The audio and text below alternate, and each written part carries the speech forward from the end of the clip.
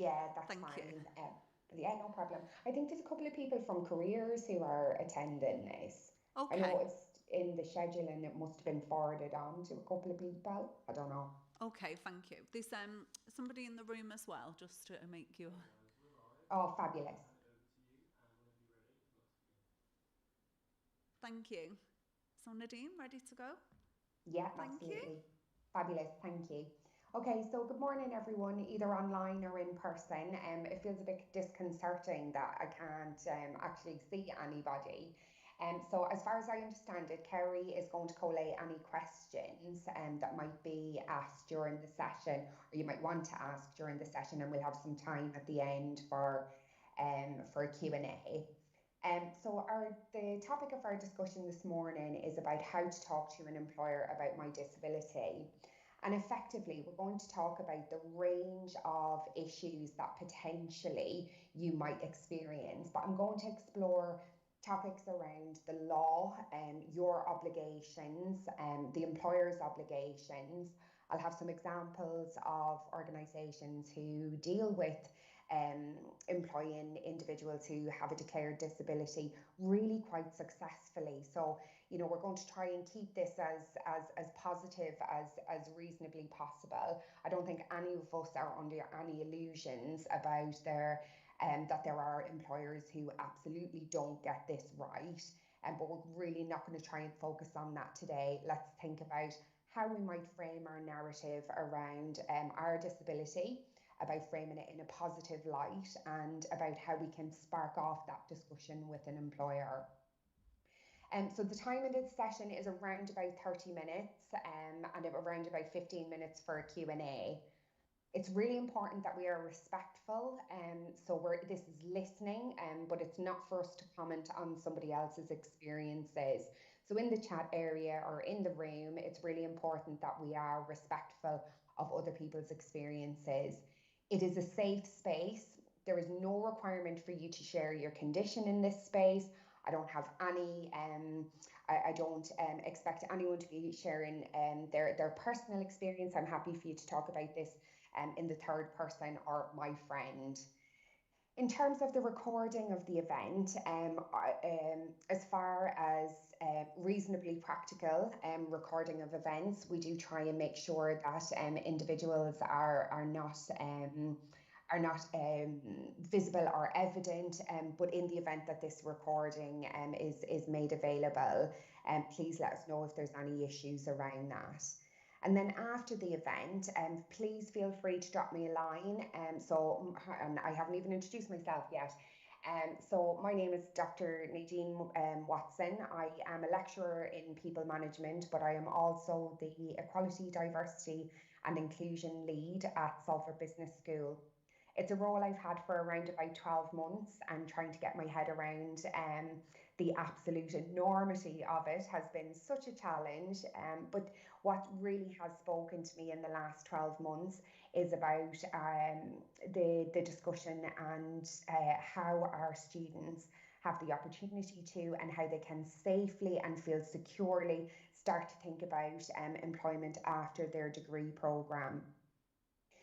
So in terms of what we mean when we start to talk about disability, I think it's really important not to labour the point that disability is what it says, that there are elements of hidden disability and visible disability. And we must be mindful of that. Not every disability is immediately obvious, either to individuals in your environment and particularly to an employer. Employers are not intuitive, they can't see into our minds, and that's not to say that they shouldn't be doing everything to be as accommodating for individuals who might not want to disclose their disability. But we must think about this in terms of what can we reasonably expect our employer to do, or an employer to do, in the event that we have either hidden or a visible disability. In terms, so I'm not going to read in total from these slides. I'm happy to share them after the event, but I just thought it would be useful for us to start to think about definitions around disability. And Effectively, for employment purposes, the definition of disability is contained in the Equality Act. The Equality Act was brought in 2010, and this brought together a number of pieces of legislation which protect us around our protective characteristics, including a disability. A person is disabled if they have a physical or mental impairment. So this is around the potential for this to have a substantial and long-term adverse effect on our ability to carry out our day-to-day activities. When we talk about long-term, it is a reasonable expectation that the condition would last or would be likely to impact for at least 12 months. Or potentially this is something that's going to impact individuals for the rest of their lives. It's not something that employers are unaware of. There are employers who may very well not acknowledge this, but it's not something that they are unaware of, and their requirements in terms of the Equality Act. Further than that, where we think about particular types of conditions, so for example, an individual with multiple sclerosis who has been diagnosed with cancer, they are covered from the date of their diagnosis. So regardless of whether that impact is adverse on day one, it's an illness that potentially is chronic and will last for a sustained period of time. What we need to then recognise is that the definition of disability is extremely broad. It might include other conditions that, for example, chronic fatigue syndrome, schizophrenia, epilepsy. Some allergies are considered under the Equality Act. Very severe nut allergies are considered to be part of a disability, and an employer would be responsible for making a reasonable adjustment to accommodate that for a particular individual. Where disability manifests itself in a physical way, I think employers, and I have to be careful here that I'm not speaking for all employers, but in my experience within employment, where there is a physical manifestation of a disability, I think employers to some extent are a little bit less afraid of how they manage that, because we can physically see how that's having an impact on an individual. For example, if we have an employee who uses a wheelchair full time, we know that individual may need some access, and they may need facilities around personal care. It may be that they need a physical ramp, for example, to get into the building. Actually, an individual who has a mental health impairment may very well have similar access issues in that they're struggling to get themselves into the building, but a ramp isn't going to be the thing that will be a reasonable adjustment for that individual. It's going to require something different. And I think the more that we have these conversations in the workplace, and the more that individuals feel confident and comfortable having these conversations in the workplace, not so much about it easing the burden for employers, but it will become more of what we would expect to have conversations just as part of our normal day-to-day activities, rather than this feeling like it's a unique event where the employer is having to react. What we want is to get to a place where employers are proactive, both in their employment practices, but in their treatment, in their day-to-day treatment of employees who have a declared disability.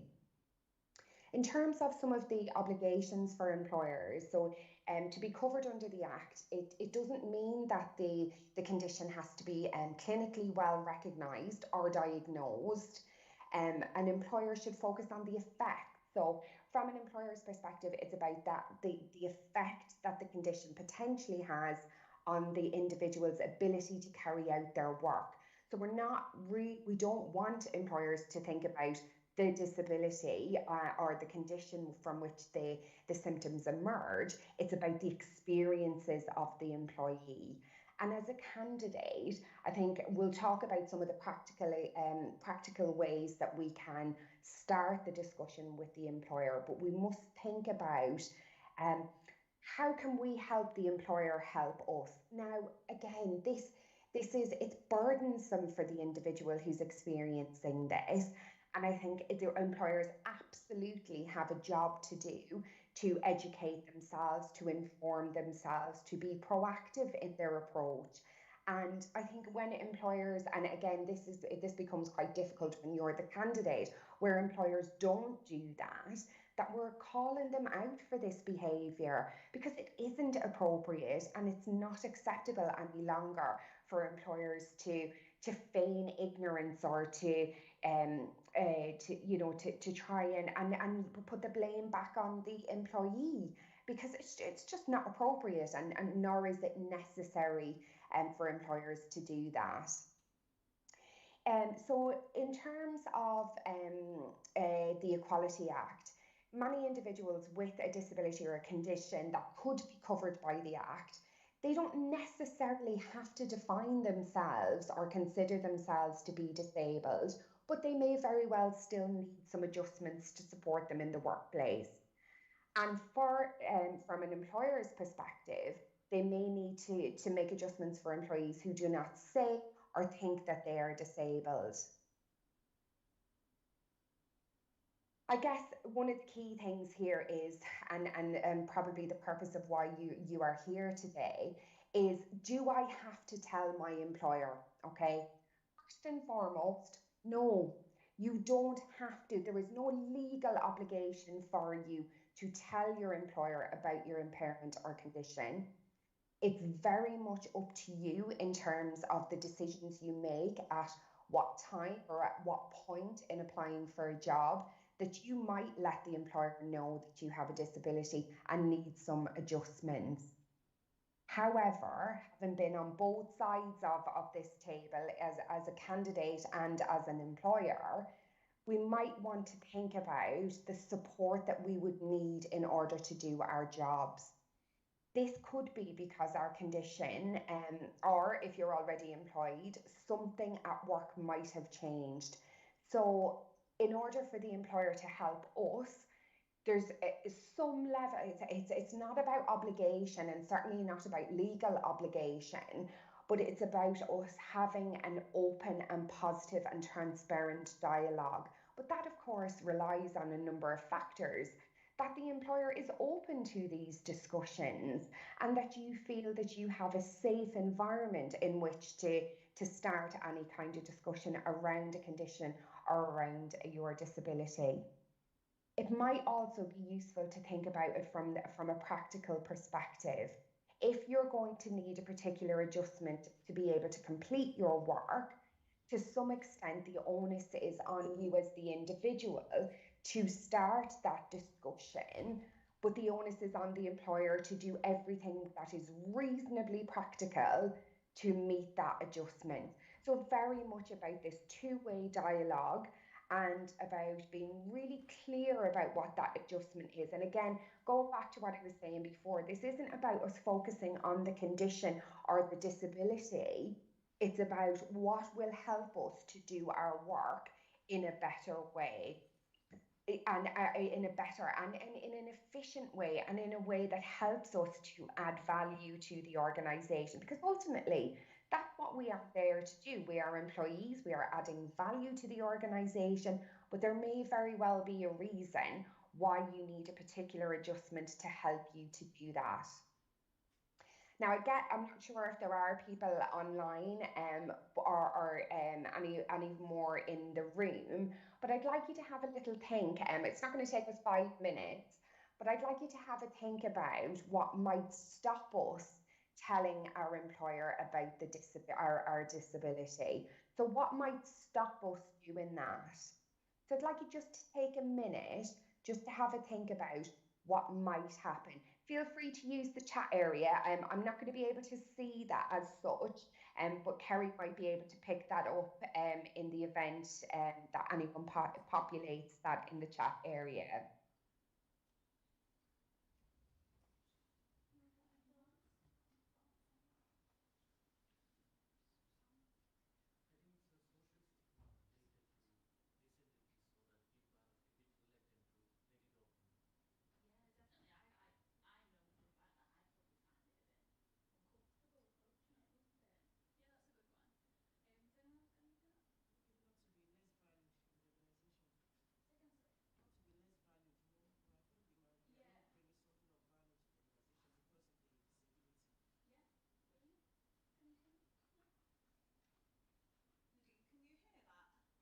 can now, yeah?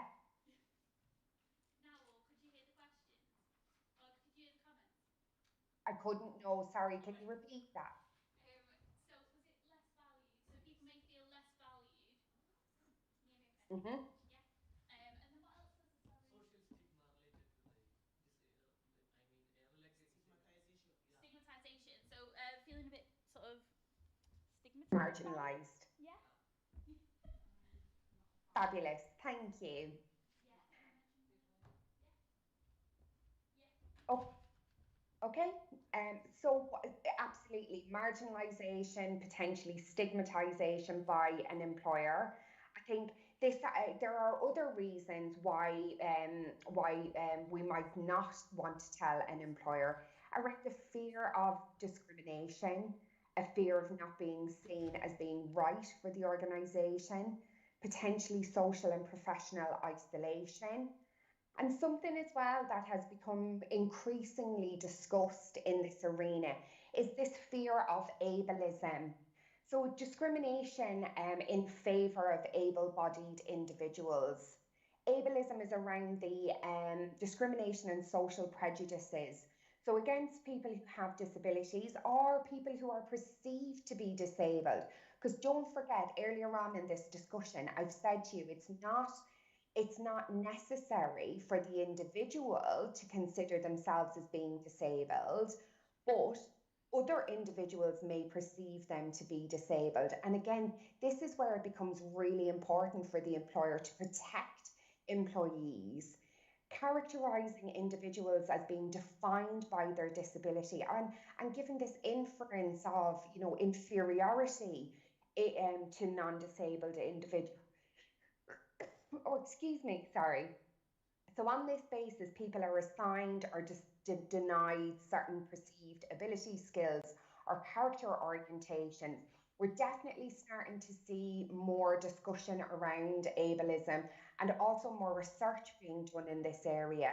Because, in the same way that, we are calling out in the workplace institutionalized racism, institutionalized ableism is a similar thing. Is our accessibility only in favour of able-bodied individuals who can physically get themselves into our organisation? And it's something that we need to think about challenging in the future.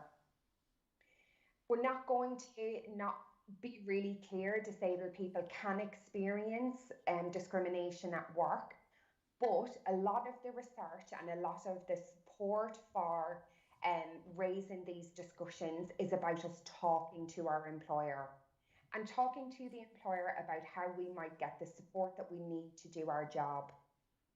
Once you have had that discussion with the employer, they are absolutely obliged legally to consider any request for support under the 2020 Equality Act. So if we do need those adjustments, we need to tell our employer about our impairment and condition. And we're really getting into this chicken and the egg here, aren't we? Because we want to be able to add value in our organisation. We want to work in an environment where we do not fear being stigmatised. But in order for us to be able to have the adjustments that we need to start the discussion. Our employers need to ask us, and employers will do so in their equal opportunities. So a lot of organisations will ask you to complete equal opportunity questionnaires often even before you are interviewed by the organisation. That doesn't necessarily mean that the recruiting manager will know that you are disabled. They may know that there is an individual in the candidate pool who has declared a disability, but they won't necessarily know the nature of that or indeed who that is. So that layer of protection to try and ensure that there is no bias in that interview situation. In addition to that, around some of the laws that are there to protect us, if we disclose our disability during the application, and then you think, hang on, I think I have been treated unfairly here, you can make a complaint under the Equality Act, or if you're in Northern Ireland, or under the Disability Discrimination Act. But if we haven't told our employer about it, or the prospective employer, it may be possible for them at a later point to say that they did not know about this and they couldn't reasonably have expected to make an adjustment. So therefore, by not declaring our disability, it takes the emphasis away from the employer's responsibilities to make reasonable adjustments. And employers, most employers, and I can't think of any employer offhand who would directly want to discriminate against an individual, but the absence of them having that knowledge means that there is more opportunity for that to happen. That doesn't make it right, and it doesn't mean that employing individuals with declared disabilities shouldn't be at the or declared or undeclared disabilities shouldn't be at the front and center of an employer's activities and what they should be aiming for. But it takes away that, that moral and ethical responsibility when there's an argument to say, well, we didn't know that you needed that adjustment. The argument is that really they shouldn't have needed to have been told, but your employer, it gives them it gives the employer almost a get out of jail free card, and we're not in the business of doing that. We want to try and work with employers to make sure that this is something that becomes part of the fabric of what they do. If you have disclosed that you have a disability, your employer cannot lawfully refuse to employ you, for example, because of a sight problem, without a genuine occupational reason. Now, we're not going to get into the legalities around genuine occupational reasons, but there are examples where an employer refusing to employ somebody on the basis of a sight impairment when they are not expected to drive a car for that role is not reasonable. And is it even if they did need to drive a car, could we reasonably find an alternative for that individual to make that adjustment to allow them to continue that work? Because don't forget, as much as anybody else, individuals have a disability is not core and central to them. They have a range of transferable skills where they will add value, where they will have the opportunity to innovate in the organisation, and it's reminding employers about this. Now, there are various types of discrimination, and again, I'm only going to quickly touch on these because I think it's important to concentrate on the practicalities of what we can do. But there are different types of discrimination that can happen. So we have direct, indirect, and then failure to make reasonable adjustments. Where direct discrimination happens, this is where you are treated as an individual, you are treated worse than somebody in a similar position, but this is specifically to do with your disability. A particular example of this is during an interview. So the applicant tells us that they have multiple sclerosis. The employer decides not to appoint them because they assume that they will need a lot of time off sick. I mean, absolute nonsense. An employer does not have a crystal ball. And even if they did, what adjustments can we make to add so that individual can come to our organisation who is highly qualified, appointable for the role, but because we've made this completely illogical assumption that they're going to need a lot of time off sick, you are being directly discriminated against on the basis of that decision. Indirectly is a little bit more vague in that this is where the organisation has a particular policy or a way of working that has a worse impact on disabled people compared to those who are not. It is unlawful unless the organisation is able to show that there is a good reason for the policy and that it is proportionate. This is known as objective justification. This is the example around individuals being asked to have a driving licence. This may come, this is an example of objective justification. Where some individuals are who are disabled are put at a disadvantage because they may not have, for example, a driving licence. If for a condition around epilepsy, if the advert is for a bus driver's job, the requirement might be justified. But if it's for a teacher to work across two schools, it's much more difficult for the organisation to justify this. There are a range of examples of objective justification, and I've put a link in these slides, which we'll share with you after this event, where objective justification is justified and whether it is objective, or in the alternative where it's absolutely not justified. Now, in terms of a failure to make a reasonable adjustment, again, I've linked here the Equality Act, because I think it's important for us to remind us about what our legal protections are. It's not a case of trying to trip an employer up, and I don't think anyone would set out to do something like that, but it's about the duty of the employer to make a reasonable adjustment, and then where the discrimination occurs, where the employer fails to do this. This covers both physical and mental health impairments and conditions.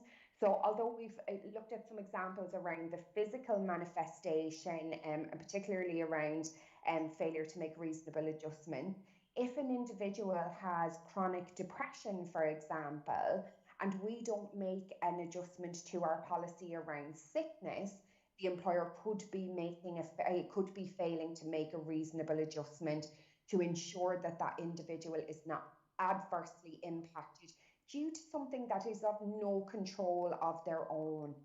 Employers ensuring that the language that's being used in the workplace is supportive and reasonable and makes adjustments for individuals, that this isn't about othering individuals in our organisations. How can we spot then an employer who takes disability seriously?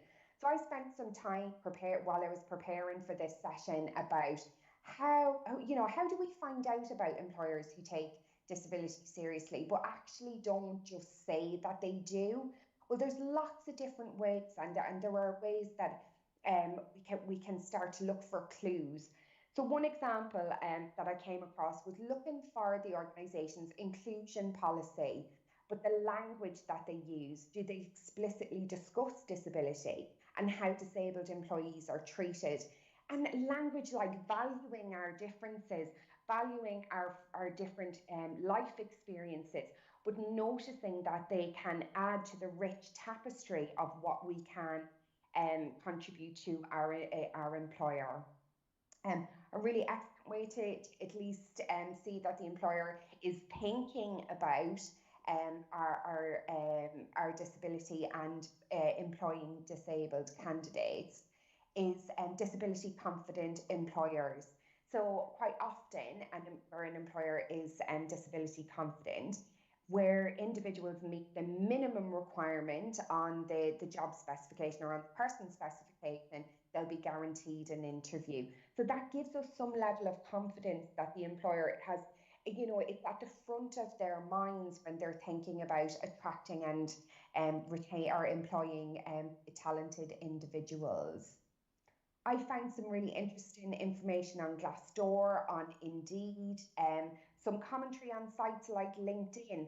And there's a really big LinkedIn network. Well, I say it's really big. It's a substantial LinkedIn network where individuals who have declared and non-declared disabilities have conversations about employers. So there's lots of different ways for us to start to do some kind of forensic investigation of employers that potentially take disability seriously. That's not to say that we shouldn't challenge employers who don't, but when we're thinking about particularly our first roles and when you finish your degree programs, it's thinking about what, how confident and how comfortable you are going to feel with your first employer.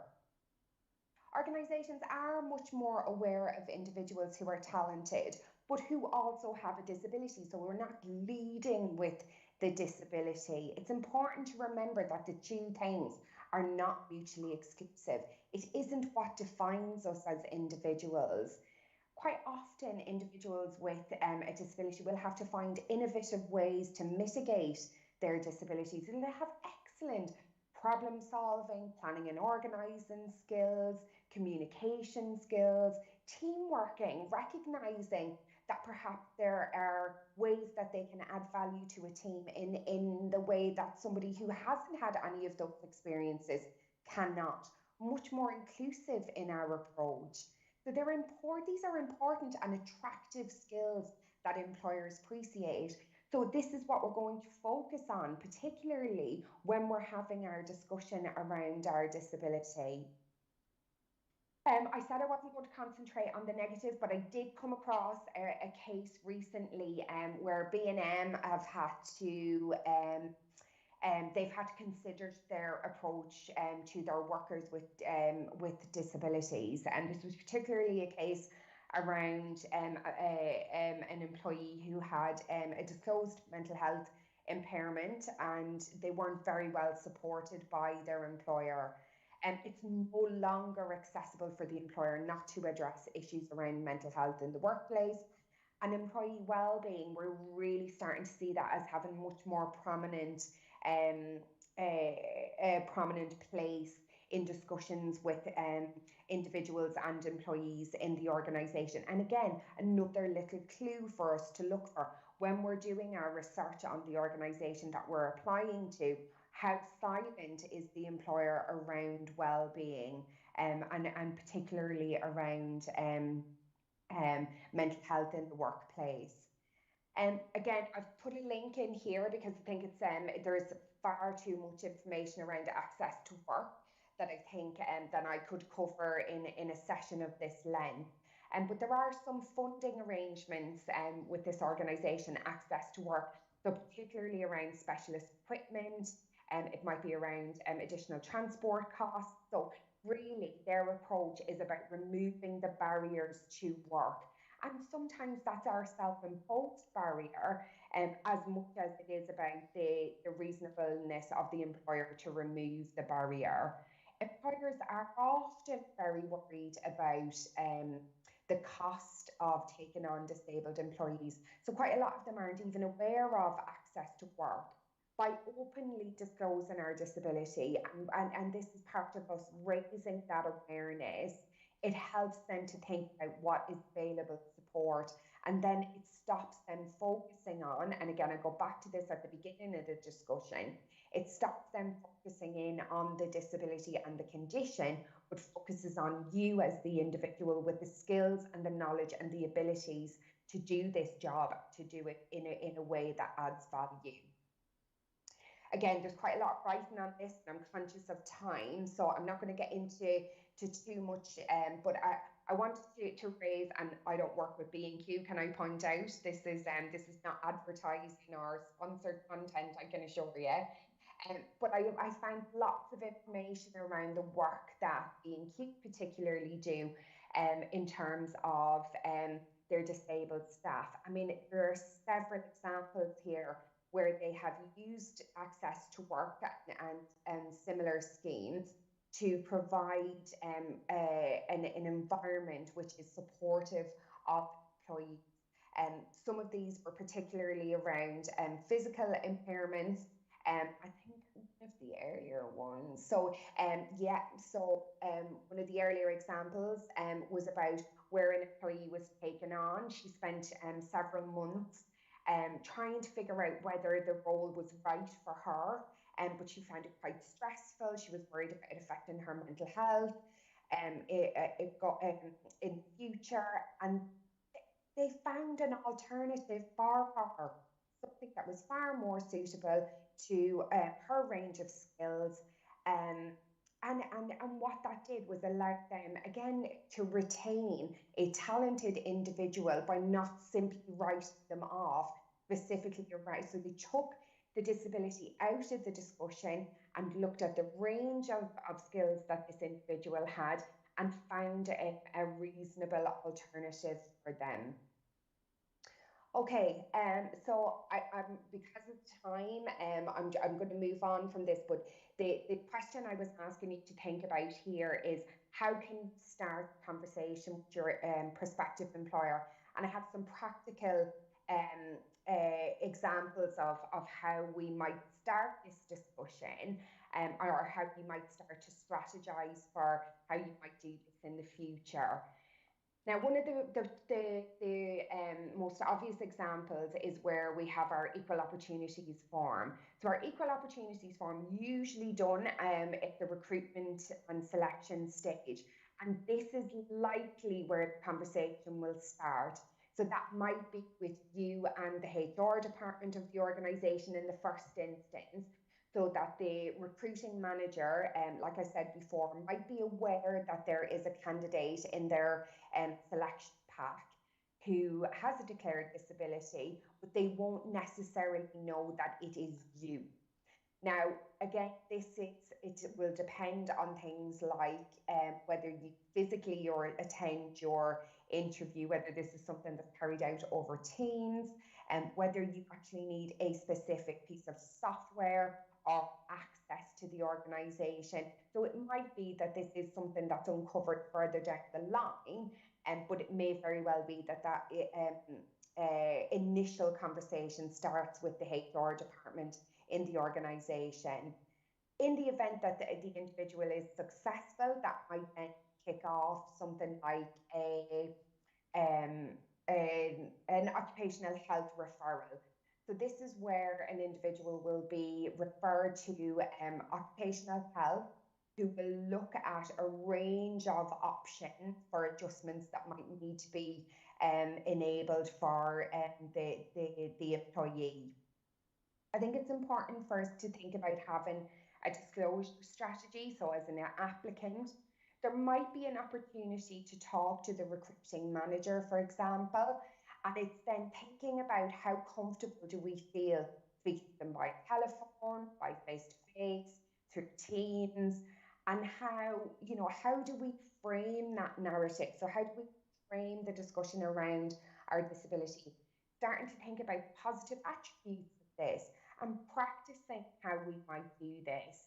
So, with a friend or a family member or a colleague, really just it's taking the emotion out of the discussion, because this is something that's potentially really sensitive, really emotive to you as an individual, but we're keeping the discussion factual. So it's the practicalities of the requirements while reminding the employer about the positive benefits that potentially come from this. Thinking about external support agencies, so organisations particularly dedicated to your disability.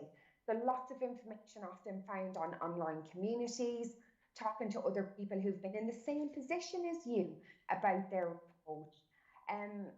I have found some individuals on LinkedIn who are really open about their disability in the workplace, looking at things like their career trajectory through their LinkedIn profiles. Really clear to me that this wasn't necessarily an immediate barrier.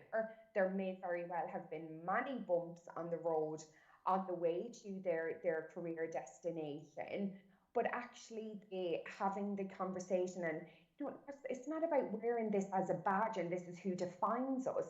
It's about us taking back some of the control to allow us to feel confident in the workplace. Okay, I'm really conscious that I've gone about 10 minutes over time, but I'd like to have a little bit of time for some questions now. So if anyone has any questions, I'm more than happy to answer. Any questions? They're a bit shy, Nadine. Okay, that's fine. I can't see anyone, so. You can see me though, can't you? Any questions, anybody? No questions. I think you've hit the nail on the head. Well, I hope so. But it's okay for us to share the slides afterwards, is it? Yes, that'd be great. If you can send it to one of us, we'll try and distribute it. Back over. Okay, well, good luck with the rest of today. Thanks so much. Thank you. Thanks for joining. Take care. Bye. Bye. Bye.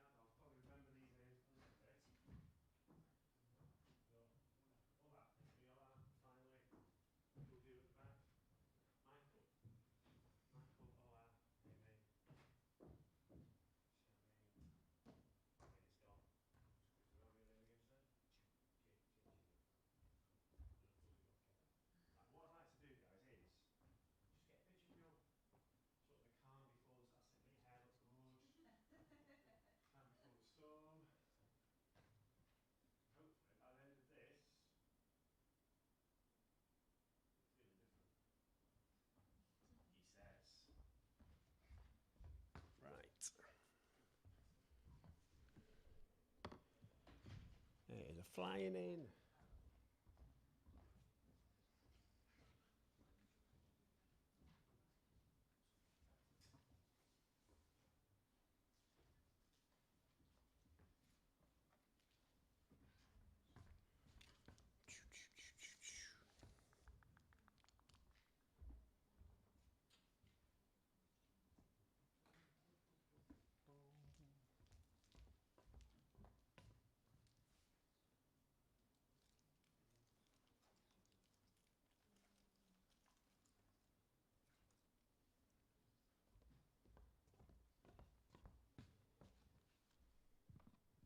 Testing 1, 2, 3. Ian, if I don't use that mic, is that a problem?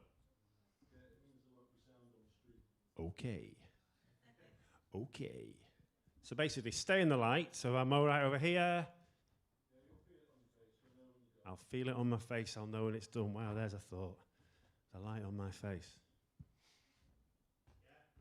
Ready to go? So, good morning.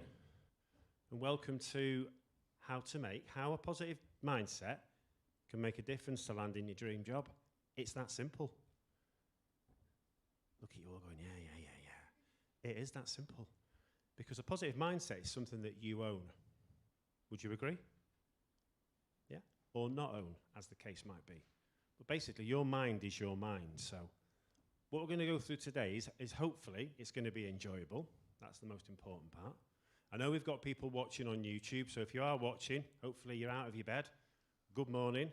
We've got an eager audience here under the hot lights and the spotlights. So I'm Simon, and I work for a company called Big Nose, which is my company, because I've got a fairly prominent nose. But what it means is that I like to acquire knowledge. I like to learn. That's one of the key things I've learned throughout my life is that you never, ever stop learning. And I know I'm amongst some great learners here as well. I've had a quick chat with a few of you beforehand. And you're all sharp at what you do. You're all talented. There's no doubt about that. You've all got the abilities to make a positive dent in this world. Where you probably lack is maybe the confidence.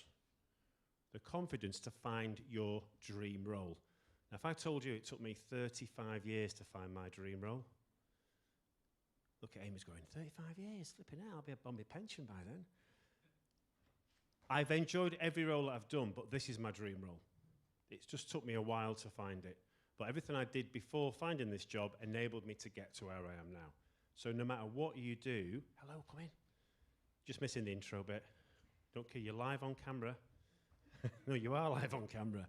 So whatever you do, whether you go after your masters, whenever you leave the bosom of Salford University, whatever you do will stand you in good stead.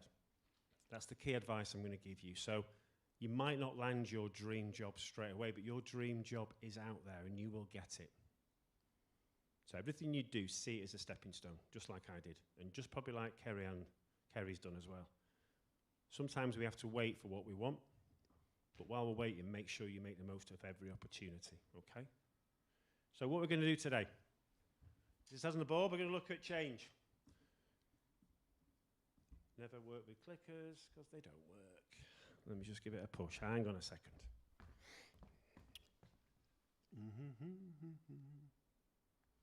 Yep, it's definitely stuck.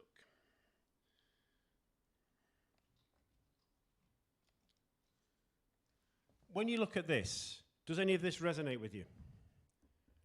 This idea of losing trust in your own ability? Frustrated with lack of job options? Struggling to find that perfect placement or even that perfect job? Is that you?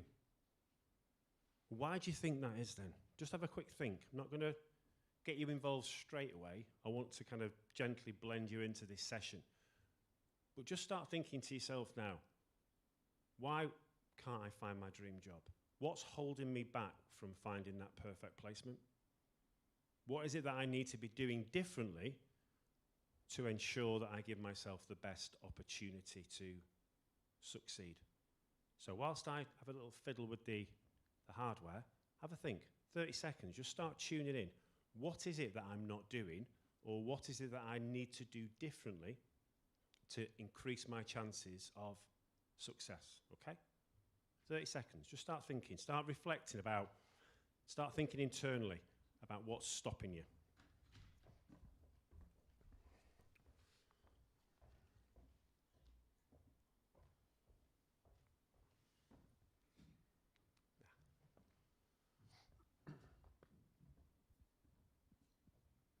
Anyone got any early thoughts? What your blockers might be? Okay. Today we're going to go through a session which ideally will help you uncover what's holding you back. What's holding you back from making those right decisions, from maybe changing the way you behave in terms of your job opportunities, your job applications. Because by the end of this session, fingers crossed, I hope to prove to you that your behaviour, everything that you do, is driven by how you think. So if we think about that concept for a second, if everything you do is driven by how you think, would that suggest that you've got total control of everything that you do? Just, again, something just to think about. So what I'd like us to do today is make sure that we are engaged and we are interactive and we get a little bit of feedback from the floor, otherwise I'll be picking on Kerry all the time, and that's just not fair. I'm sure she might enjoy it. So again, I would like you guys to get involved as much as you feel comfortable to get involved, okay? There's no pressure, but what I do find is if you do get involved, the learnings will stick that more and you'll walk away here with some stronger memories, and that's what we want. I hope to push you out of your comfort zone as well. That's also my plan, is to make sure that we push you to think differently. Remember, that's what this is all about. It's about getting you to think differently, so therefore you get a different outcome. When we first came in, we asked the question about job opportunities and how's it going, and the general consensus was not that positive. It was proving difficult. And it is difficult. The job market is awash with good, intelligent, talented people like yourselves. So therefore, there's got to be something that you guys can do, that you guys can tune into to give yourselves the best opportunity. And I believe, and I can speak from good experience, that it's your mindset. If I'm an employer and I've got 4 or 5 people lined up, they've all got the same qualification. They all know the same stuff. I'm probably going to go for the person that comes to me with more positivity and is more confident and maybe more resilient, because that's the trait I'm looking for. Because as you know, the job market's tough, employment's tough, the world is a tough place at the moment. So having a positive mindset will give you a good step. It will give you, it's almost like a force field, a shield of armour, suit of armour around you. It can help you. It can help you. So, I want to get you involved. As I said, I want you to get involved in this. So I'm going to throw in what I call a few little mental grenades, okay?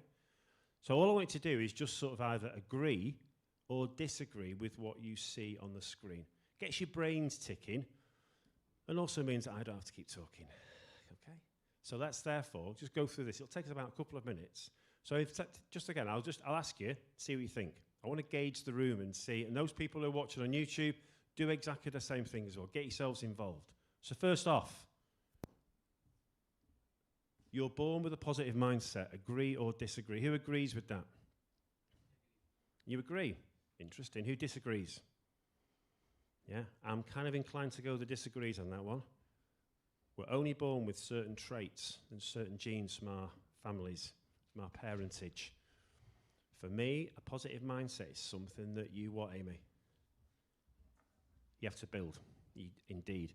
You might be traits. If your parents are positive, a bit of leakage might come through, but ultimately you've got to create your own, okay?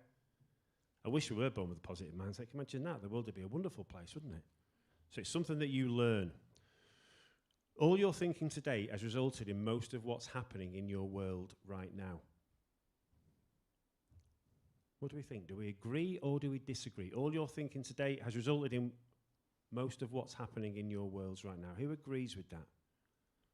At the back, yeah. So again, maybe again, couple disagrees? Not too sure.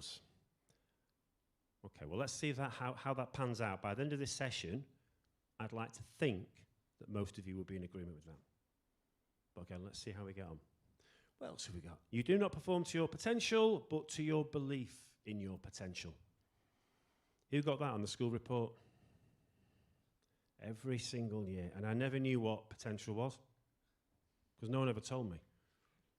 So what do you guys think? Do you perform? Do you perform to your potential or to your belief in your potential? Who agrees?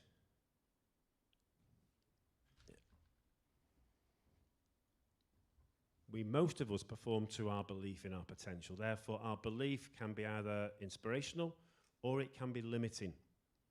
Therefore, we put blockers in the way. Ceilings, as some people call them.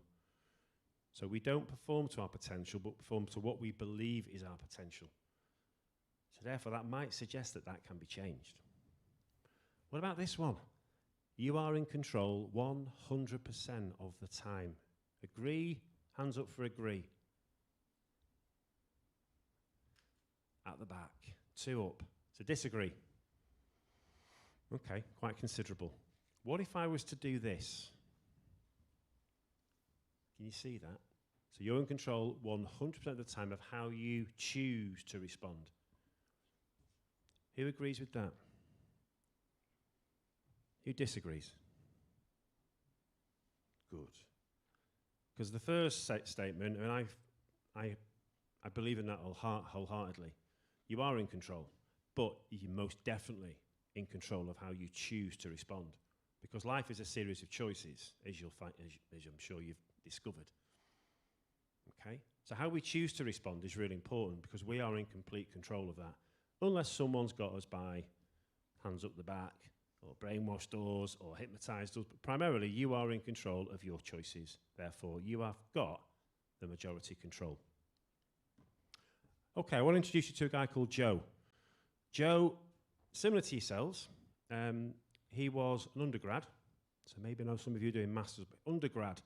And I met Joe a couple of years ago, October. He was down on his luck. Studying at Manchester University, he was doing a music and journalism course, and clever lad. His school report also said, doesn't fulfill his potential, and that's what Joe started to believe. So as the years went through at university, he got to 3rd year, he became fairly, how can I put this, demotivated, he was lazy, self-admittedly. Basically, he couldn't be asked. He was just going through the motions. He'd lost his mojo, he'd kind of lost his desire to fulfill his career. He wanted to go into music publishing. He'd done some placement work at Magpie, but hadn't really grasped the opportunity that well. So therefore, he just felt down on his luck. So when I met Joe, he was low. His language was negative, his body language was like that. He was really sort of down on his luck. Not in the best place. So and again, I asked Joe the same question. Are you in control 100% of the time? And Joe disagreed, completely point blank. Wouldn't have it whatsoever. This was a clever lad, an intelligent lad, who had been destined to get at least a 2-1. When I met Joe, he was destined for a 3rd. So we're going to come back to Joe later on during the session and see what happened to him. Right. We'll take you back. For some of us, as in me, that's a long, long time ago when I was at school. For you guys, it's probably about, well, we're talking junior school there. So I want you to think back to when you were 7 or 8 years old. 7 or 8 years old. In fact, Amy, just turn around and discuss with the person next to you. When the teacher asks that wonderful question, when you grow up, when you get older, what do you want to be? What job do you want to do? Now, at 7 or 8, hands were shot in the air. But what did you guys do? What did you guys want to be? When you were 7 or 8 years old and your teacher asked that question, when you grow up, what do you want to be? Just turn to your partner and just have that quick discussion about the things that you wanted to be when you were 7 or 8 years old, please. Okay? You've got 60 seconds to talk amongst yourselves, so just chit-chat. Turn around and let's have that discussion. And then I'm going to ask you what your choices were, please. You do remember that far back. I do, and I'm 55.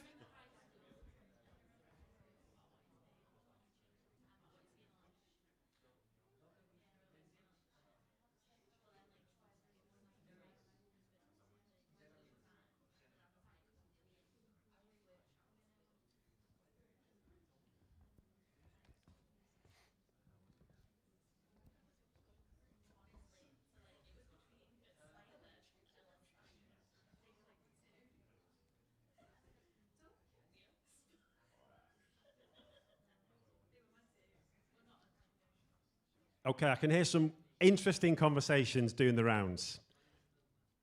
So what I'd like to do, please, is just shout out. I say I know a few names because obviously we had a quick chat before we started. So, Amy, you're in my eye line, and of course, you knew I did say I'd ask you. Hopefully, this is going to be a nice, easy question for you. But Amy, when you were 7 or 8 years old, what did you want to be when you grew up? I wanted to work in a zoo. Any particular job? Just with animals. Perfect. So I want to be a zookeeper, we'll say. Okay, we've got a zookeeper. Who else wants to share when they were younger, what do they want to be? A lawyer. Cool. At 7 years old, that's good. Okay, as is a zookeeper's good as well, by the way. So we've got a zookeeper, a lawyer. Who else? A cricketer. Bat or bowl or all-rounder? Batsman. Who's your hero? Oh, wow. Legend status, mate. Legend status. Okay, so we've got a cricketer, a very good one. A zookeeper, a lawyer. Who else? A medical doctor. So 2 doctors, 3 doctors. Wow, I mean, such great.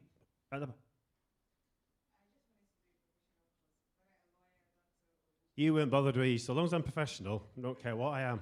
As long as I'm earning money, who cares? Not bothered. Okay, one more. An aircraft pilot, like Top Gun. Who's seen the new Top Gun film? Oh, it's not been released yet? Sorry, no one's been to the premiere then.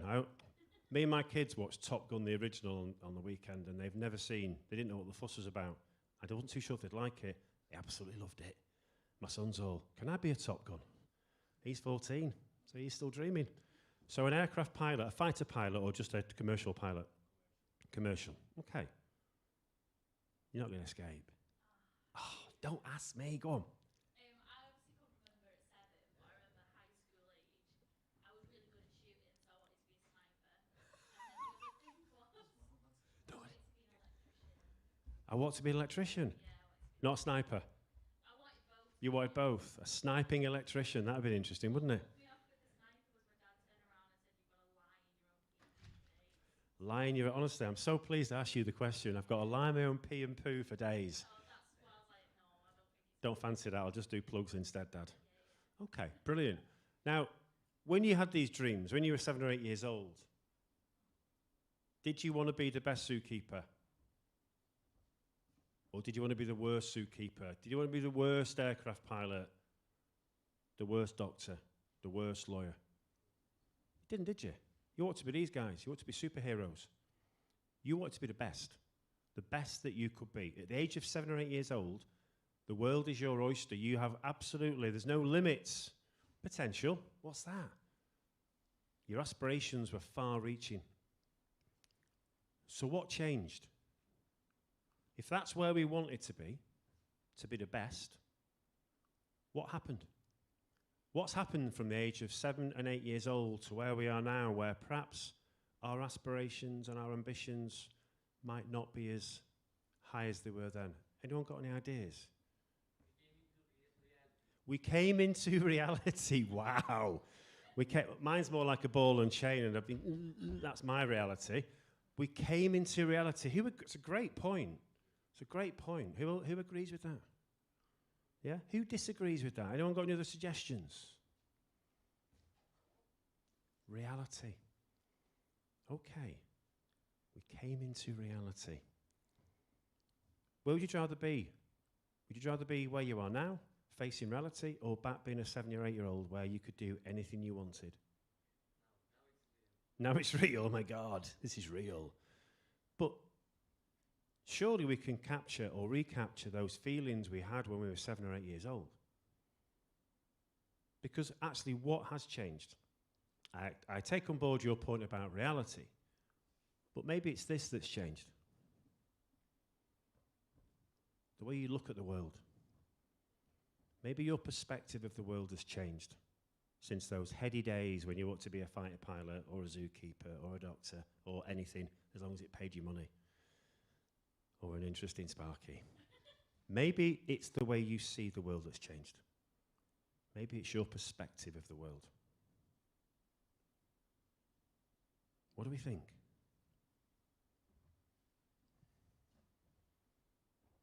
What do we think about our perspective? Is it sharp? Is it focused? Or is it being clouded? Bit of all of them. Okay, good. Who controls your perspective? Yourself. Therefore, your perspective can be whatever you want it to be, can't it? So there's nothing to say you can't get back to that mind of a 7, 8-year-old and have all those high hopes and aspirations and all that positivity. There's no reason why that can't run all the way throughout your lives, even if reality does come on board and take, kind of basically jumps on the bus with you. But you can still maintain a positive, optimistic outlook, can't you? Can you? Do you want to? Because that's what we're asking you. Remember, we said at the start, what difference would having a positive mindset most of the time? I'm not saying that you're going to walk around the world with rose-tinted glasses saying, isn't everything gorgeous? Because the world's a tough place at the moment. Don't need to reference what's going on in the world, but it's tough. It's hard.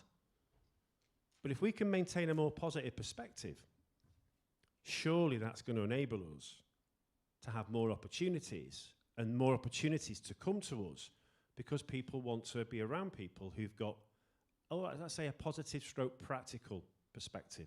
Maybe it's a blend of both. So I'm going to give you that reality check. But it's about blending the two together. Most of our errors, or most of your errors in your thinking, is due to misperception of situations and scenarios. The wrong focus, not seeing things for what they are, but seeing things for what you want them to be. I'm going to put up a next slide. I want you to shout out some descriptors of what you see on the screen, please, okay? So when the screen comes up, just shout out what you see. First thing that springs to mind. Not that for starters. Not a blank screen. There you go. What can you see? Bird, parrot, describe it. Hang on a minute. Parrot, bird, human being. What's in your glasses? Are they the same as mine? Brilliant. Okay, so who can see a parrot? Hands up. So about half of them can see a parrot. Who can see a human being? Okay. Oh, yeah, I can, yeah. Who can still see a parrot? Yeah? Who can see both? Wow. Magic. Perspective. Who can't see? Because what it is, I hope this works, it's a woman. It's a woman on a wooden plinth, and there's her very muscular leg, and there's her right leg, there's a calf, thigh, right hand. I best watch where I put the pointer. And then you've got left hand over, there's her eyes, mouth, nose. So she's literally, her pose is, I won't try and attempt it, but it's like that. She's a painted woman. So again, the question, who cannot see the woman? Be honest. Can you all now see the painted woman? Who can't see it? Can you see it? Yeah? Okay. But initially, what did we want to see? What did we want to see? What did we expect to see? A parrot. So this wonderful computer we've got, called a brain, has the ability to play tricks on us, doesn't it? It has the ability to throw us off curve, to kind of shift our focus, to maybe shift our perspective. Because what's happening is it's habitual. Looks like a parrot, therefore it must be a parrot. Trust me, I've been in a room with people, 15 minutes in an audience like this. One person's gone, it's a parrot. It's a parrot. You're all in it. It's a parrot. How can that be a woman? Constant. And actually has walked out of the room. I said, come back in with a different perspective. It's gone out, got some water, walked behind going, oh, it's a bloody woman. You could have told me that all along. So shifting their perspective enabled them to see what it actually was, not what they wanted it to be. So in life, sometimes, just think about how often do you maybe not have your focus switched on? How often, maybe in a lecture or in an exam or when you're going for that job interview, is your perspective maybe a little bit wobbly? It's not quite tuned in. Remember, sometimes if you get that wrong, everything else will become wrong. So it's important that we maintain a sharp and clear focus. And sometimes just take a second to think, is that what I think it is? Is that what I want it to be, or is that what actually it is? It's really important. It's a brilliant quote. Change the way you look at things, and the things you look at change. If there's nothing else you remember from this session, please remember that. Get in the habit, introduce a new behaviour of changing the way you look at things, because it will start to make a difference. It will, otherwise you'll always see a parrot. You'll always see a parrot. So take that on board. It's a powerful quote. It's so simple. If we do stuff in the same way all the time and expect a different result, a wise old man called Einstein said that's the first signs of insanity. So sometimes we have to change our behaviours and our habits to break through. And that goes for you when it comes to looking for that dream job. Maybe it's about looking at how you do the interview process. Maybe it's having a different approach or a different perspective when you're going into the interview or when you're applying. Yeah, remember, do the same things over and over again. You will get the same results. So just shift your perspective. If you ever feel stuck, thinking, just think parrot. Think about that picture and think, hang on, I'm going to look at this differently. And it might just mean taking a sideways step. It might mean just going to the window for 5 seconds and looking out and then coming back to the thing that you might be finding tricky. Change your perspective constantly. Change the way you look at things. And the things you look at may well become easier. Okay, what does that say? Opportunities. Opportunities nowhere. It does say opportunities nowhere. What else does it say? Opportunities now here. Who can see opportunities now here? Who can't see it? Whereas our default was opportunities nowhere. That doesn't mean we're all negative, but it might suggest that that's where our perspective might currently be. Again, always look at something with a different eye. A few weeks ago, I think it was about February, hand in the air, yeah, opportunity, I snow here. I was like, what? It's there. I said, where's that come from? Well, I've just spent the weekend planning our trip to the Alps. So their context was skiing, alpine, cold, mountains, snow.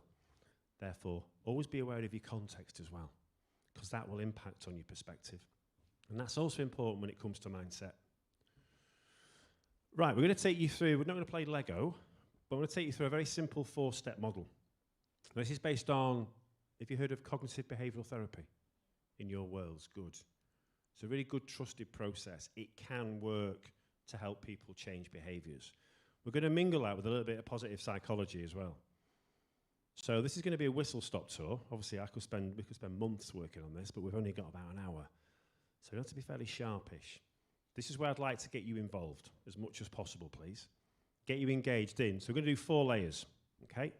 Going to do 4 layers, which I'm hoping by the end of this, you will agree that your behaviour is always has been and always will be driven by the way you think. So that's my challenge. We have got a little exercise for us to do, if time allows and if you're up for it. And we'll do that towards the end, and it will just demonstrate that you can change your, hang on a minute, change your thinking, therefore changing your responses like that. You have to learn it, but it can be done. So if we get a chance, we'll demonstrate that. We'll do a live experiment. Is that all right, Kerry? You won't be harmed, but what it will give us is hopefully just a technique for you to implement maybe when you have always responded in certain ways and got the same result. Let's see if we can shift that for you. Let's see if you can shift that. So tomorrow, when that same thing happens, when it turns into like a negative experience, you can flip it. How good would that be to have a little technique to walk away with? That's what we're here to do. So, behaviours. Behaviours. What are behaviours? How do we know how someone's behaving? What can we see? What do we notice?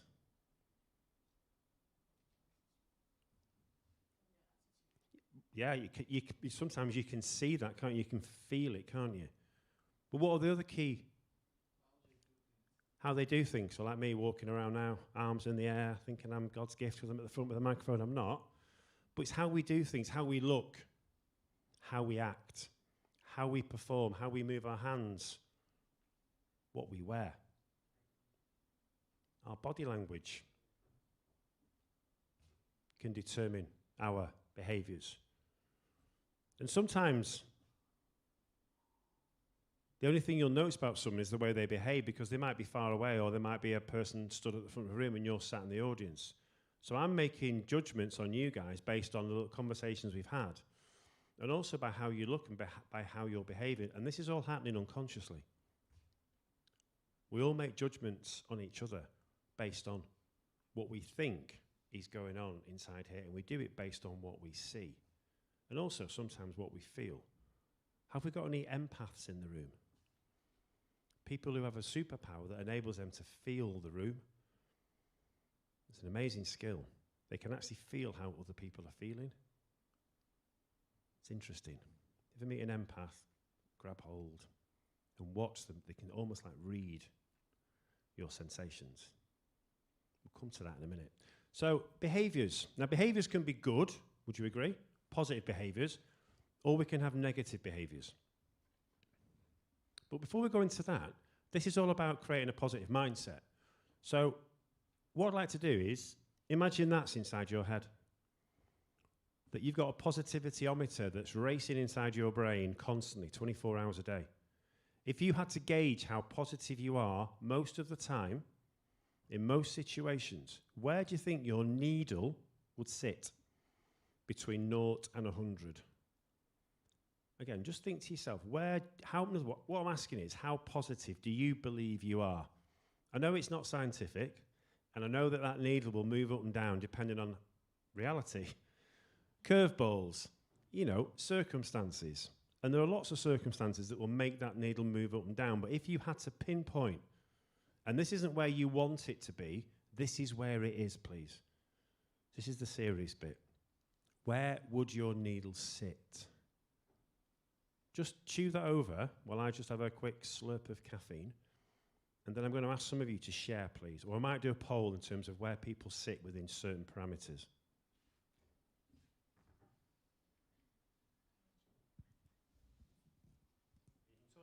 You can talk to yourselves about this as well. Share it.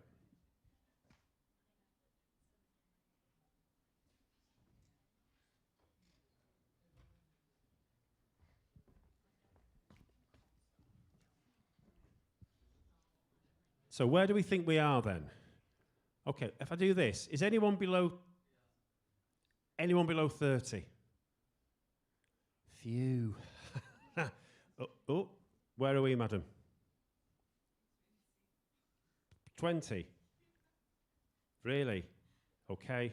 We'll have a lesson after. We'll have a session afterwards. Okay. We'll talk to each other. I'm sure you're not. Well, again, if that's how you feel, if that's where you feel your positivity is that right now? Is it always been at 20? No. So therefore you can, and I'm not being facetious, but sometimes it can fluctuate. So, and I respect where you are. If that's how you feel in terms of your positivity right now, okay. So therefore this session will be really interesting for you. And hopefully, that's why you're here, it'll be really valuable. Who's between 30 and 50? Okay. Who's between 50 and 60? Okay, Jane, Michael, 60 and 70. Who's above 70? Okay, keep your hands up if you're above 80. Of course. Keep your hands up if you're above 90. Okay.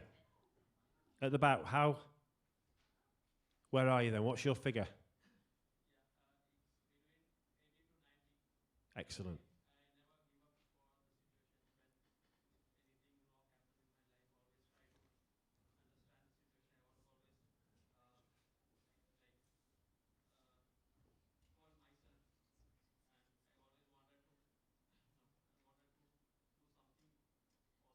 Brilliant.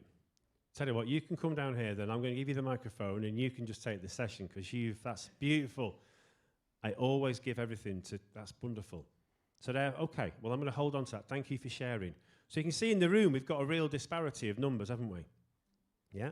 Some of us are really high in terms of our positivity, and some of us aren't. Some of us are quite low at the moment.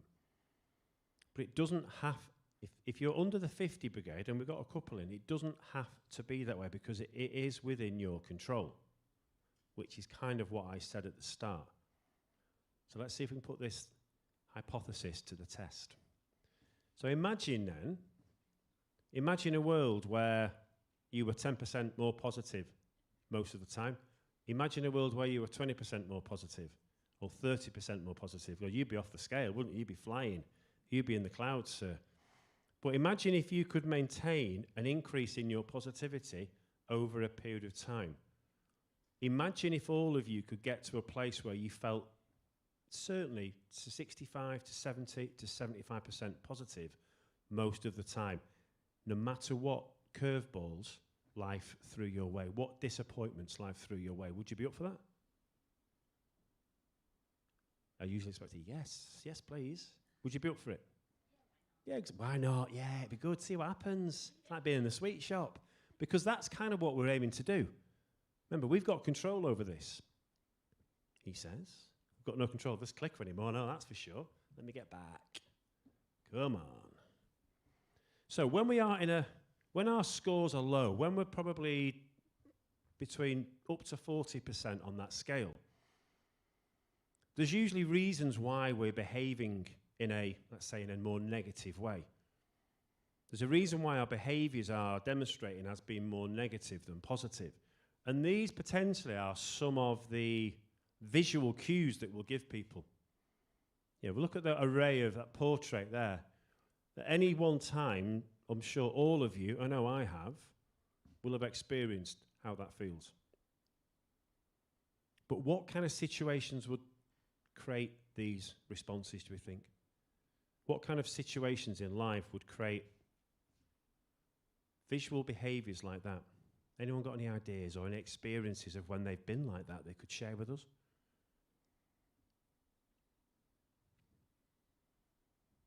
Think about the context of where we are now about looking for work, of trying to find that placement, that dream job. I'm sure you're not dancing around the room doing cartwheels when someone says, no, thank you, thanks for applying, but you're not for us. So maybe when you don't get the job you want or you get turned down, maybe some of you might experience that sense of despair, disappointment, frustration. What other scenarios might take you to this place? What do we think? Obviously lying in pee and poo all day is probably going to take you there, but that's another story. Well, I think picture number 3, I've definitely been that when I think I've said something stupid. Not today, by the way. That at school and I'm like, why did I do that? Yeah, but that's what people see. Therefore, people make judgments. Their biases kick in. But in the context of where we are today, the disappointment of not getting your dream job is probably going to demonstrate itself like this. And your behaviours, which is what we see on the board, is how you perform, it's how you act. Therefore, depending on how long you decide to stay in that situation, determines how long you will be in a negative mindset. Okay? Now, there's lots of other things that might take you there, and of course the key one is grief. When someone passes, even the most positive of people don't just go, oh, it's okay, they just died and move on. They don't, they grieve. They grieve, but they choose how long they want to stay in that grieving process. And that's what this is all about. Our friend at the back talked about always wanting to maintain a positive mindset, almost irrespective of what kind of things happened. He'd always want to pull himself back. So we can go to these places. How long we stay there is entirely up to us. Remember, how we choose to respond to situations determines how long we either stay there or we jump on this. Who had a space opera as a kid? Yes. The reason I've chosen it, because the idea is, how do we bounce back? So if something takes us to a negative place in terms of where our mindset is, how do we get back to being in a place where we know we can be more successful, more powerful, more productive, more engaged, happier? What do you guys do? What strategies and techniques do you apply when something hits you, a curveball hits you, you think, oh God, and you're or sometimes you feel like you can't move out of the space that you're in. You feel like there's a heavy fog around you, or you're barricaded in. What's your strategy to bounce back to a place like this?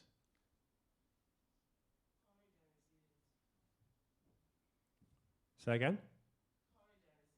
Courage and resilience. Beautiful. Now, resilience, I think you're going to learn about tomorrow. I think you've got a resilience coaching. I think there might be a couple, actually. So please make sure you'll learn some great techniques and strategies about how to build and maintain resilience. Resilience is all part of a positive mindset.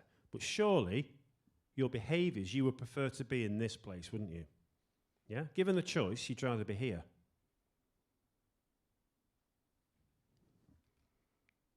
Just because we're positive doesn't mean we have to be doing high fives and bouncing around the room. Being in a positive place means that we feel tranquil, we feel calm, we feel relaxed.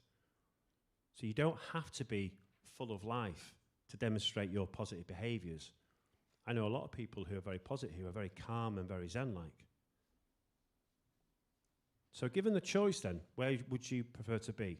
On the negative side or on the positive side? Just show me hands now. Who would rather be on the negative side, if they could choose? It's a good start. We can finish now. Convinced. This is where I want you to be. This is where we want you to be. So remember, we talked about 4 layers. So if behaviours are the things that people see outwardly, and yet we have a decision and a choice to make about how long we stay in either place, you guys are telling me that you want to be more on this side. If we think about left and right, and left is negative and right is positive, you guys want to be on this side. Yeah? Okay, so if that's where we want to be, then how do we get there more of the time? So if we're going to talk about 4 layers, and you know what the first layer is, you've probably got a good idea what the bottom layer is, because we've kind of referenced it enough times.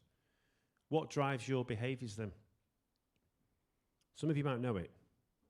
Some of you might have clocked on from seeing the slide appeared shortly ago. What is it that drives your behaviours psychologically? What is it you think that's driving your behaviours? Emotions, perfect. Sneeze. How you feel ultimately impacts on how you behave. So remember before, we've got the left and right, we've got negative behaviours and positive behaviours. Therefore, if we are feeling like this, and look at that array, look at those: envy, despair, depression, guilt, fear, shame, sadness. And we all experience them, they're all part of our DNA. But if we feel these emotions, the likelihood is that your performance, your behaviours will also mirror these feelings as well. Very, very high probability. That's how it works. They are intrinsically linked. So if you're feeling bad, there's a fair chance that your performance won't be as good as you'd like it to be. Now, I'm not saying if you're feeling bad, you can't turn it on and you can't rock up and deliver a good performance. Of course you can. My mum used to say, just put your brave face on, son. But I don't feel well, mum. You'll be fine. It's only an hour. Just put your brave face on. You'll be fine. And you can do that, but it's a mask and it's not sustainable. It's not sustainable. If you don't feel good inside, it's pretty difficult to hide it. People will see through it. Remember, because those pictures, those images we saw before will stick through. It's hard to show happiness visually when you feel bad. I'm sure you're all aware of that. And when we feel like this, when we have these feelings, when we're under pressure, when we have stress, stress will trigger a combination of signals from our nerves and our hormones, which cause our adrenal glands to release such hormones as cortisol and adrenaline. Now, these are really handy in a fight or flight situation. And you know, you get that feeling when you're in that situation where you're thinking, hang on, this could potentially be dangerous or even life-threatening. Your heartbeat gets faster. Your energy levels go up. You get that rush, you get that buzz. And it can be a lifesaver. It can help you. It's your body's defense mechanism kicking in. Fight or flight. Some people freeze. but let's just focus on fight or flight. So it can be a really, really good system. It can help you out of tricky situations. And the cortisol also has another function as well. It shuts down some of your bodily functions that aren't essential in that fight or flight situation. So it kind of conserves energy. Again, can be life-saving. But people who are exposed to feeling like this more of the time, who put themselves, and I say that, who put themselves under pressure and stress, their cortisol levels don't reduce. Because when the fight or flight situation dissipates, your hormone levels reduce down to normal, and you kind of feel like, that sense of relief. But if you're under constant pressure, under constant stress, the hormone levels don't reduce. They just think this is normal, and therefore your cortisol levels are high most of the time. And that can wreak havoc on your bodily functions. It can cause heart disease, obesity, diabetes, anxiety, depression. So how you regulate your stress is hugely important. And there's some fascinating research that shows us that people who are more prone to stress and despair and frustration and anger are 3 times more likely to suffer a cardiac arrest. So feeling bad is psychologically not good for you. It's also physically not good for you as well. Yet why do we choose to feel like this?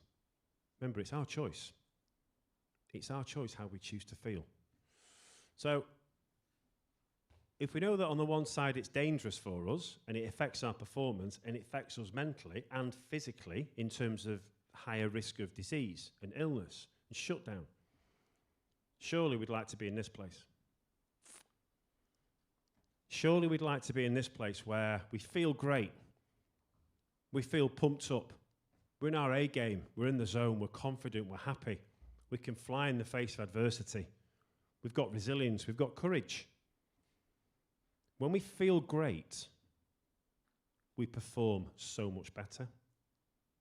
Linked, intrinsically linked. When you feel good, you'll perform good. Just as when you feel bad, your performance will suffer.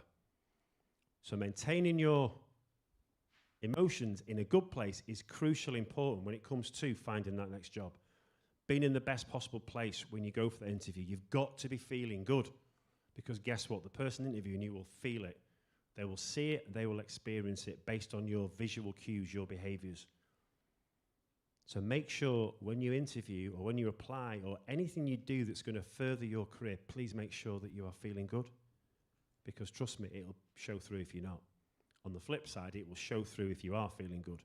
And again, the body, the brain, likes to reward us. It can certainly help us in a fight or flight situation, and we know the risks attached to that. But when we feel good, we feel great, your body also releases another hormone, dopamine. It gives us a nice that sense of achievement, that buzz. Your brain rewards you for feeling good. Irrespective of what you've done, the reward is contextual to you. So therefore, you can regulate giving yourself a natural high. It's like a tap you can turn on just by feeling good. How good's that? You've got access to a resource that you own and that you can choose to access whenever you want. Where would you rather be? Left side or right side? Right side. It's a given, isn't it? And yet some of us, we're on this side, we're over here, we're still we're in that negative mindset and we feel like we can't get out of it. But guess what? We can if we choose to. So there's your choice. Just have a look at that slide. There's your choice. And I accept you will flick back between both of those sides, between negative and positive. My question to you is, where do you want to remain for most of the time? And you've kind of told me. You want to be over here. Because it's much more fun and it's better for you. It's better for you. And again, if you wouldn't know, one of my favourite pictures, what a beautiful smile. Scientifically, smiling is good for you. Yeah? If I start smiling now like this, Look, it's infectious. Smiling. So it works. And again, when your muscles contract, again, you get a little sense of highness, a little sense of buzz, a little rush of hormones, endorphins that run around your body. So if you're feeling low or you're feeling bad, just go and look in the mirror and smile. Smile at yourself. And trust me, you will instantly get high. It might only be a small high, but it just might move your perspective from where it was. Walk down the street. When you leave here, smile at somebody. Smile at a stranger. I do it all the time. And I guarantee you'll get a smile back. You'll make their day, and it'll make your day as well because you've shared some of your positivity. Try it. What's the worst that could happen? Weirdo. Who cares? Be nice.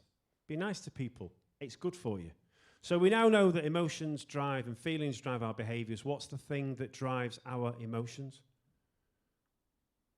Anyone got any ideas what it might be? That will certainly help. If you're optimistic, that's kind of part of this. Yeah, you're right. It's certainly part of it. But there's a key core within us, and all of us have them, that will shape how we feel. Reference them slightly, I think, at the start of the session. I'll hold you in suspense no longer. Your belief system. Your belief system. Some people have inspirational belief systems that they can do anything. The world's their oyster. You remember aircraft pilot? Anything I want. Yet some people also have very limiting beliefs as well. So they put barriers on. Remember that belief in their potential? They put a ceiling on things. Oh, I can't do that. Or I'm not good at that. They tell themselves over and over and over again that they can't do something, and guess what? They can't do it. It's kind of this scenario. I'm too old, it's too late, I'm not clever enough, oh, no one believes in me. Or you've got this. Yeah, I can do that. I might not know it right now, but I'm certainly going to give it a go and learn it because I've got an inspirational belief system. I've got positive beliefs. I want to do things. I can do things. Again, I know I've repeated this again, but if your belief system is inspirational and positive, you know what I'm going to say. Your feelings and emotions will also be inspirational and positive, and therefore your performance and your behaviors, what people see and experience, will be inspirational and positive. On the flip side, you know the story. So again, what you believe in and how you operate in terms of your belief system determines how you behave. Once used to a guy called Chris. Chris loved engines. He loved speed, fast things, particularly bikes. So he was heartbroken when he lost his job at BMW in 2008. It knocked him for 6. Knocked his confidence, really knocked his positive approach to life. Became negative, became a recluse, didn't want to leave the house, and it started to put strain on his marriage. Nothing would get him out of this sort of stupor. He kind of lost his mojo. And I said the marriage was becoming strained, and his relationship with his son was also becoming strained as well. And his wife was at the end of a tether. Literally was clutching straws. What can I do to help my husband get back to where he used to be? So she'd heard about this charity event at the Trafford Centre in one of the car parks, where a guy called Mike, who runs a charity called Speed of Sight, was holding an event. And it was all about getting people behind the wheel of a car, a fast car. And so Mike was registered blind, and he found that it helped people. So his wife thought, well, flipping heck, why not? Let's give it a go. My husband, Chris, loves 2 wheels. All right, this is 4, but I'm going to give it a go. And she begged him to come.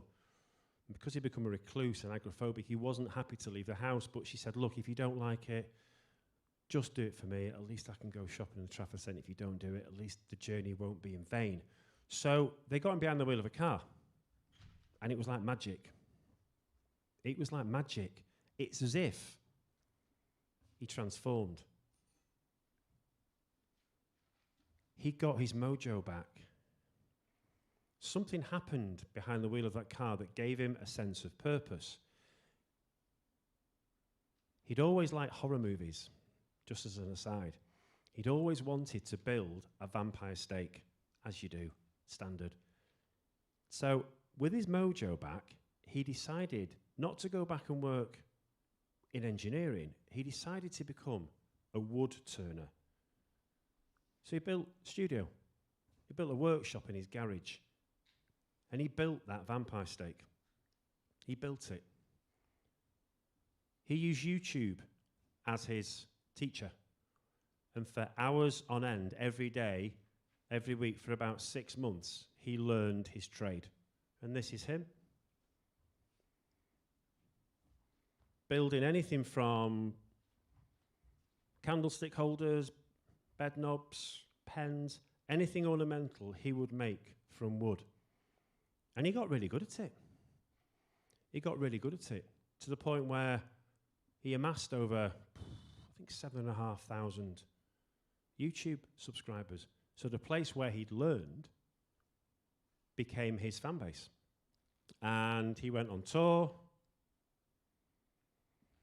sponsored by Axminster, and now he goes on national demos throughout the UK, showing his skills. Now you might think, okay, he got his mojo back. Good for him. But the beautiful thing about Chris is, he's not just any wood turner. He's a blind wood turner.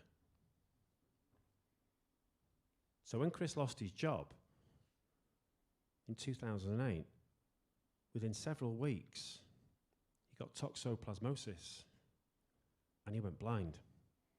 So if I could ask you now, please, just close your eyes with me for a few seconds and just imagine what that would be like for you to suddenly lose your sight. Is it any wonder that he became a recluse, agoraphobic, he became negative, started to blame everyone, his belief system was crushed? Okay, can you open your eyes? How would that make you feel? But what he did do, something within him discovered a belief system. Something within him decided, you know what?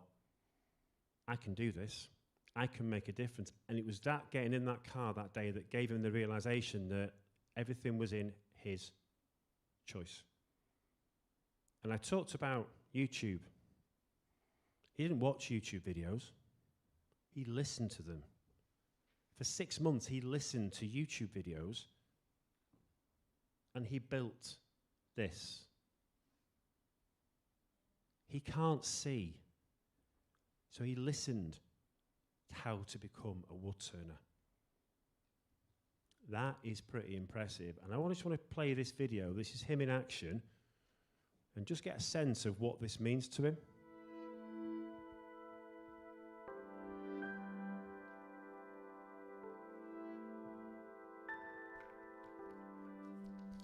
Lots of parts of wood turning that are challenging for me because I'm blind. In fact, all of them are a challenge. Everything is a considered action.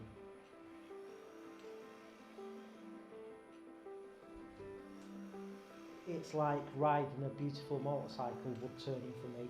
I get this feedback through my fingertips, the same way that I used to do when I was a biker, and you get all this information through the handlebars, and you can feel everything, you know what's going on. You become at one with your lathe.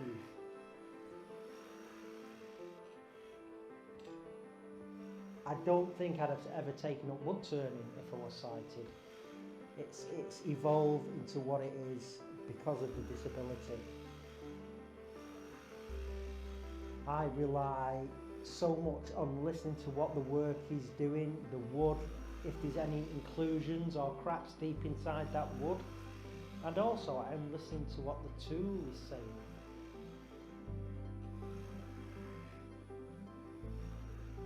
For me to be able to grab a piece of work when it's finished and caress it and feel it and go, wow, that is so interesting because I've put a certain texture on it, or a shape, or carved a certain texture on it. You know, that makes my brain come alive.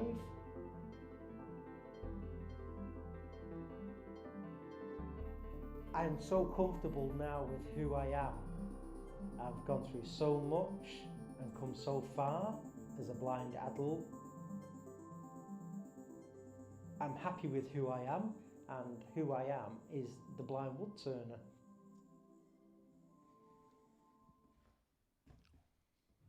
Gets me every time I watch that. Gives me goosebumps, makes me emotional.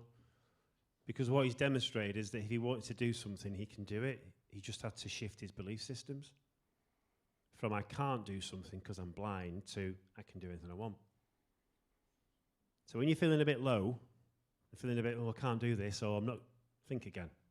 We said think about a parrot, think about the blind wood turner. Listening to YouTube videos to teach him how to use equipment like that is, for me, when I meet him, I said, are you actually blind?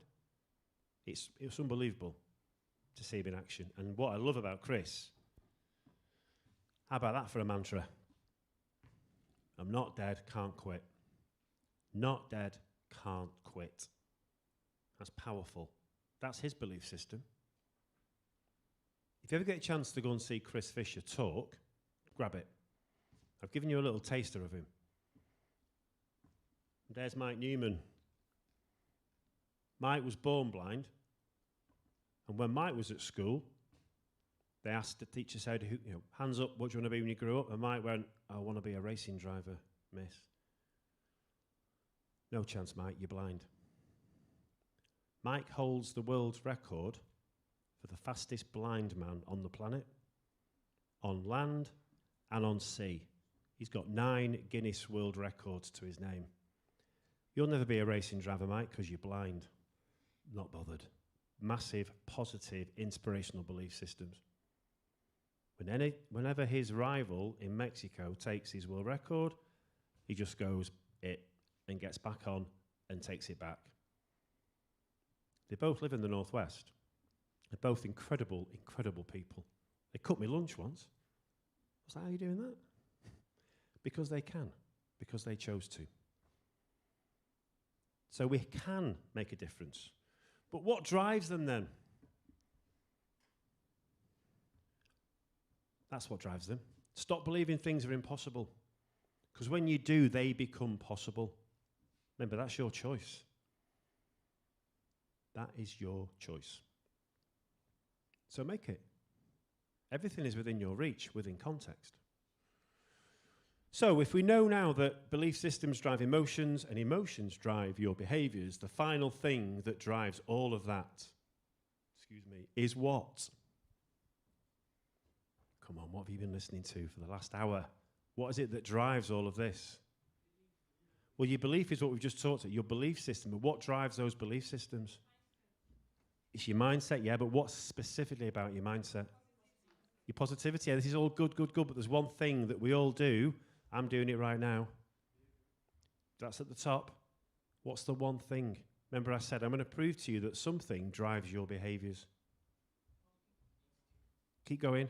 We'll get there. We'll be here till midday, we're going to get there. Keep going. Something that we all do every single second of every single day. We do it even when we're asleep. Thinking. Thank you. Thinking. Thinking. Our thoughts.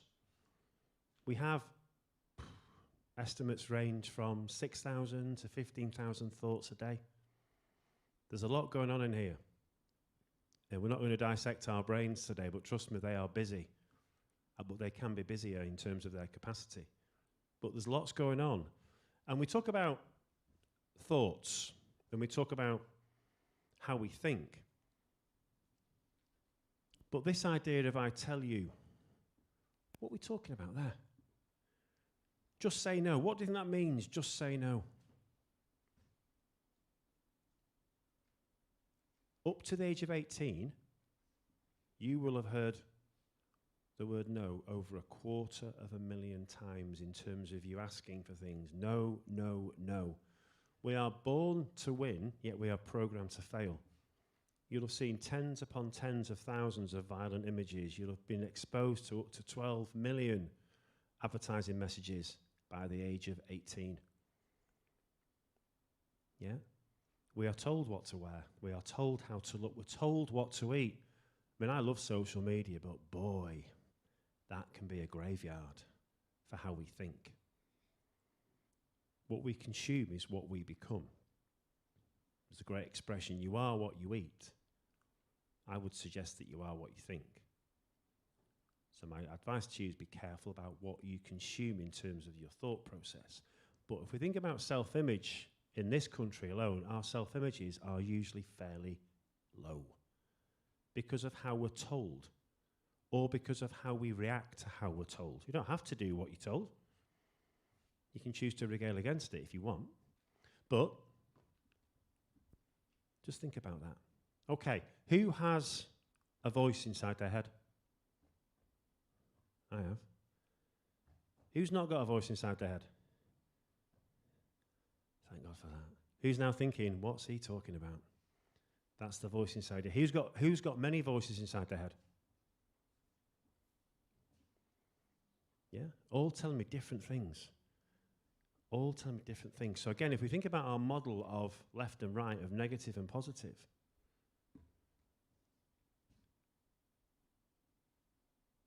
who's experienced that recently? Negative voices, negative thought process, negative thinking. If we go back to our original slide, way back, frustration with lack of opportunities, no trust in my own ability. We're constantly saying these things to ourselves. We're having these thoughts, oh, I'll never get that job. Flipping it, it's not fair. Why I can't seem to get what I want. So we're constantly telling ourselves, we're putting ourselves down. And the more we do that, the more that drives a limiting self-belief system. It drives negative feelings. You know the rest. You know the rest. So what we tell ourselves, and I've been quite gentle there, if you think about the last time you had a bad experience, think about the thought process you went through. Think about your self-talk, because that's what thoughts are. Self-talk. Psychologists call it conditioning. We allow ourselves to be conditioned. Yeah? We allow ourselves to be conditioned by the media, by our parents, by our teachers, by our peer groups. But who's the biggest conditioner of ourselves? Ourselves. Us. Because we allow ourselves to think, don't we? Unless someone's got you under duress, you are in control of your thoughts. So yeah, we can think like this. But this is kind of where we want to get to. This is the place we want to get to. Kind of thoughts like this. Appreciating the good in every situation. Happy about who I am. Happy to be alive. Happy to be me. That's where I recommend that you turn your thought process to, because you also have control over this, like everything. You have control over the voice or the voices inside your head. So make them your best friend, not your worst enemy. The difference is incredible, hugely incredible. Two great examples. I've used boxing because it's a sport I don't quite understand in terms of the physical aspects of it, but what I do understand is the power that both these men adopted. You probably recognize both of them. They're both famous. They're both world champions in their own generations. Ali told himself he was the greatest. He got his coaches, he got his people to keep telling himself he was the greatest, to the point where not only did he believe it, but his opponents believed it as well. The power of self-talk was what propelled him and gave him momentum to be the best. Not the best boxer or just the greatest. There's a man who changed the movement in America. When he died, that country stopped. That country stopped. A black man stopped that country. And our more local hero, Tyson Fury, he's battled with demons. He's confessed bipolar. He's hit the heights of his profession, and then he nosedived because his negative self-talk took over. He started to destroy him. Drink, drugs, bad eating, just bad lifestyle choices. And then the voice inside his head went, if you keep doing this, look at what you're going to lose. Family, children, your reputation. So the positive voice inside his head started to take over and started to listen to it. He started to control it, becoming his best friend. And look at him now. Still has to battle, but at the moment he's in a much better place because he decided to use his thought process in a positive way. It's no coincidence. Yeah, he's got the skill, as in the physical skill, but it's the mental aspect of boxing that I find fascinating. Just listen to him. You know he's won before he stepped in the ring. He knows he's won, and his opponent knows he's won as well. That's the power of self-talk. If you get it right, you've got to practice it. You've got to practice it over and over and over again. Whatever you tell yourself will either make you or break you. So what do you want to be? Do you want to be up or do you want to be down? It's your choice. That's the whole point of this. It's your choice. If you don't believe me, don't believe Ali, you don't believe Fury, hopefully you believe Mahatma Gandhi. It really should say a person in the PC, but a man is the product of his thoughts. What he thinks, he becomes. What he thinks, he becomes. That applies to you guys. So who do you want to be? Who do you want to be? Which person do you want to be? Because it's your choice. I hope we've demonstrated that just by that simple model and by telling a couple of stories about some famous people and some local people. The choice is yours. But it all starts in here, and it all starts with how you think and what you think about. So start thinking about your thought process. Start thinking about your self-talk. Is it your best friend or is it your worst enemy? I'm not saying that it'll always be your best friend, but when it starts becoming your worst enemy, recognize it, identify it, and do something about it. All you need to do is change the way you think. It's that simple. And you've got control over that. For some of you, it might be a bigger challenge because some of your thoughts may be embedded, habitual, but again, you've made them, therefore you can make some new ones. Remember Joe? Yeah? Joe went through a program of mindset change. He hated it. He absolutely hated it because Joe used to procrastinate, said he was lazy, couldn't get out of bed for his lectures. So I said to Joe, right, prove to me that you want to do this, and we'll meet every Friday morning at 7 o'clock. Every week, 7 a.m. He looked at me and said, are you having a laugh? And I went, prove to me that you want this, and I'll do it for you. So every Friday at 7 o'clock, online, Joe be there in the dark, little light bulb on with his brew and his toast. And we put him through his paces, and he said he hated it. He absolutely hated it. But what he did start to notice was change. His procrastination started to disappear. His productivity levels started to go up. He was more engaged. His mum and dad started to see a difference. His lecturers started to see a difference. His girlfriend, the most important person in his life, started to see a difference. But Joe started to see a difference. He started ringing up opportunities in the music publishing world. He had the confidence to go and speak to complete strangers because his belief system had changed. Well, I can do that. I can get that job because I want it. And I've got the right attitude and the right approach, and my thinking has changed. Joe graduated. Remember I said he was sort of destined 2-2-2-1? When I met him, he was on a third. That's where he was aiming for, and he was quite happy with that. He graduated with full honours, first-class degree. So in the space of 5 months, Joe had shifted his mentality, his thinking, everything about Joe had changed. And he's now got offers to work in his chosen profession, music publishing, with various record labels. He's got a choice because he decided that's what he wanted. He's the happiest he's been. He changed his life because he changed the way he think, the way he thought. He still does. And bless him, he says, Simon, he said, there's lots of people I should thank, but I owe them my biggest thanks to you because you helped me change the way I think. And I was like, Joe, no, the biggest thanks are to you. All I did was just facilitate the change.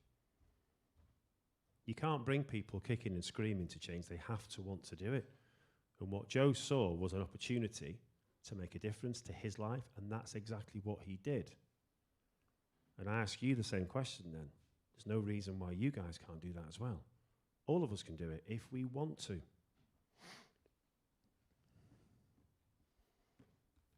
Would you agree? Practice makes perfect. It does. The more you do something, the better you become at it. Unless you do it badly, and the more badly you'll become at it. But practice does make perfect. Any French speakers in the room? Anyone like a guess at what that says? Tous les jours et les points de vue, je de mieux en mieux. Every day, in every way, I am getting better and better. It's a mantra, it's an affirmation, it's a thought. French professor, French doctor, Émile Coué, wrote a book before he died, 1926, The Art of Self-Mastery Through Conscious Auto-Suggestion. He believed, against all the evidence at the time, that saying positive affirmations on a regular, repetitive, daily basis would have an impact on how you felt, it'd impact on your mental well-being, it'd impact on your physical health. He was laughed at by the clergy and medics at the time because they said it's too simple, how can that work? Yet he had tens upon tens of thousands of people who utterly believed in him across Europe and across the United States. And it works. I'm not saying that just by changing the way you think will have an impact. It will have an impact. Of course it does. It also helps if you act out the things that you think about as well. So sometimes, if you want to change the way you think, you need to lay down some patterns. Who does affirmations? Anyone do mantras? Brilliant. Could I ask you, what kind of things do you tell yourself? Hang on. I just like doing this gratitude meditation every night before I sleep, and same in the morning, which is like, thank you for this day, thank you for the place that I am in, thank you for this breath, thank you for life, and just being thankful for whatever I have already, so that, yeah, makes me feel better. Perfect. It makes me feel better. It's a wonderful skill to have, and I'm just going to show you some of mine. I'm always happy. I always do what I say. I always know what I want. I'm always positive. I'm always motivated. I always trust in my ability. I am always helping others. I'm always confident. That's what I'm aiming for. They're my aspirations. And yeah, most of the time I am all those things. And if I slip off, I just literally think about a parrot and take a sidestep and revisit them. Now I say those every single night as I'm going to sleep. And I say them when I wake up in the morning. So I kind of program myself to feel and act like that. And I hope that's what comes across. Kerry, you'd never met me before, but when you read those mantras, do you think, well, that's not Simon? I don't know who he is. He's a stranger in my world. But that's who I choose to be. That's who I choose to be. And I've been doing that for 25 years. And it's only the last 5 years, 6 years, that I've realised how it all works. I just used to do it because it worked. I used to wake up feeling good. I was thinking, well, don't know, who cares? If I didn't do it, if I'd forgotten because I'd been out, I'd been partying or something, the next day I'd thinking, it's been all right today, but it's not as good as it normally is. Couldn't quite make the connection, so I'd just get back in the habit of doing it. All my mates would laugh at me because I was doing them out loud. I was chanting them because that's what I thought you did. Then I soon realised that wasn't very kind of constructive, so I used to do them internally. And the best thing, people say, I haven't got time to do that. And I just laugh, saying, well, do them when you sat on the toilet. Do them when you're brushing your teeth. Put them on Post-it notes. Put them on your desktop. I do mine when I'm going to bed. I've got friends who have them as their passcodes and passwords. Therefore, they're constantly in their frame of reference. They're everywhere they look. My advice would you to be is when you say them to yourself, say them with passion, say them with intensity, and say them with belief. And they will start to change the way that your physical structure of your brain is created. It will make a difference. Thinking creates physical change in your brain. It changes the neural pathways. Acting out on those thoughts makes it even more impactful. But you can change the way you behave by the way you think, by changing the way you think. In fact, what I'm going to do, I'm going to pass on that very quickly because I want to show you something that demonstrates this. I'll come back in again and hopefully give you another demonstration of that. But what I'd like to do is I talked about practice makes perfection. I'd like to add to that and say persistence makes perfection. Repetition is the mother of all skills. And I just want to introduce you to one more person. This is Morris. Now, Morris was a student. He was at high school in the States. And he was a bit of a lazy arse. Felt that life owed him something. Wasn't prepared to put in the hard yards. Yeah. Felt entitled. And wondered why he never got what he wanted. Because he didn't do any work. He was lazy. He felt that everything should come to him. And thankfully, one of his tutors said, you need to change the way you think, Morris. It's not working, this, is it? Keep doing it, you're going to get the same results. So basically, he introduced Morris to the power of positive thinking. Now, Morris had always wanted to be a pilot. Yeah? And now with this new way of thinking, he actually started to get the things that he wanted because he started to change, he started to put the work in. And this is Morris's story.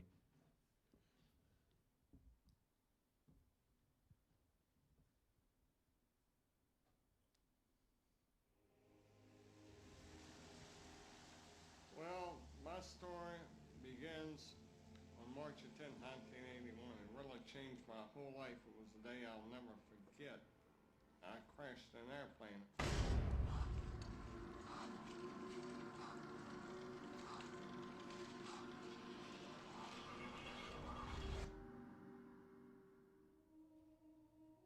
I ended up in the hospital completely paralyzed.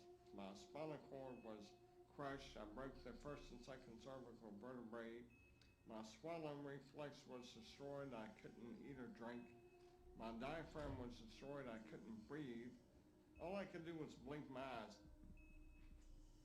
The doctors, of course, said all my life I'd be a vegetable. All I'd do is blink my eyes the rest of my life. That's the picture they saw of me, but it didn't matter what they thought. The main thing was what I thought.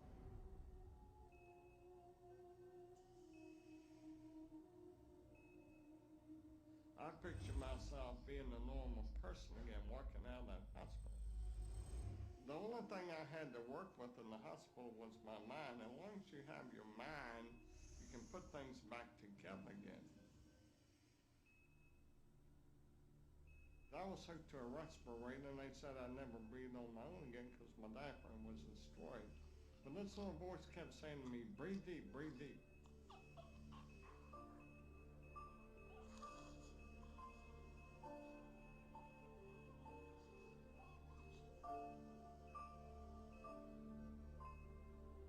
Finally, I was weaned from it. They were at a loss for an explanation. See, I could not afford to allow anything to come in my mind that would distract me from my goal and from my vision.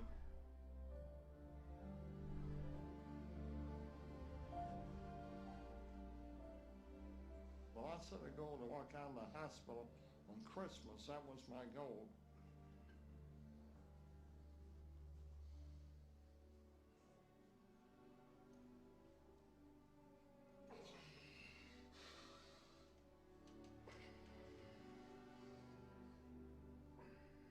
Months later, I walked out of the hospital on my own 2 feet.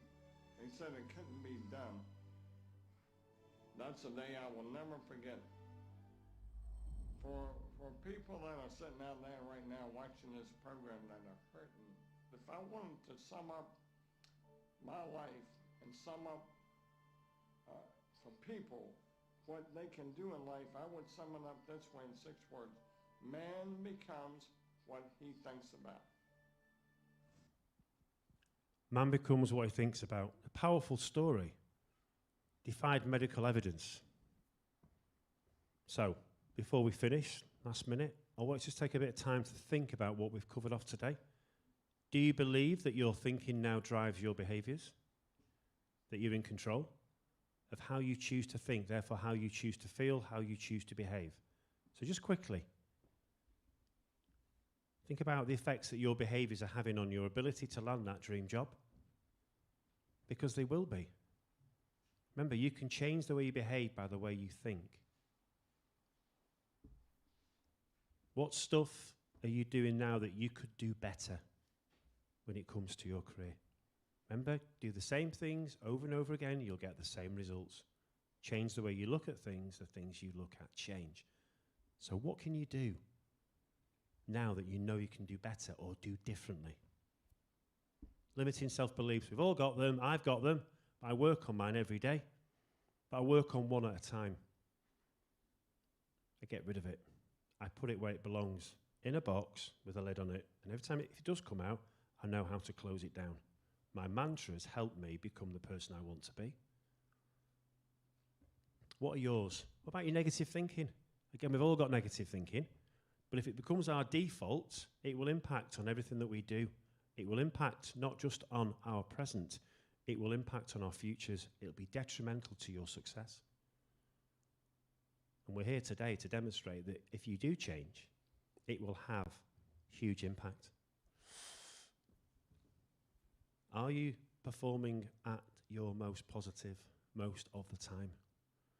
Because if you're not, it will demonstrate in the results that you get. So start thinking about, if I want to be more positive, I've got to start in here. I've got to start with how I think. That's where mantras are a great place to start. When you walk out of this room today, and you might go to the next speech, or you might go back and do some studying, whatever it is, what are you going to do differently from right here, right now?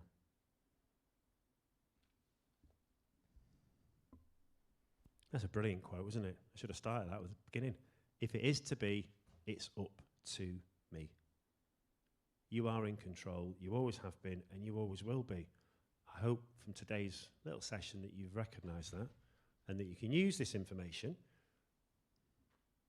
to make a difference to your lives. Not mine, but yours.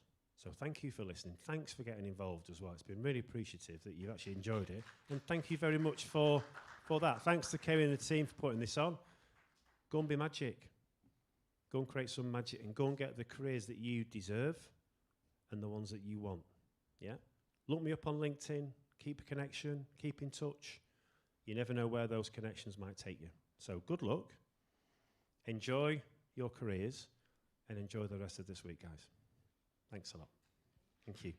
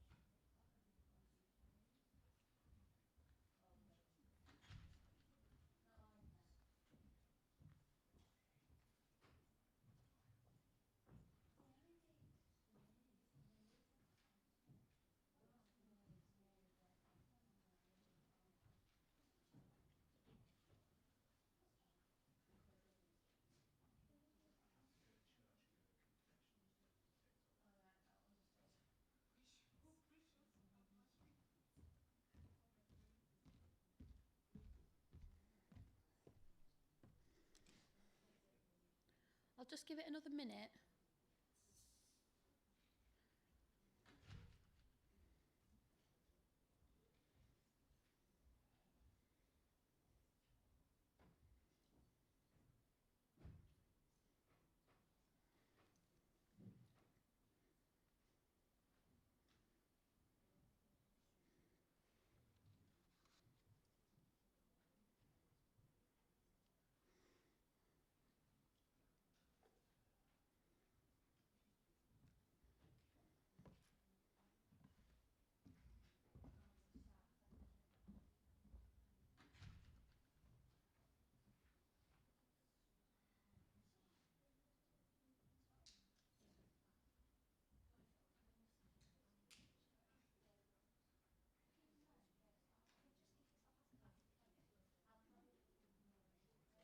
Does anyone need any paper? Okay, cool. Does anyone need anything to write with? Does anyone need a pen? Yeah. Do you want to pass that round? I need pencils. Perfect. Perfect timing. Pen. Come on. Key pen. Anyone got a pencil? Oh, sorry, pencil. Any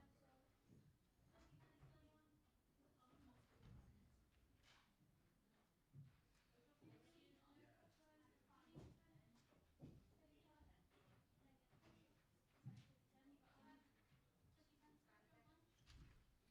Any pen? Paper? Pen, you got a pen? Just your pencil, if you want one.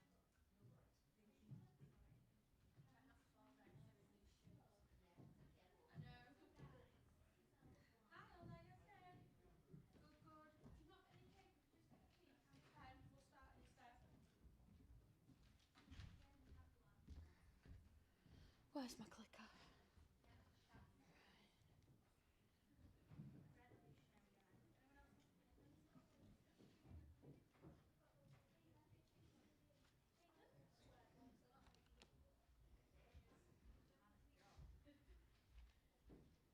Anyone else want a pencil?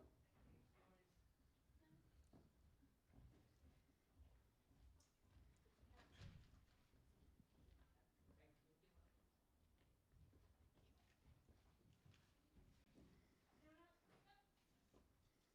No? Fab. Do you think we should wait another minute or should I start? Well, it's 11:45, it's 11:48 now. Should I start? Yeah, cool.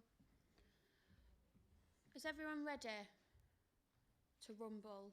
Right, gorgeous. I'll bring this around. Can you hear me? Yeah? Right. Hi, everyone. I know some of you were in the session yesterday that we did, but for anyone who wasn't there, just to do a quick introduction of who I am.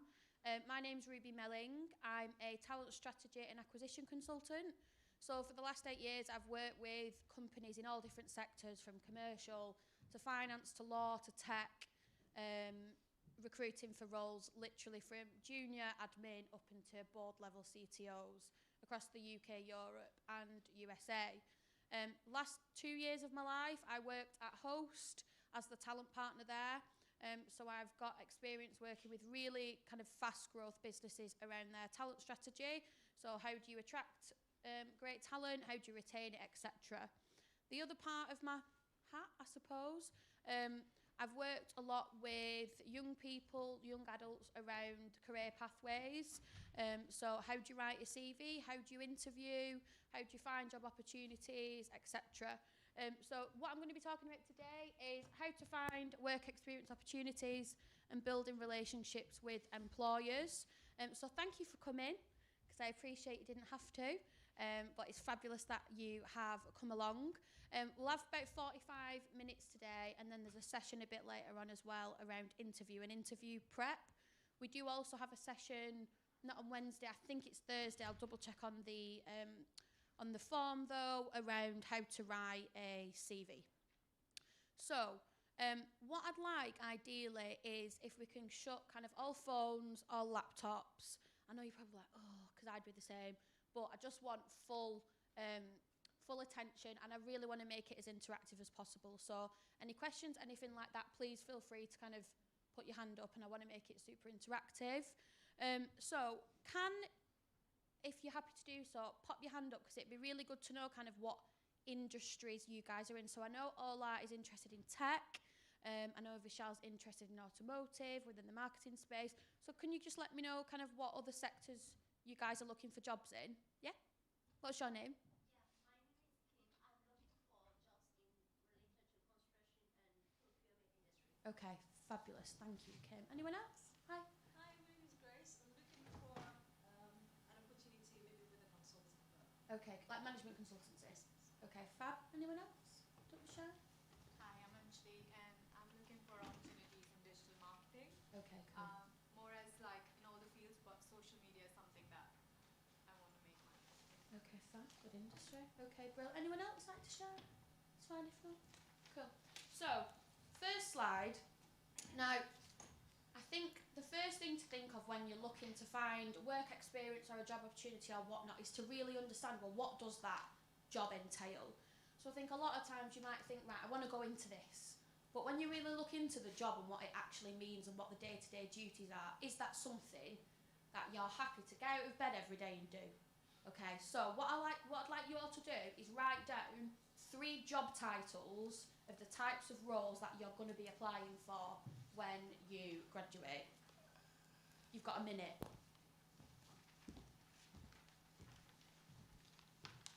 And I'm timing you.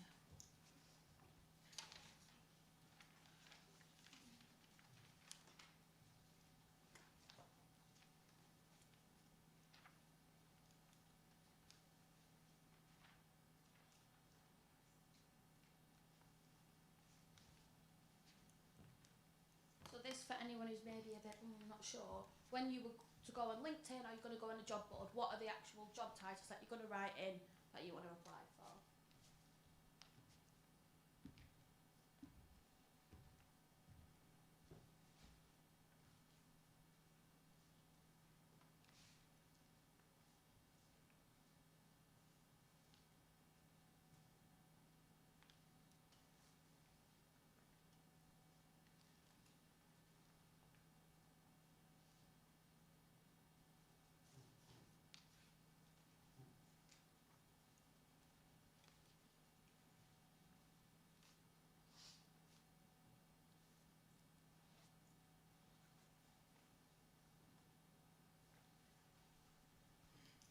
Are we done?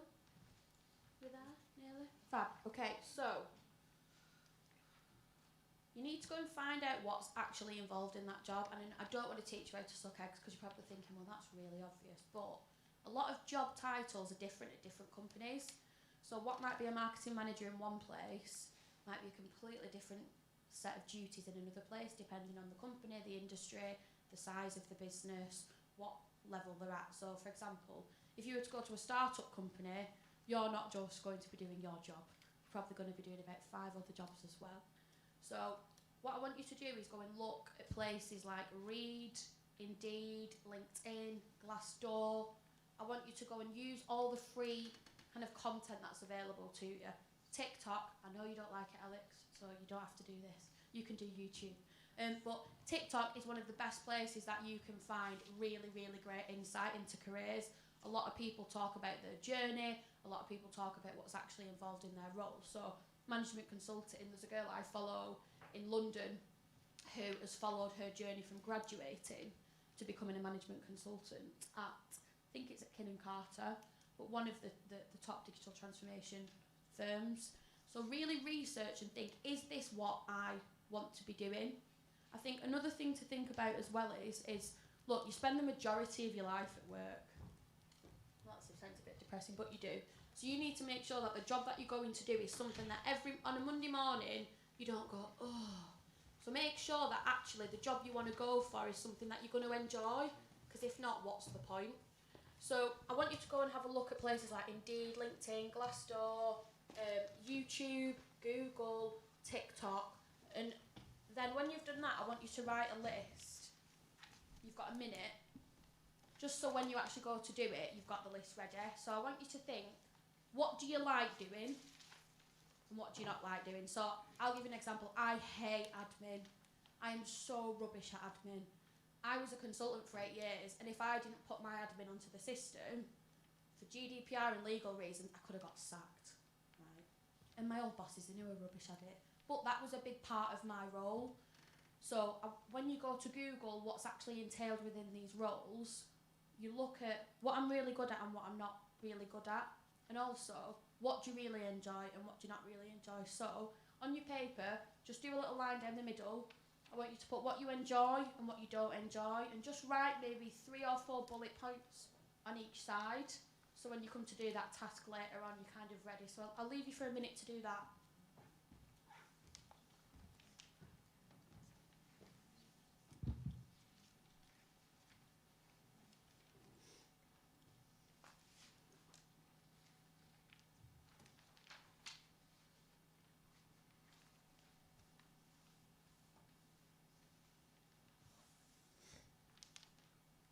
Just while you're doing that as well, some of the best places to find exactly what you're going to be doing is LinkedIn.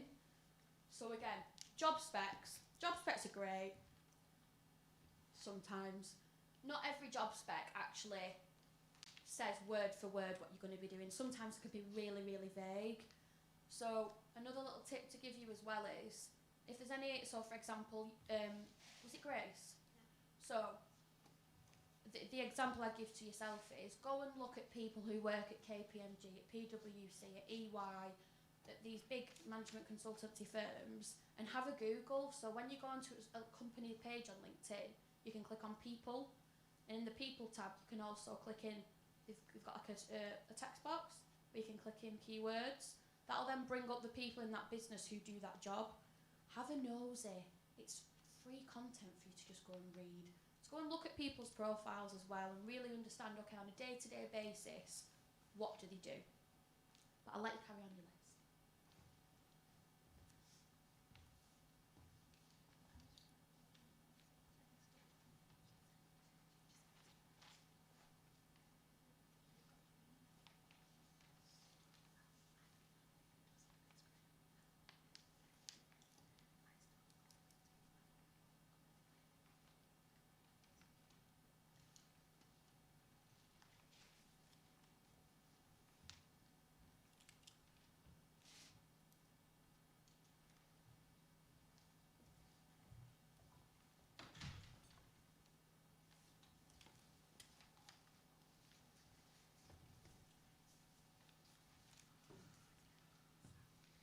Thing to mention too is, just because you don't like doing something, because look, you're not going to get your dream job. You're not going to get a job that every single thing within that job you're going to enjoy. There's going to be parts of your role that you're not going to love. But what I mean more on this sense is there anything that you just really hate to do? Or is it more that you don't feel that you're as skilled in it as you could be? So is everyone happy for me to carry on, or do you want another minute? Okay, cool. So, as I just mentioned, once you've gone and looked on LinkedIn or TikTok or whatever it is, all this free content that's readily available for you, after you've been a nosy Parker, then you review the job specs and you say, okay, so I'm really good at this, and these are the bits I feel that I could work on. If there's something that you despise doing, don't do it for a job. There's no point. Even if you think it's going to look really great on your CV, like I said, you spend the majority of your life at work. So you need to do something you really enjoy doing and you're passionate about doing. Now, with the new skills and kind of building on those that you already have, again, there's probably a lot of things at your disposal here at Salford Uni and Salford Business School where you can go and learn these skills, or you can ask someone about these skills. So there's places like Udemy, for example, cheap courses that you could do online. Now, again, there's probably a lot at the uni that's ready and available for you to do, but I think if there's anything that you feel not skilled in for the job that you want to go for when you graduate, make a start on it now. So funnily enough, I was having the conversation with my mum this morning. My mum's 56. She was a governor at a prison. Then she was a cosmetic surgery clinic manager, I know, eclectic. And now she works in a finance company doing underwriting. And she thinks she's rubbish at a job. But that's because where she is don't really look after her that well and don't really train her that well. And I've said to her, you need to think, what do I love to do and what do I not love to do? And you can't, You can't just go for a job just because you think it's going to look good on your CV. So just make sure that your passions align with the kind of route that you want to go down. So once you've kind of looked at these new skills that you already have, just make sure you try to build on them. So it might be that you just need a bit more insight or a bit more understanding. One of the things I used to do, I used to message people who worked at those companies and say, hope you don't mind, do you mind if I take you out for a coffee just so I can kind of pick your brains a bit more? 9 out of 10 times people are more than happy to have conversations with you. So be cheeky. Well, I don't think it's being cheeky, but use the people that are there to help you. A lot of people were in your situation now, and I think a lot of people want to help people. So also reach out to those people as well. If you can't understand yourself what you feel you may be missing, message them and say, I'm really interested in I don't know, you might message someone at EY and say, I'm really interested in a role working within the tax side of things with management consultancy. This is a degree that I'm doing. These are the skills that I possess. In your opinion, do you feel there's anything else that I could, be working on in the background? Reach out to people. 9 out of 10 times, they will definitely help. Meet new people and grow your network of contacts. I cannot stress this enough, how important it is to have a network of people. One, for support, because most organisations are great places to work. However, you're probably going to come across things in work where you feel you want a bit of an external, shoulder to not cry on, but, put your arm around, etc. I didn't understand the value of having a network. So for 6 years, I worked in a space where the people who knew me because they were my clients.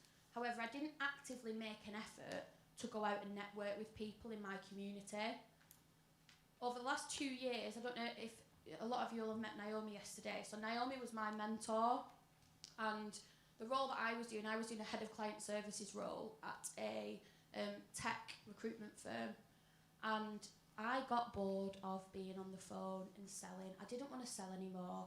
I knew I was good at my job. I wanted the jobs to come to me, but no one knew who I was. So I made a conscious effort to build a personal brand and to go and network with people. So the best place that you can start with this is LinkedIn. So if you haven't got a LinkedIn profile, make one.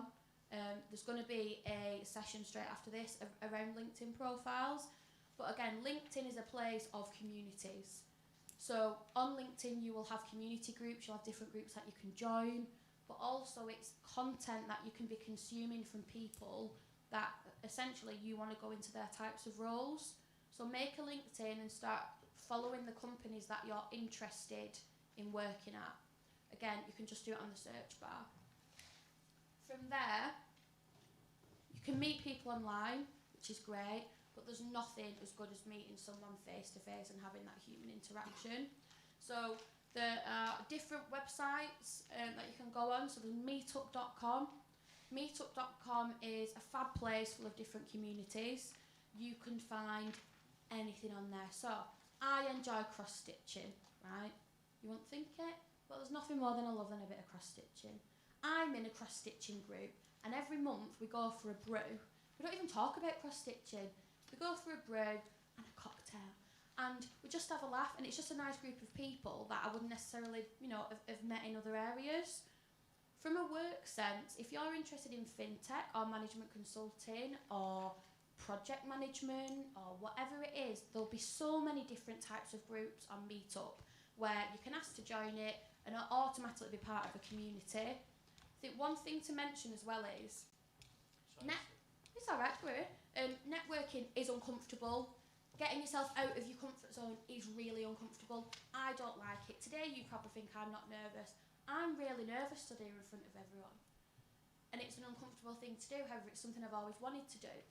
So pushing yourself out of your comfort zone is one of the best bits of advice I can give you. Start to make and start to be part of these network groups, because when you come to graduate in 6 months' time, 12 months' time, whatever that is, you're going to already know someone who you can go to and say, I know you work at this place. Any chance you could maybe do me an introduction? So start to build your network before you go to find a job. And I promise you, your opportunities will open up massively. There's Meetup and there's also Eventbrite. Eventbrite's really good as well. where you get you get emails coming through about, why don't you think about joining this group, this event's coming up, etc. You can also see who's part of the group on Meetup and Eventbrite as well. Meetup's really good because you can build a profile on there where people can reach out to you. So it's a bit like LinkedIn, but it's more for networking purposes.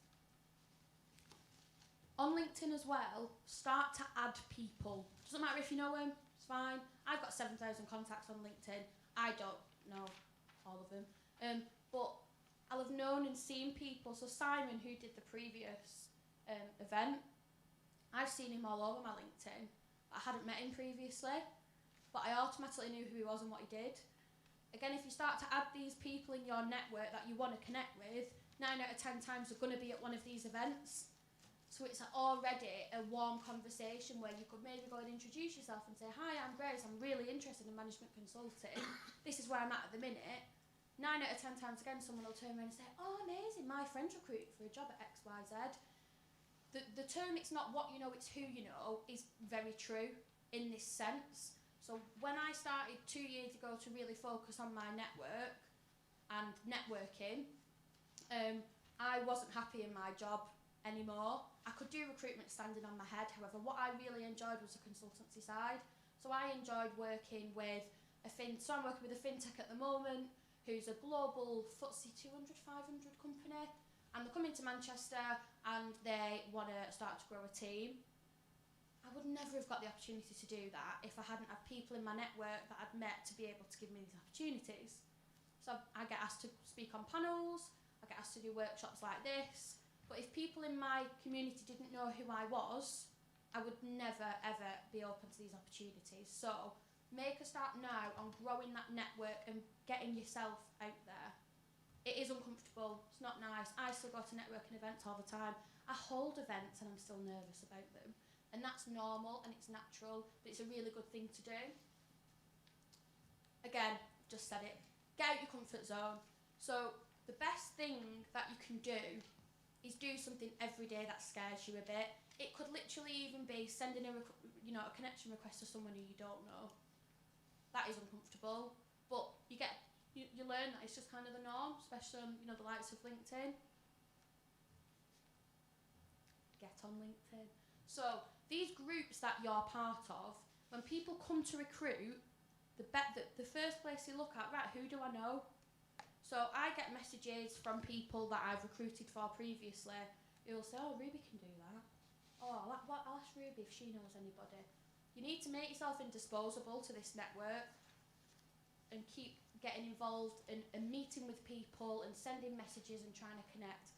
What I wouldn't do is try and connect with 500 people and send them all the same message and say, I'd love to have a conversation. One, you're busy, you're in uni, you've got your degrees and your masters to look at. Two, it can be a bit, what's the word? A bit stalkery. So just don't do that. But if there's anyone that you think, you know what, I could really learn from this person, or it might be that you could message them and say, hello, Mr. Tom.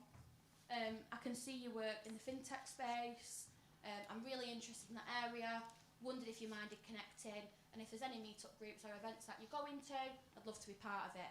People love to help other people, so use that. And what's the worst you can do? Not reply or say no.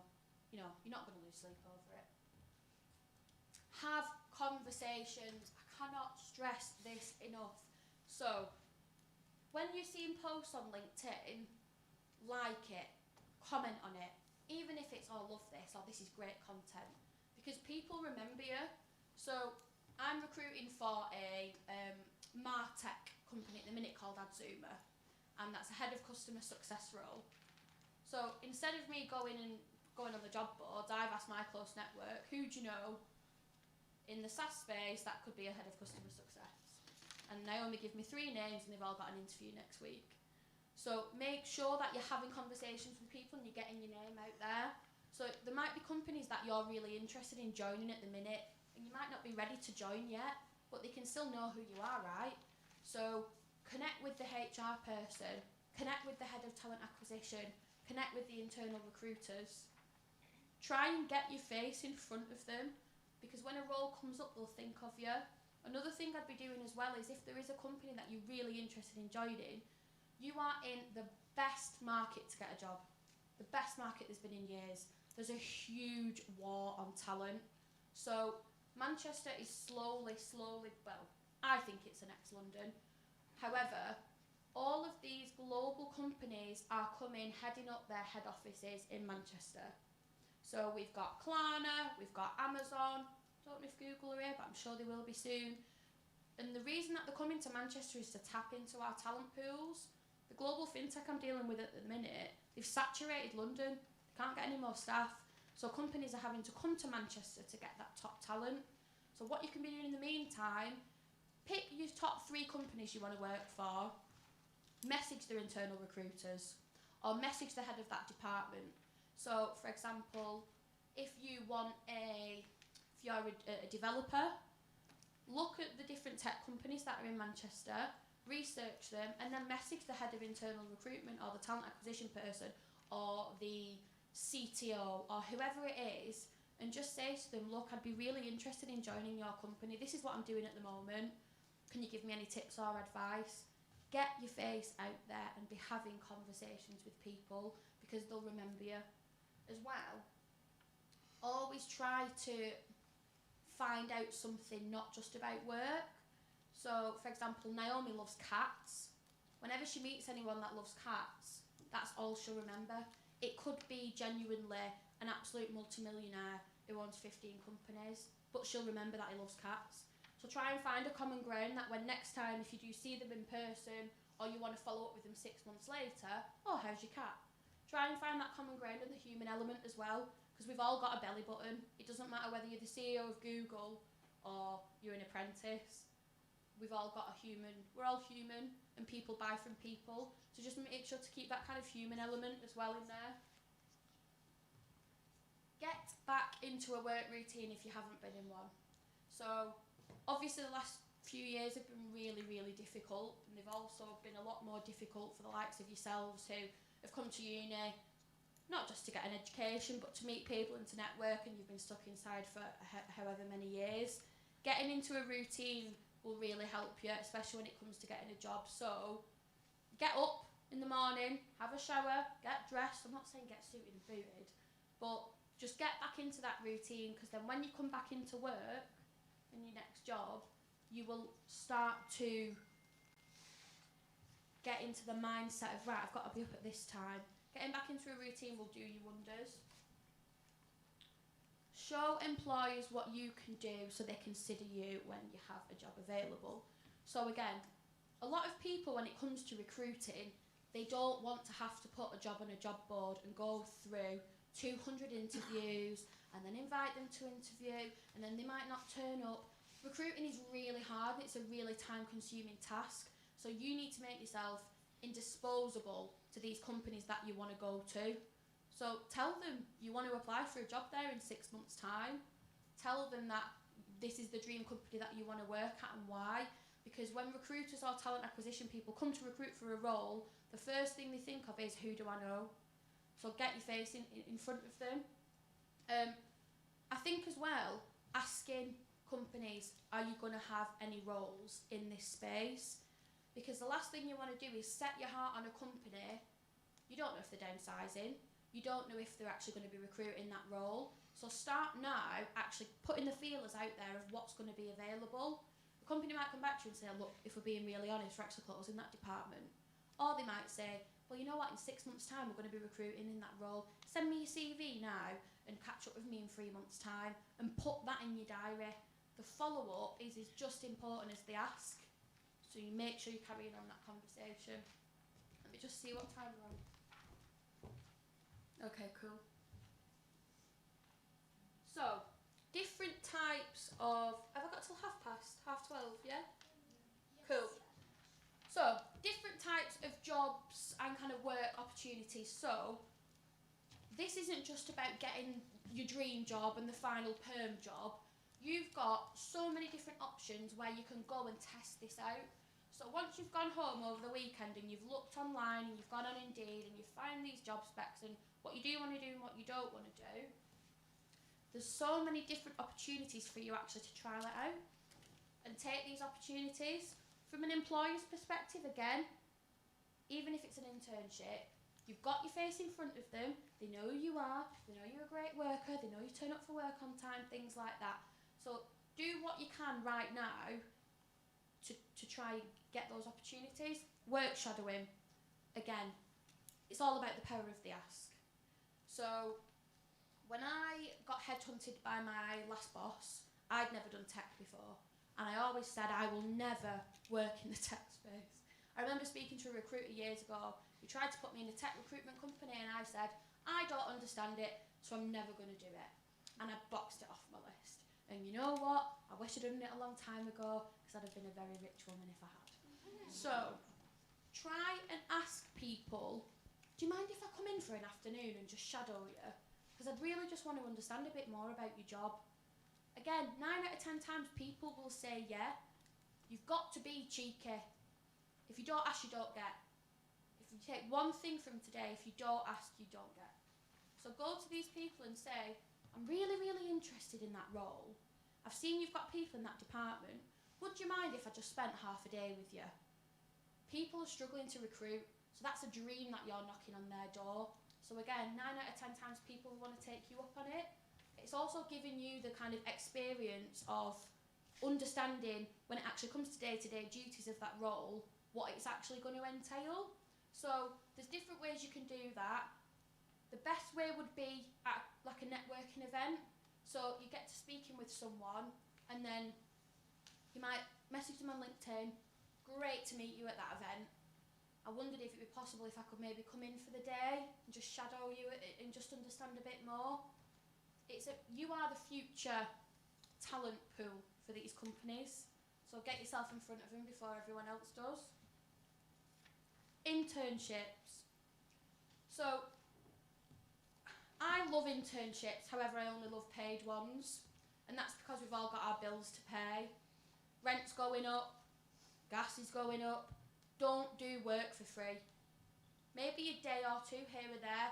Don't do a free paid internship, because there's companies out there that will pay you for your time. So make sure it's paid. A lot of them are aimed at undergraduates and recent graduates. We're getting to a time where people are starting to look for internships now. People always look around the summer before people start to graduate. So start to look on LinkedIn, start to look on company websites and see what they're offering. If there's nothing there, ask them. Drop them a message and say, I'd be really interested in interning, have you got any opportunities? If not, we just move on to the next one. But again, it's up to you whether you want to find these opportunities or not. Unfortunately, a company's not going to knock on. They might do, but you need to go to them, because there's a lot of people looking for jobs and you need to make yourself stand out in the crowd. Placements. Placements year are fab. Is anyone looking to do a placement year? Show of hands. Okay, cool. And what areas are you looking to do those placement years in? HR. Okay, that's a really good one. Anyone else? No? Okay, cool. HR's a great one. A lot of companies really do want people to come and shadow them in HR and also offer placement years as well.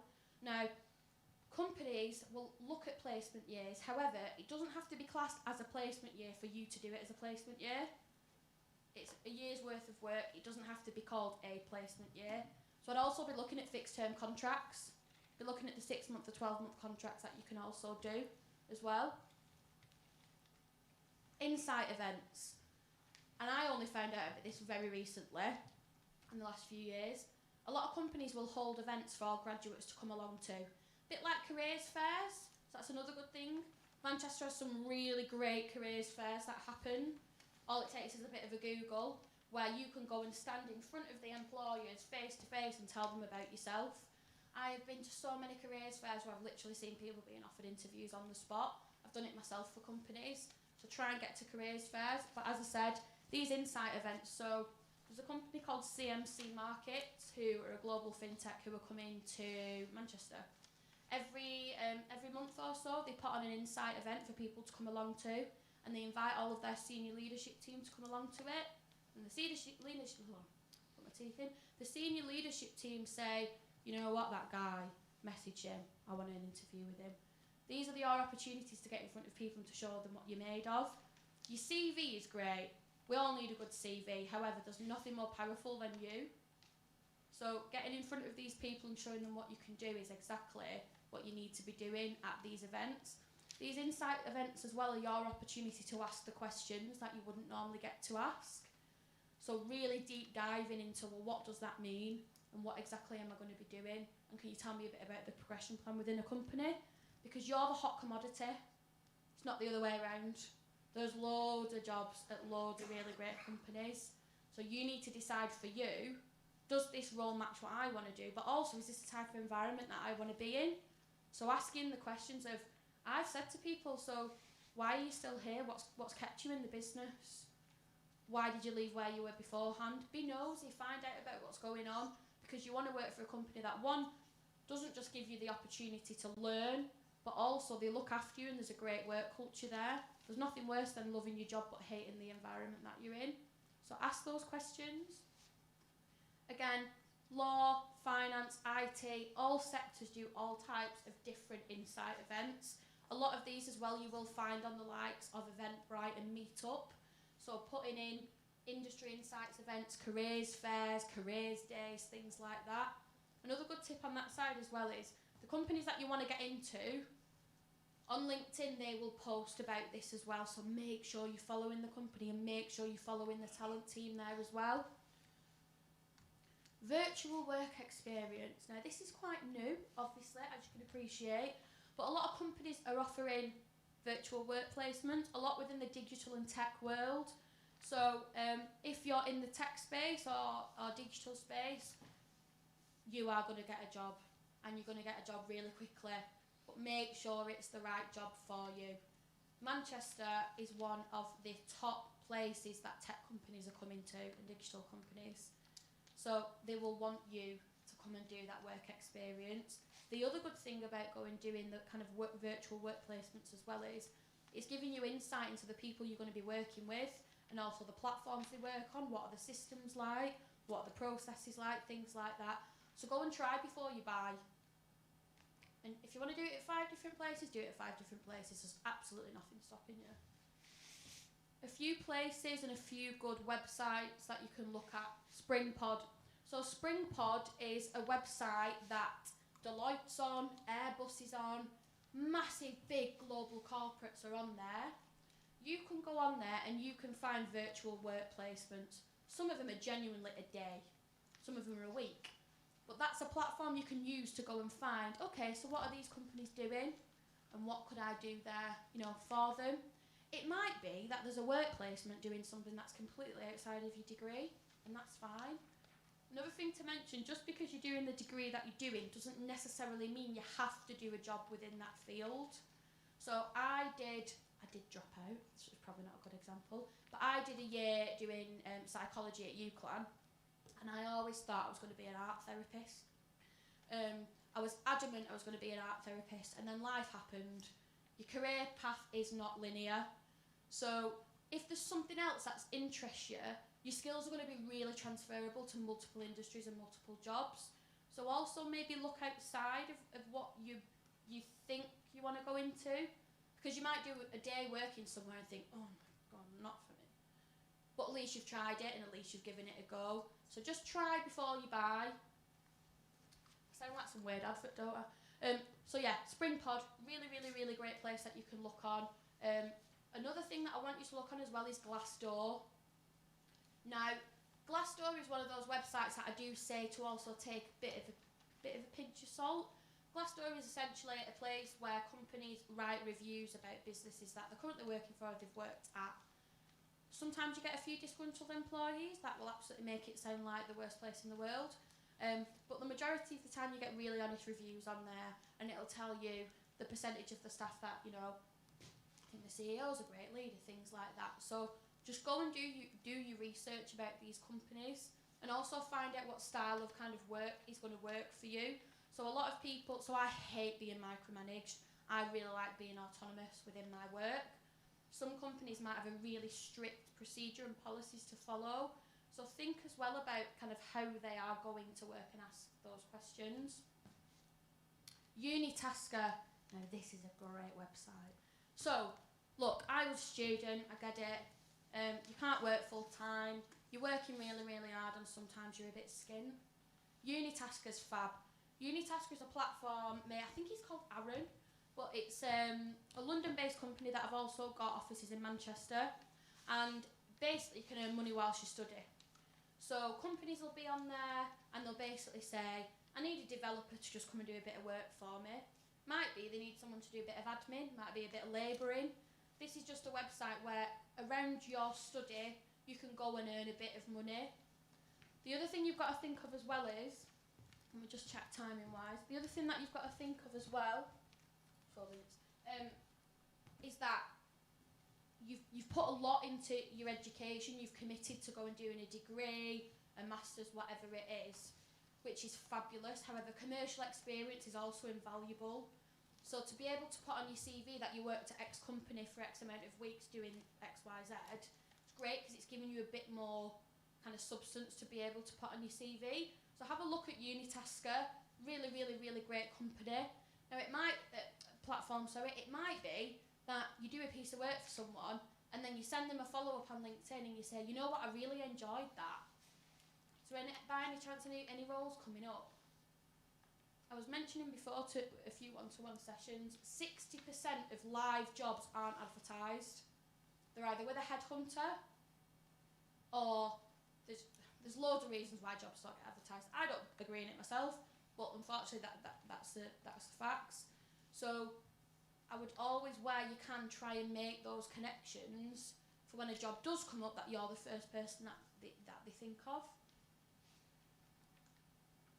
This is a really, really, really great website to look on as well.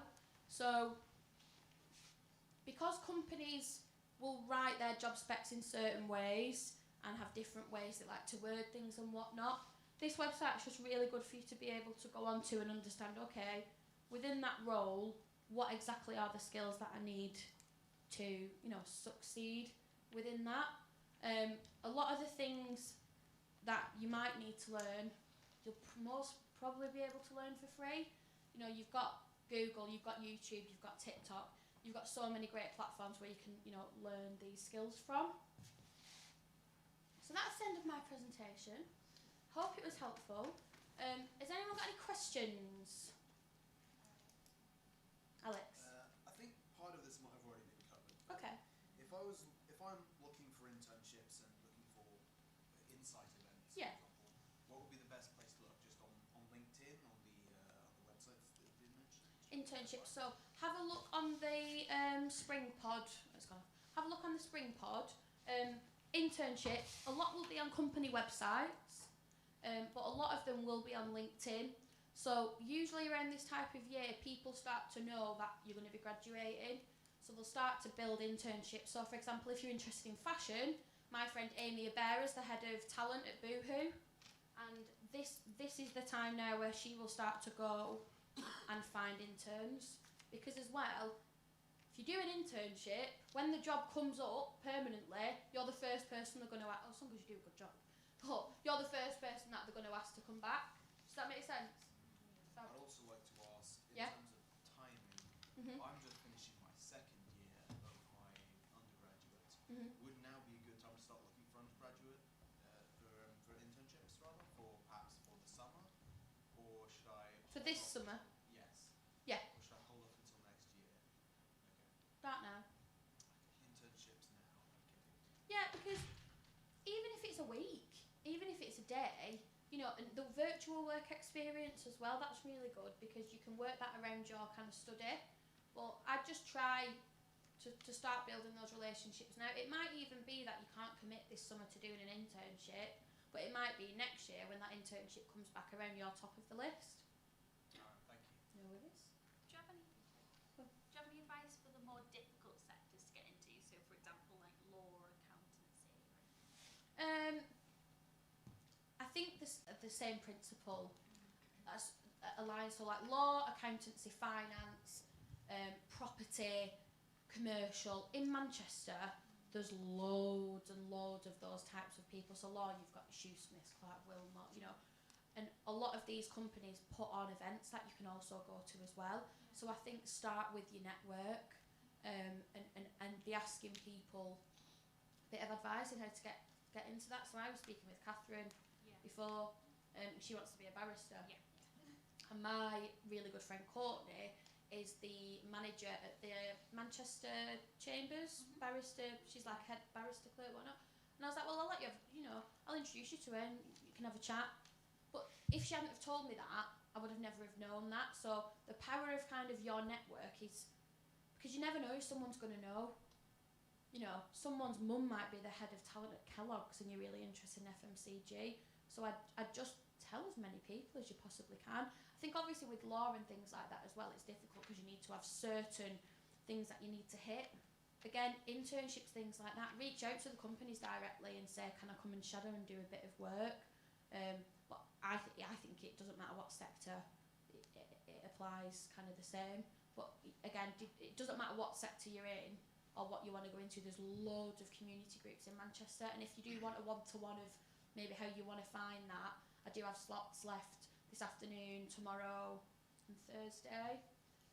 Also reach out to me on LinkedIn too. There's loads of people that I know that I'm sure I'll be able to put you in contact with. So if there are any areas that you do want to be connected to, let me know. And if I don't know, hopefully I'll know someone kind of who can. But yeah, I'm here till Thursday, so just use me as much as you'd like to. Hi. Hi. I just want to know that to get the like tier 1 and tier 2 or up to like tier 3 Yeah. level of the construction and project management companies, the list. A list of them. Yeah. What can I find that? Google. Book a slot with me and we'll find it together. Yeah. I've got access to a platform called Bowhurst, which is like investors use it, but it basically I can bring up lists of that. So if you book in a slot, we can work on that together. Hiya. Yeah. I know it's quite a broad question. Yeah. But how do you reckon, how hard or how easy is it to find work experience in broadcast journalism? Broadcasting. Yeah. Well, you're in Media City, so that's probably one of the best places in the whole of the UK to find experience in broadcasting. So what type of broadcasting? Is it daytime? Is it, what ideally you're looking for? Journalism daytime, yeah. Okay, cool. So Naomi's best mate used to be the head of daytime programming at ITV. So let's see if we can get you to have a chat with her. Again, Manchester is one of the best places for creative industries, film, TV, production. The BBC's over there. Go and knock on the door. Go and take this. This is what I used to do. I used to take my CV in and go, I am experienced in XYZ. I'd really love to find out a bit more. Do you have any internship opportunities? Go to BBC, go to ITV, go to Doc 10. Go and ask them. And go on LinkedIn. The power of kind of who you know is really, really, really powerful. But I would just use this to your advantage. You're in one of the best places in the UK to find a role. Again, if you want me to help you personally, booking a one-to-one, there's a guy that I know called Steve Bergin, who's just done a documentary about the Manchester MBN attack. He's quite big in the broadcasting space, but he also did journalism as well. So that might be a nice connection kind of for you there. So I wouldn't start off by thinking about the bigger piece about companies. Start off by thinking, who have you got in your personal toolbox that you can leverage off? And if you've not got people there, go and find them. And start off, by LinkedIn and online. Alex? Actually, forgot what I was going to say. Don't worry. Actually, no, I remember. This is very much related to the thing that was just said. Yeah. Which is in terms of if I'm looking for internships at broadcasting companies, would it be best to try and ask for internships in person here at Media City? Would that be better than asking on LinkedIn or emailing or going on the website? I would, because you're showing that you've got out your house and you've trundled on down and you've got the guts to go and do it. Again, it's not going to be comfortable. You're probably going to think, oh my God. But everyone started from somewhere. I'm not expecting a whole lot out of it, but it's worth a try, isn't it? Of course it is. Of course it is. And what's the worst they can do? Say no. All right, bye then. In 2 years' time, they're probably going to want you to come and work for the company and headhunt you. So again, when people also look at how people treat you. So if you go to a company and they treat you horribly, why would you want to work there? They've done you a favour. If you go to somewhere and they go, you know what, we've got a really great programme, X, Y, Z. So last week I went to the BBC, to the Morning Live studios that are at the ABC building in Spinningfields. They're desperate for staff. I'll introduce you to them. But you're in one of the most... I mean, the Blue Peter Garden's there. Do you know, and I find it mad. I don't know if it's just because of my age, but I find it mad that the Blue Peter Garden's there. But use this to your disposal. I find it a bit worrying, the fact that I've done a history degree rather than a media degree. Mm-hmm. So I'm unsure of exactly how much value I'm going to have to them. I'm still going to try that. Loads of value. Because you need people who are really skilled in certain topics to be able to actually come and talk about them. There's loads of people doing journalism and broadcasting and things like that, but you've got a niche, and you've also... Can I tell them what you do? Yeah? So, Alex has got a YouTube channel. He's really interested in broadcasting and TV. So what's he done? He's gone on his own back, created a YouTube channel outside of his student life. You don't know who's ever going to pick up that YouTube channel. So you've already started to make waves in the industry that you want to be in. But go and knock on the door. The worst you can say is no. I'm also vaguely concerned with what I'm going to be going into BBC asking, can I have an internship or Mm-hmm. whatever paraphrase, and they're going to ask what part of the BBC, and I don't know because Mhm. I haven't thought that far. Mm-hmm. Should I be, looking further into it, looking closer, and Yeah. trying to figure out which part I want to be in? Yeah, so do your research, have a look on... Oh, go on. At the moment, I have absolutely no idea where to even start with regards to that. I've just been thinking, get into broadcasting, Mm-hmm. and I don't know if there's any specific part of that I'd be better at looking at, or Yeah, I would. I think, if I should just... again, LinkedIn, Google, go on the BBC website, understand what different departments are there, understand who the head of that department is, and go into the BBC and say, hi, is John Smith, head of such and such, available? John Smith's probably going to be recruiting for his team. All of these companies want top, diverse talent. Go and show them who you are, because they want you to come to them. Recruiting's hard, no one likes to do it, and everyone's recruiting at the minute. So, and what's he going to do? Say no? Or he's not available? Alright, no problem, can I have his email address then, please? And you send him a follow-up email and you say, hi John, I came to the BBC today as I really wanted to personally introduce myself. I'm really, really interested in journalism and your experience and background. It'd be fantastic if I just have 10 minutes of your time and understand maybe how I can get into the BBC. So again, ask and follow up and follow up and follow up.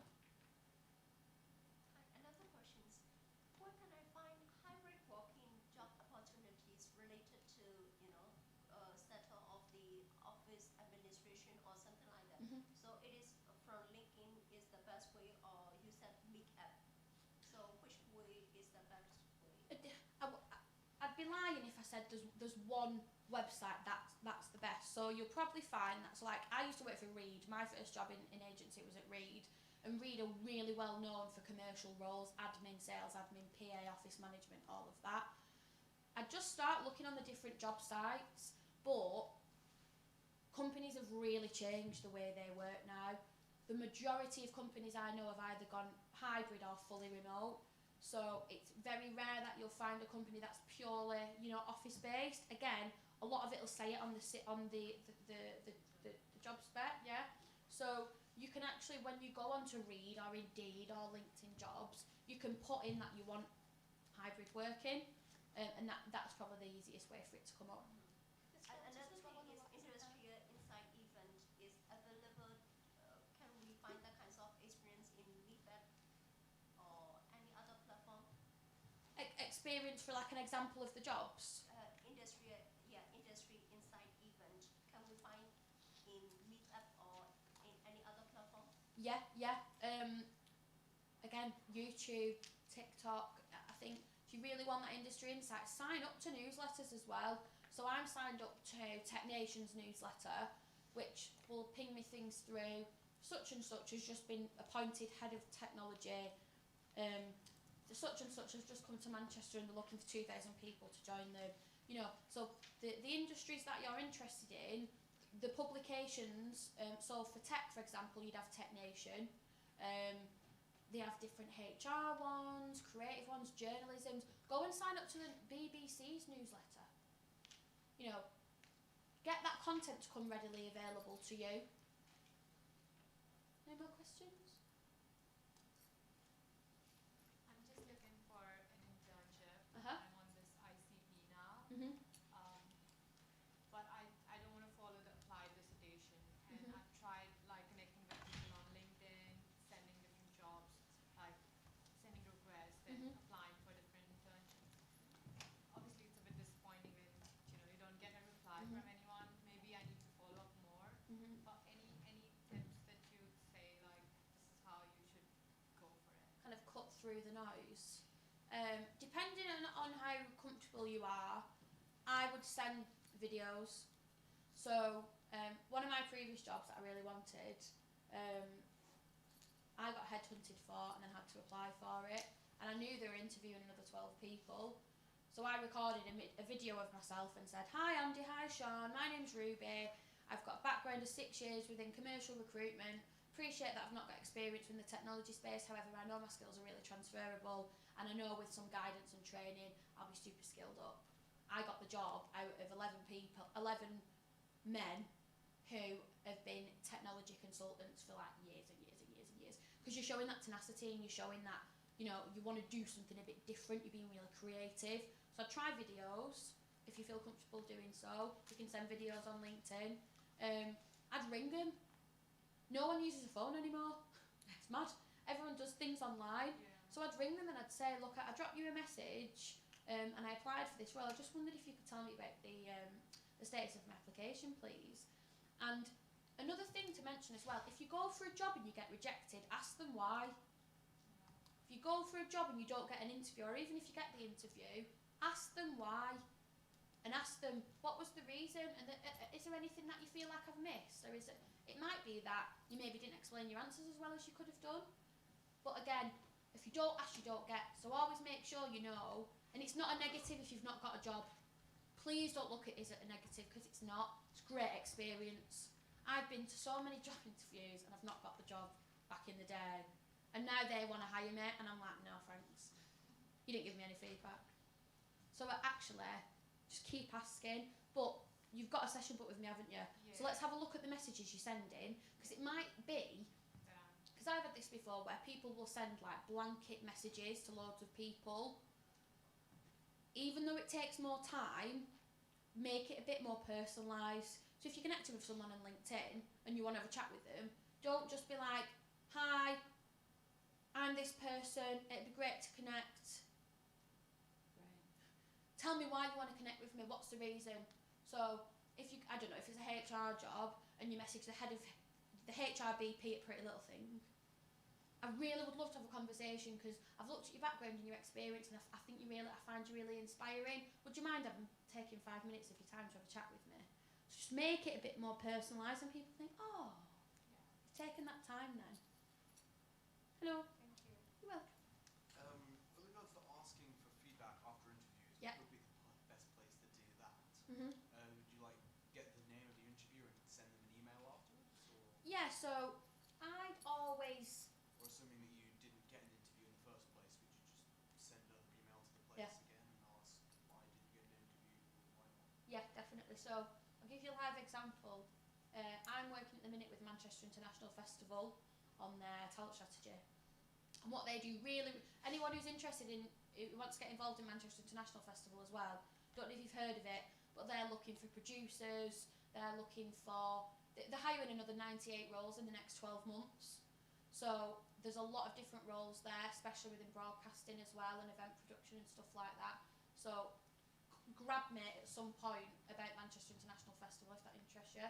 But then, for example, they give feedback to every single person that applies there when they ask for it, and it's not just you were picked to the post by another candidate. Well, that's great, but that doesn't help you. So I would send a follow-up message. I'd leave it 5 days max. If If you had the interview on the Monday and you've not heard back on the Friday, message them on the Friday and say, I came for an interview, just wondered the status of my application or of my interview. Now, unfortunately, we live in a society and we live in a world where people feel that they can take other people's time and not bother to kind of give them a follow-up, ask them. So if you've not heard back, send them a message, just wondered if my status. 9 out of 10 times they're going to be manic busy and they're recruiting for loads of roles. To a client, that shows that you're really interested. Sorry, to a company that shows you're really interested. I'd also follow up as well around feedback. So if you've not got an interview, or you have got the interview and you didn't get to the next stage, for example, ask them why and ask, do you mind having, a 5-minute conversation? Because a lot of people will give you tips on, well, you know what, you didn't answer that perfectly, but if you framed it in this way, or actually, you just need a bit more experience in X. Use it as an opportunity to kind of develop yourself as well. But please don't get disheartened if you don't get a job or you don't get an interview. There's loads of people applying for jobs and there's loads of jobs out there, and I am a firm believer that you will end up in the place that you need to be in. But just don't let it really knock your confidence, because you don't know why you didn't get the job. They might have changed the job spec. They might have filled it internally. They might have just pulled the role all completely. So just don't think of it as like a you problem. It's not. You're really valuable. You've got great skills. Just don't let it knock. And that's dead hard to say because I've been for jobs and not got it and been gutted. But let yourself be upset for 20 minutes and then carry on. Any more questions? Where can we find some kinds of educational program, executive position or program manager position in any other websites or Jobs in that space. Again, LinkedIn, Reed, Indeed. Literally just Google those types of jobs, and you'll have pages and pages and pages of places that you can find it. If you are unsure, again, I'm happy to have a session with you and we can kind of build that list together if you'd like to. Cool. Right, thank you everyone. Thanks for listening to my whiny voice for the last hour. And if you do want a one-to-one with me, if you go to the registration desk at the front, I've got one-to-ones over the next few days. That could be about your CV. You might want just a bit of career advice. You might want to look at your LinkedIn. This afternoon, I think it's 4:15, we've got a session. What's the actual title? interview techniques, how to give the best interview you can. Yes, so at 4:15 I'm doing a session around interviews, and that's going to be around how to prep for an interview, how to answer interview questions and how to follow up. So if you are free, it'd be fab to see you all there. Well, thanks everyone, really appreciate your time.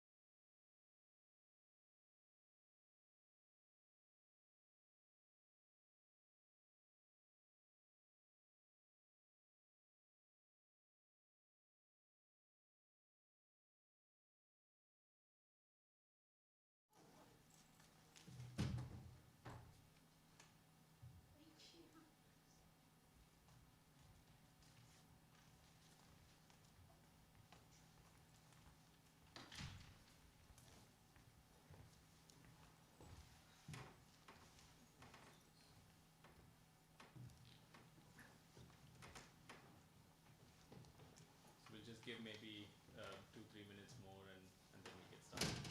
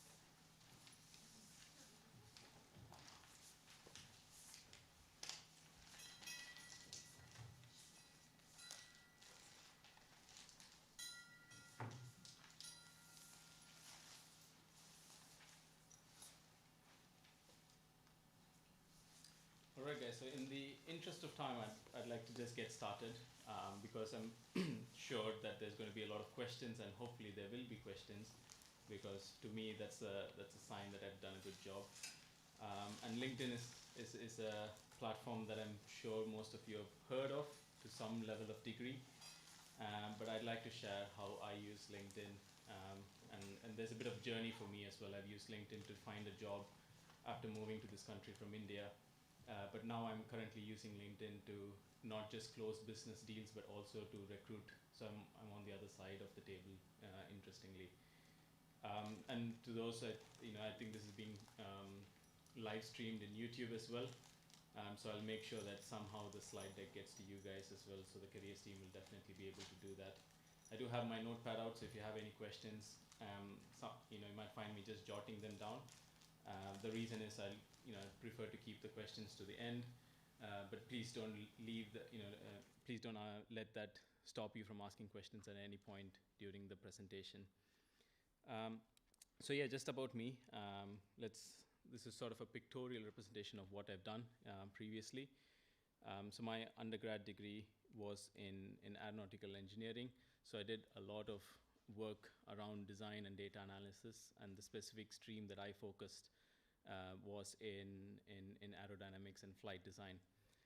Although that sounds quite complicated, and it was complicated, and I was rightful to say that it is in fact rocket science that I was studying. There was a lot of artistic elements that I was able to incorporate right from the beginning in the form of data visualizations. So that was pretty much the start for me in trying to get some interest in doing data and data analysis and data visualization. And after my engineering degree, I had a startup, which for 2 years we ran it successfully, trying to help universities in India drive more research output. So there was a lot of systems thinking, as I call it, that I had to incorporate, and everything that I did was somehow related to, or can be related to, a process. And then I moved here to Manchester to do my master's in business from the University of Manchester. And I've been studying and learning a lot about business models, strategy, business analysis, and all of that. So for my current role, I've complemented my skill set with some of the badges that you can see at the bottom of the slide. So did a lot of work on cloud engineering, and machine learning became my niche. This one, is it? Sorry. Oh yeah, no, I'm fine. Yeah. Oh right, okay then, no worries.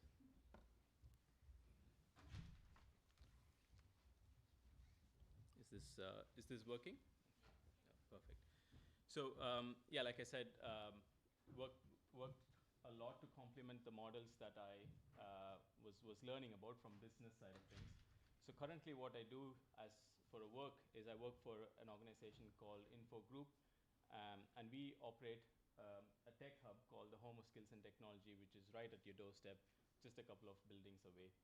And my role is very much to look at the problems that our clients face, and our clients range from different sectors, and I see what kind of tech solution that we can build for them.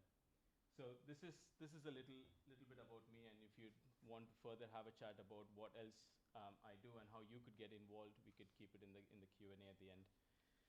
So for today, I'd like to mainly focus on two key points in LinkedIn. So why use LinkedIn in the first place? And then, according to me, I feel that there are sort of three main stages as a process that I use in actually using LinkedIn. And the three stages, as you can see, it's being self-aware, showcasing your brand, and engaging with your community. So this is sort of created, the whole presentation is created as a combination of how to use LinkedIn from LinkedIn itself. So I took the course from LinkedIn Learning, and also from my own personal experience. So it is a combination of both. So yeah, moving on. Why? So when I said when I finished my engineering, I moved and created my own startup. Then came here to do my master's in business. But if you had asked me that question at the beginning of engineering, I wouldn't have been able to give you that this is my career journey. And it has been quite a roller coaster and varied. But like everyone else, as soon as I completed my degree program, I took the same route of trying to get a job by applying into the numerous portals and numerous companies out there. But I faced kind of two main challenges. So the first one is as soon as I started applying online, the first biggest challenge that I faced was to try to get someone's attention. Getting someone's attention proved to be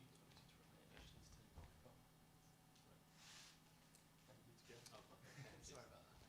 So now that's better. So yeah, so trying to get someone's attention was really difficult, especially in a world where there's so many applications that keep coming from every direction.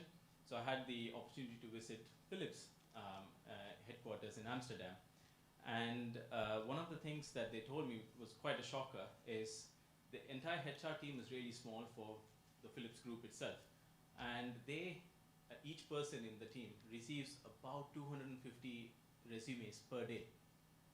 So they did a simple math and told me that in a normal working scenario, assuming that there's no other distraction, a person spends about 3 seconds to make a decision if they're going to pick up a CV or not. Some big companies make the use of online tools and machine learning and AI to help them make those decisions if a CV is worth it or not. But take this away. 3 seconds for someone to kind of decide if they're going to be checking your CV or not. So the one thing that they said is that they'd like a CV to stand out, because in 3 seconds they're not going to be reading anything from the CV. They're just going to see visually, and if it piques their interest, they're going to pick it up and read. So then I decided, okay, let me try creating my own portfolio, and I did that. I created my own website and started to create what I would say as my personal portfolio. But then communicating it was really challenging. People didn't understand what I was trying to say, and in the format in which it was said didn't necessarily resonate with others. So I was sort of going into a rabbit hole and facing the same issue of trying to get myself visible in front of someone that could potentially hire me. And LinkedIn sort of helped merge the two together. And as a organization, Microsoft, when they acquired LinkedIn, they made a really good decision, I would say, is that they didn't take the traditional route that Facebook or the Meta group did, where the business model is based on the more you spend, the wider reach your post gets. So Microsoft didn't do that. So that's why you can notice that some of the posts in LinkedIn would have 15,000 likes, or even a simple post that if you actually do get a good level of engagement, even if it's as low as 100 likes, you can get at least 5,000 people to view a post that you put out there. So that's because of the model that LinkedIn uses, and Microsoft made a very good decision on that. So ultimately, all you need is to get that little blue star, which we call as the all-star rated profile. And statistically, it says that if you have that little blue star in your LinkedIn profile, it is your whole portfolio is 14 times more likely to be viewed by sometimes. And I'll get to in a bit what I mean by 14 times more likely to be viewed. So going into the 3 stages that I just mentioned about, there is no specific entry point You can start from anywhere. You can start from showcasing your brand, engaging with your community, and also being self-aware. But just for the purpose of today's workshop, we'll just take this order, starting with being self-aware, showcasing your brand, and how to engage with your community. I'll slightly take a scientific approach in this front, and sort of explain why I'm saying these things and why it is important to have all three elements in the cyclical process. So yeah, the little blue star, that's the objective. And if those of you who don't have a LinkedIn profile yet, when you start to create the profile for the very first time, LinkedIn itself takes you through a guided process in actually getting that little star. Right, being self-aware. I think it's really important to know your personality. Now, there's the mainstream way of doing this is you can take your retreat in the Himalayas and meditate in complete silence and try to find out who you truly are. But in this fast-paced world, that's not realistic. And if you do get the opportunity, I would say please do that. But if you can't, there is a quick hack. Some of you might have come across this concept called personality quizzes. And there's one psychologist back in the day, his name is Carl Jung, and what he did was he categorized all of us, or entire human beings, into 16 different personalities, and there's a quiz based on that called 16personalities.com. One heads up, personalities are not the final, it's not like who you truly are. They change based on situations. So the reason why I'm asking you to take is the report that you get at the end of 16 personalities quiz is really useful. One of the things that the main sections is it highlights what your strengths and weaknesses are based on your personality. Just read them. Don't take them to heart, but just read them. Make yourself aware of what your strengths and weaknesses are. And research suggests that by just being aware of what your strengths and weaknesses are, you're more confident in communicating. And more confidence gets you the job, ultimately. Next up, you need to be also externally self-aware. And this is sort of what's your vibe when you're in a room. What sort of personality do you put out there, and how do others perceive you?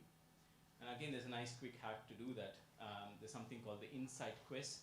So you go online, you take the quiz, and then at the end of the quiz, you don't get a report. What you get is actually another link. And then you send that link to one of your close friends or your loved ones, and then you ask them to fill out the questions for you. And at the end of, once they've completed filling out the questions, you get a report of how externally and internally self-aware you are, and a few tips on how you can improve your external self-awareness. So, classic example is that you might think that, you're really confident and you're communicating really well, but if others perceive as a form of arrogance, then you're really not going to portray the best self of yourself in a workplace, and, hopefully that doesn't affect you from getting a job moving forwards.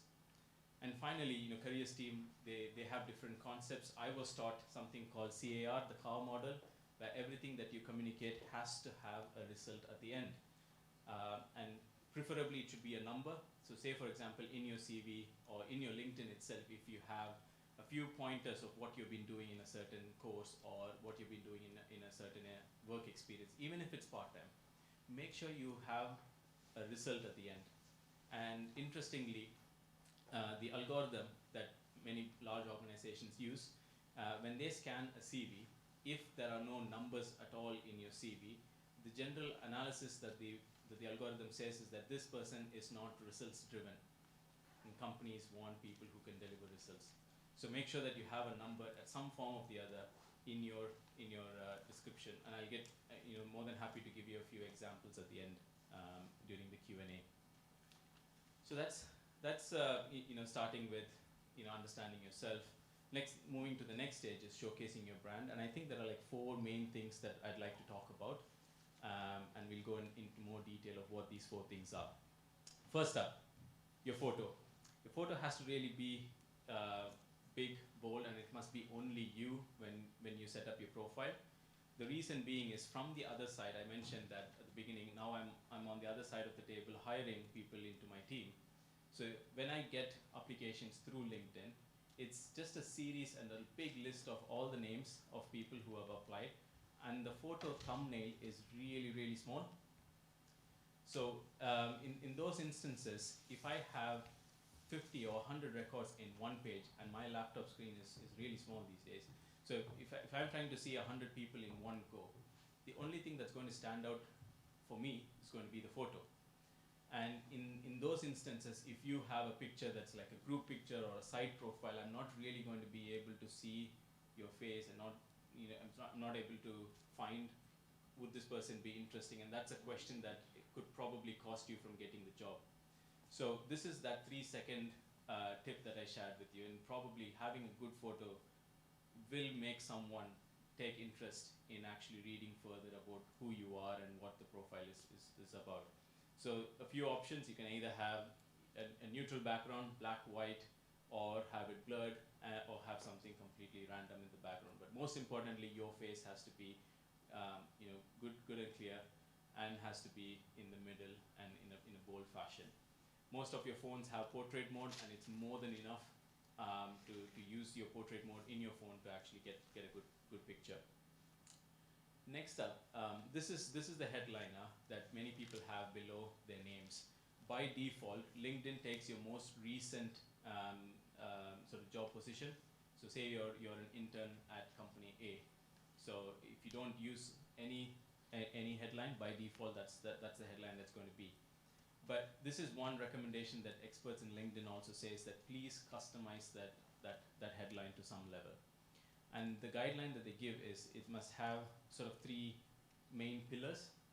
So you have industry specific words, your role, and skills and passion. And a good way to remember them is, in the industry specific words, typically they are words that you would have come across in the field of study that you're in. Your role is probably the kind of role you want to be going into, not the role that you want to, not the role that you're currently in.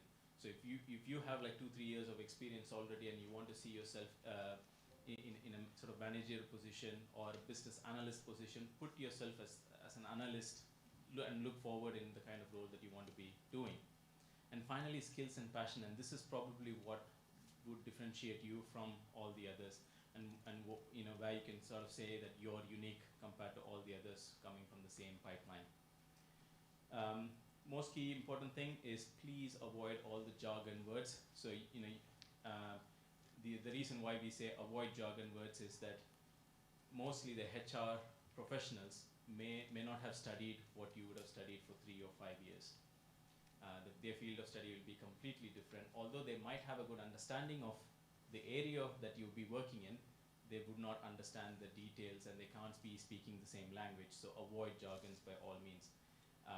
Classic example is a term called PMO. So could any one of you tell me what PMO stands for?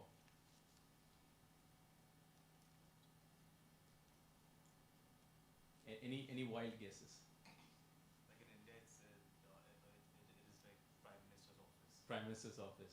But here they say project management office as well.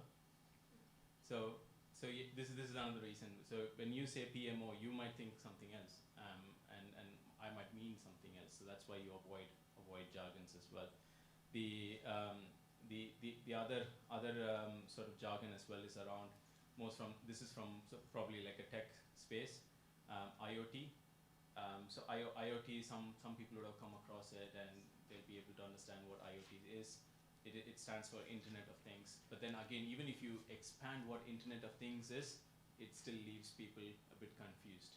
So the synonym there you'll be using is sensors, and that's a word people are quite familiar with. So it's really try to avoid jargons as much as you can. The second one is try to avoid long sentences. Some people have at least 3 lines in their headlines, and that really is not useful, because when I'm trying to search for potential people I would want to headhunt, and I go to my sales navigator or my HR portal, and then I create my filters and start searching for people. If the headline is really long, it's naturally going to cut it short, and I won't be able to read the entire thing. For me then to make a decision, do I still want to see this person's CV or portfolio in LinkedIn? You're free to just join here. Yeah. So just to give a bit of example, this is my headline. So my headline says that I'm an innovator who engineers business strategies. it was not like a sudden realization. I spent a good 2 weeks to actually come to this one headline. And the way I came to this is I actually started listing out what my industry specific words are, what my role is, and what my skills and passions are. So business and strategy, industry specific, because I did my master's in business. My role, when I introduced myself, I said I like to build solutions. So I sort of did a bit of a wordplay there. Engineer can be used both as a noun and a verb. And my interest and skill set lies on all innovation and innovation related activities. So hence, these are the 3 words I picked, took some time, and joined them together to form a sentence. So this is a template, and I'll try to get this across to you guys so you can start working on this. So my recommendation is, please do get together as a group, even if it's just 2 of you. Have this as the first starting point. And I'd like you to sort of think of these 3 columns in isolation. So the first one is industry specific words. Start just listing all the industry specific words that you have encountered in the last few years of education. The second one is your role. Again, what role do you want to be doing, not what role you're currently doing. And the roles could be either an analyst, you can be a manager, project manager, and do all those variations. And then finally, your skills and passion. And this is where you can have passions like leadership, communication, innovation, creativity. So my recommendation is, please get together as a group, even if it's 2 of you, and start filling just the columns out first. Once you have a table, at least of this size, filled out, choose 1 word from each column that jumps out and stands out the most for you. And then with now the 3 words that you have, start to string them together to form your unique headline. Like I said, it'll take at least a week or 2 weeks maximum. Next one is the about element. Again, there's a lot of confusion about how you write the about element. So in business studies, or you might have come across this concept called the elevator pitch. Quick raise of hands, how many of you have actually heard the elevator pitch?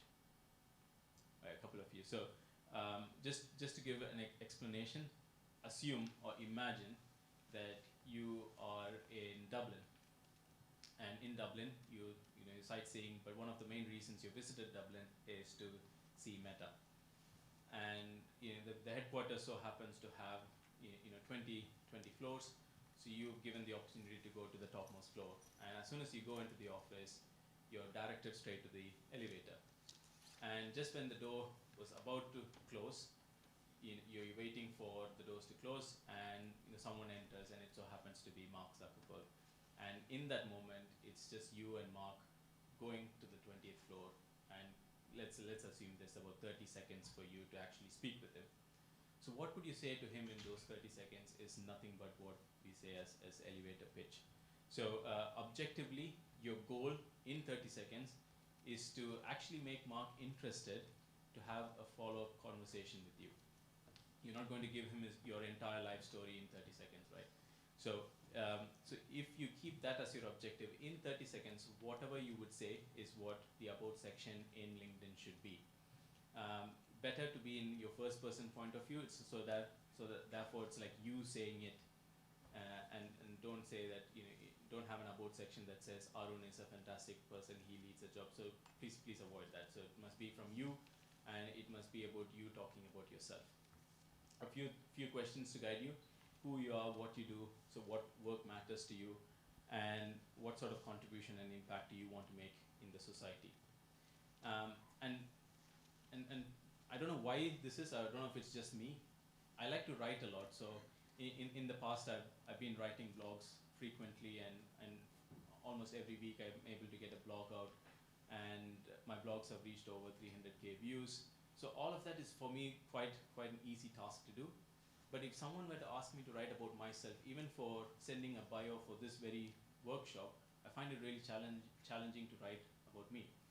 So one easy hack that I have here is look at someone who you can actually reach in the next 3 years. So not someone like, of course, if you can reach someone with the level of Satya Nadella, who's the CEO of Microsoft, fantastic, please do that. But if you want someone who's within arm's reach, someone who's 4 years ahead of you, who has completed the degree that you're studying, and is in a job or an environment that you want to be in, look at their profile, and if they have an about section, please sort of copy that about section and start critiquing it. As humans, we find it easier to find faults at others rather than trying to find what's good about ourselves. So try to use that inherent human nature of ours to your advantage and start to critique where the other person has made mistakes in their very own about section. And what happens is that by the end of it, you start to gain the language that the others use in writing about themselves. And once you know how to write and what sort of language to use, what sort of words to use, it's very easy for you to write your own about section. And again, when you get the slide deck, so this was the very first about section that I had in my LinkedIn profile. And please feel free to critique this, comment it, give all your constructive feedback. But then also go and check out what current about section that I have and see how it's different. And about section, please give yourself enough time, at least two to 3 months. But it is organic at the end, and it will keep developing as you go. So the about section that you will develop in the next week is not the final about section. But yeah, don't plagiarize. That's something that I would have to say. And we are in an academic ecosystem, so no plagiarism. But at least start critiquing it and try to find ways where you can paraphrase some of these sentences. So at least you have a momentum started, and then you can easily create your own about section. And vital extras. 4 things, and people miss out, and I've seen so many CVs and I still don't know why people don't do this, is LinkedIn allows you to customize your URL. By default, if you create a profile and you want to share the link with someone so that they can connect with you, it's usually linkedin.com/your name hyphen and the large alphanumeric code. But try to use the feature where you can customize your URL and do that in a way where it's really short. The reason is you would need to attach the link to your LinkedIn profile in your CVs, and all of you might have experienced this. Trying to fit everything in 2 pages as it is hard. So in those instances, if you have something that's short and neat, please use that. The next one is location. This is one hack that I did. But right when the pandemic hit, I had to stay with my uncle, and he's based in Wigan, and I had no ambition of actually working in Wigan. So chose my location to be Manchester, and choose the location where you ideally want to be working in, and put that in your profile. So this again allows headhunters and recruiters to find people within the locality to get the job, and of course change the location to a different city if you're also willing to relocate to that city. And the benefits of that is that your profile gets 19 times more likely to be picked up by someone from the region to try to fill a job role. Specify the industry, and this is something people don't look at, and it's not necessarily an important thing for getting that little blue star, but nevertheless specify the industry in which you want to be working in. For me, I have put in it as consulting, and that's the industry that I want to be in. And there's numerous different industries like gaming, public sector, private, not private, manufacturing.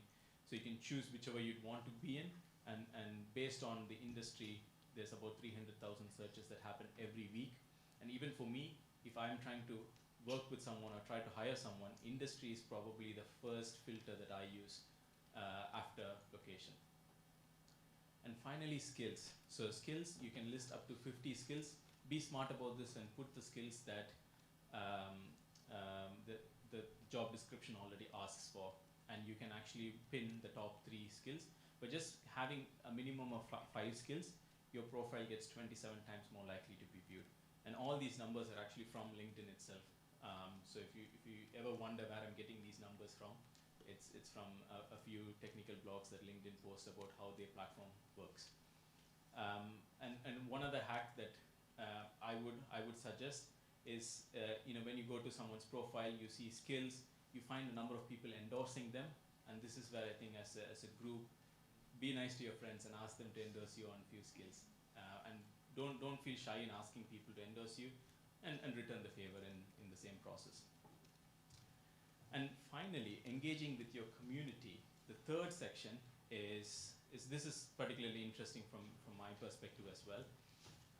And you have to look at this from a good strategy point of view. So going back to that initial cyclical diagram that I had in the beginning, so you were able to be aware of yourself, you showcased your brand, but then you have to engage with the community for people to start picking up who you are and start noticing what you do. There's this study conducted by this social psychologist called Dunbar.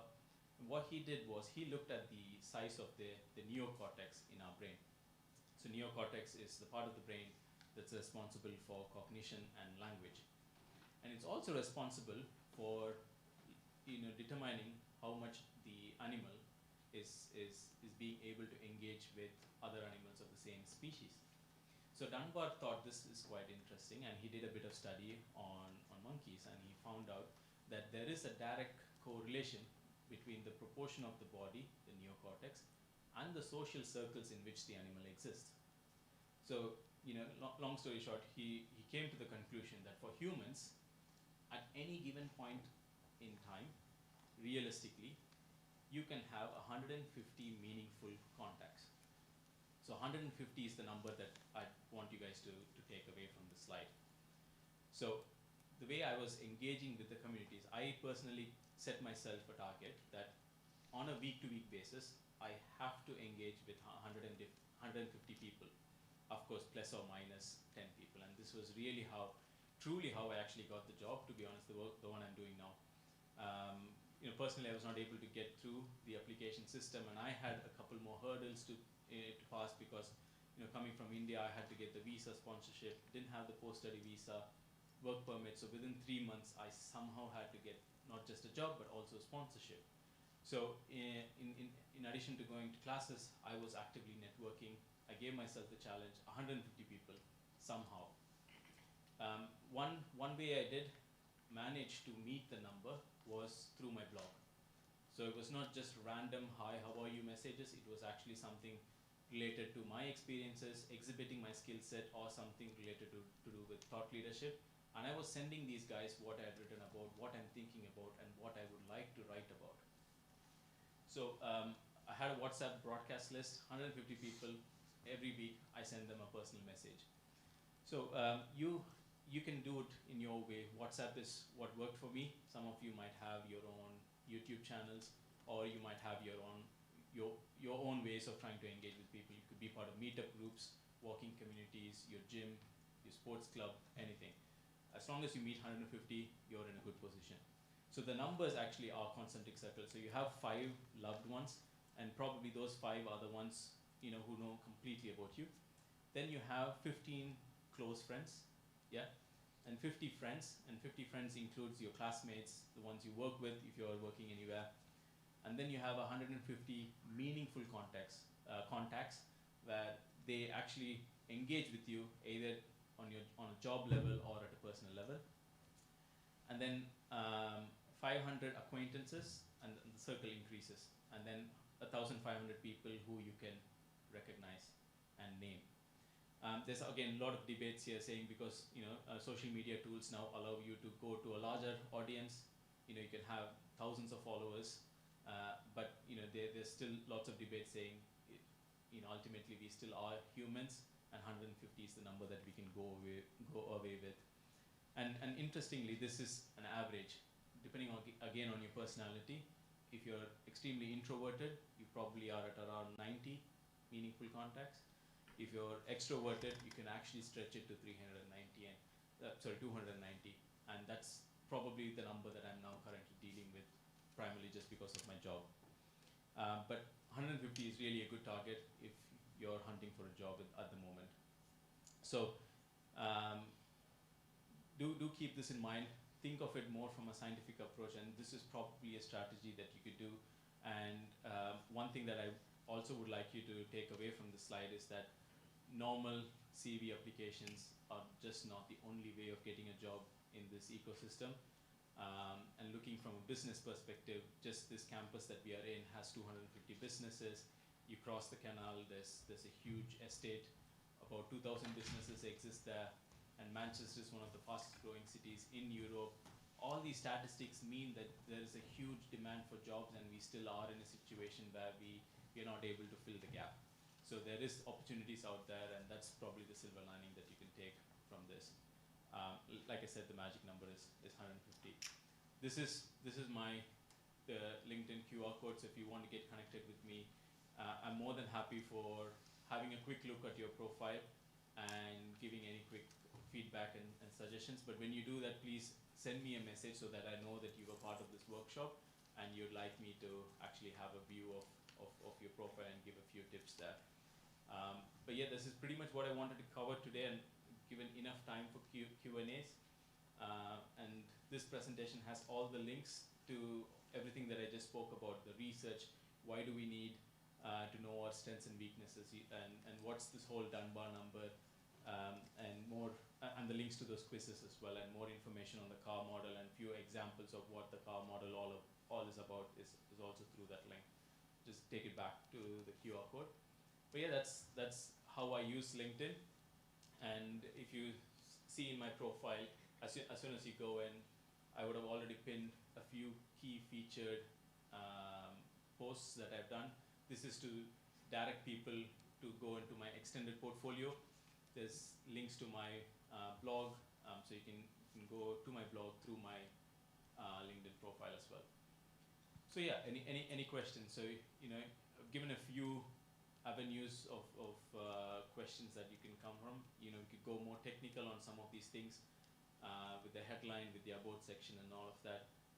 But also, if I have the experience of trying to get a job here in a country which I can't call my home country, and I'm now at the other end trying to hire people. So if you want to again ask questions around what opportunities exist, areas in which opportunities exist more, and what's the expectation of someone who's hiring. If you have any questions on these avenues, more than happy to answer them. Yeah. So when you were applying for the jobs through LinkedIn, what was your main way of presenting yourself, or how did you communicate with people, with the recruiters? So the two things I did there. So the first one, the main way of applying or making recruiters aware of me was looking at LinkedIn job portal only. I didn't go to Indeed or the other ones. And then I would go to the company website and apply, hoping that they take notice. The other way I was making myself more visible was through the blog. I would be quite opinionated about certain things. Of course, I would make sure that it is in a factor that it doesn't come across as rude, or at least makes me a bit more visible, if you know what I mean. So, and it's all about that consistency. Every week I got some post out, and I was just posting it on LinkedIn, and that's the only way I was making visibility of myself in the online portal. But I was also really up for networking. I would go to every networking event. Eventbrite was where I would go and choose the category as business, and even if it's a business networking event, if it's free, I would go and just be participating there, collect business cards and just leave. So that was literally how I actually got the job. So it was through a networking event. I met someone and I just said, you know what, let me work for you for free. And he said, okay. And they were happy with what I did. They were really impressed. So as a kind gesture, they introduced me to someone who could actually sponsor an international employee. And that's the one I'm working with now. So even if you have to work for free, yeah, do it. Thank you. Yeah, any other questions?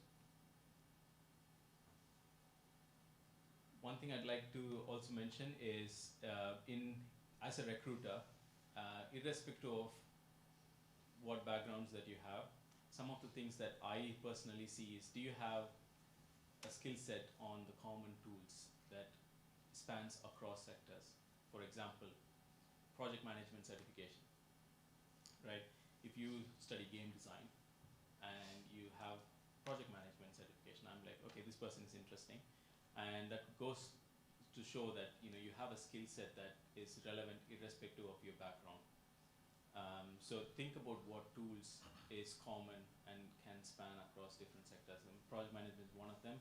It can just be a certification on data analysis, and you might have got that from Coursera, for example. Or you just want to exhibit problem-solving skills, and you can get a badge from a website called HackerRank. So these are things that people recognize. The websites HackerRank, Coursera. I wouldn't say LinkedIn Learning itself, but if you really want to do something, LinkedIn Learning can be your last resort. Yeah. So my question is not actually based on LinkedIn, but then since you had work experience of working in India and then you have come here to work in Manchester, so what was the difference that you found in the work culture and how did you adjust to it? Was it challenging and how did you address it? I think the biggest difference that I found from India coming here is the business community here are willing to have conversations irrespective of the position that they're at, which is why it's really important to go to those networking events. So you might find directors, managers, or even the founders or the CEOs of certain organizations. It's really easy to reach that level, and not forget the UK in size is really small compared to India. So over time, it's been 3 years, but now if I go to any networking event in Manchester, I just happen to bump into someone that I've already met.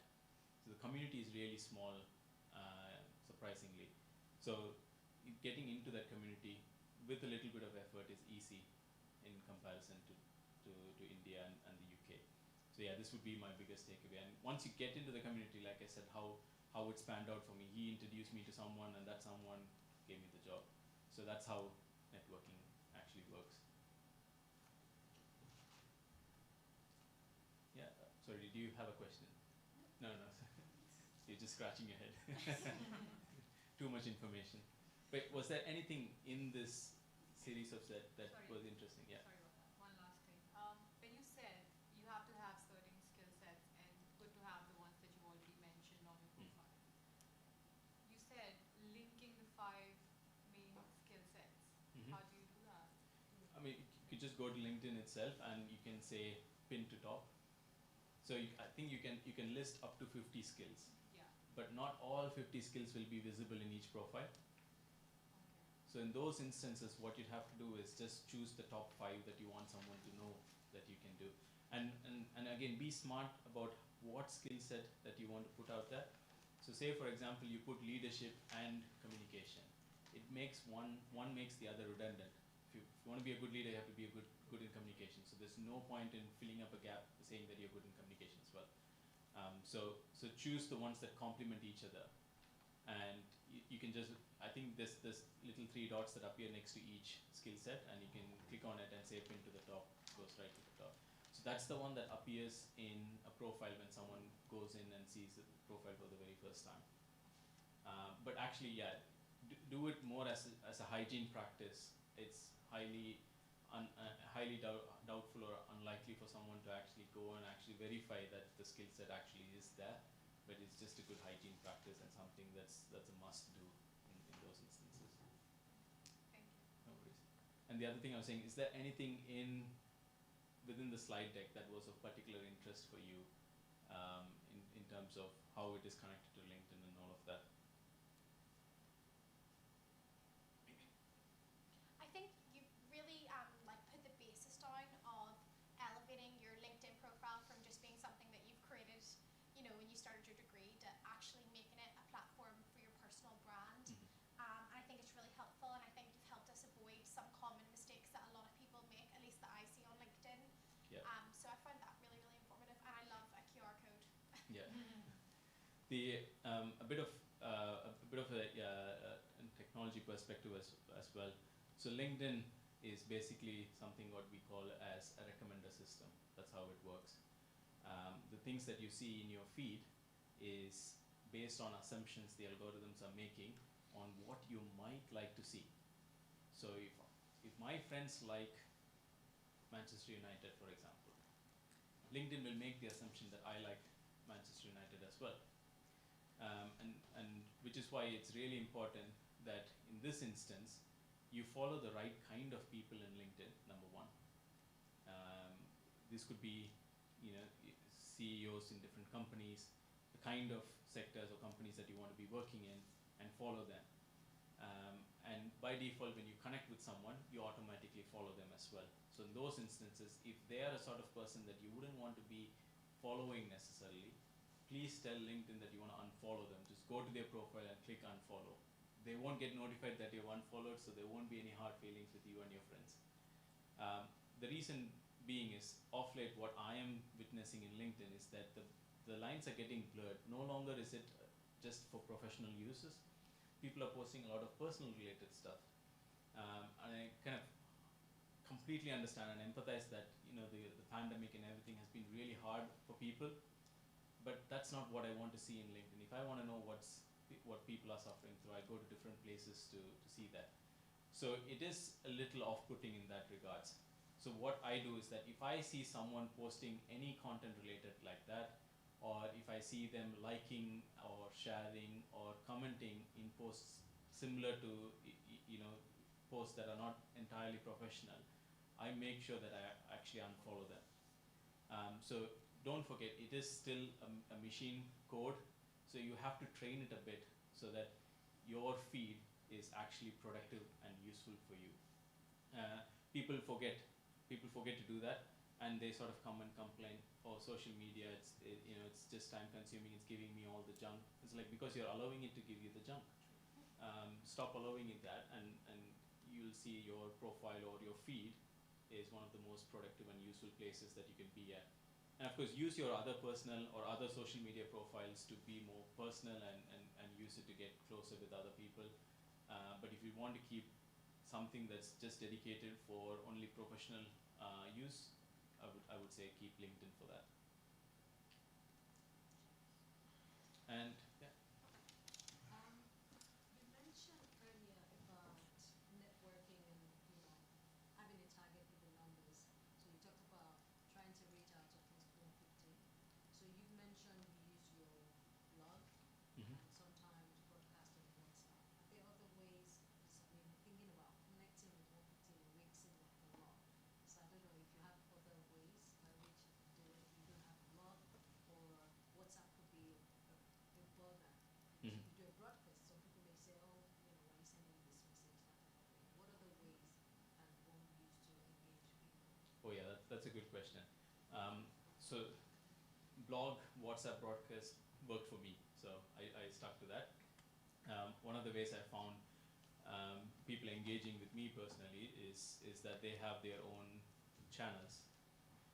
For example, in different platforms like YouTube, Twitch. So depending on which stream or which sector that you want to be working in, choose that platform and keep that as the means to reach out and communicate.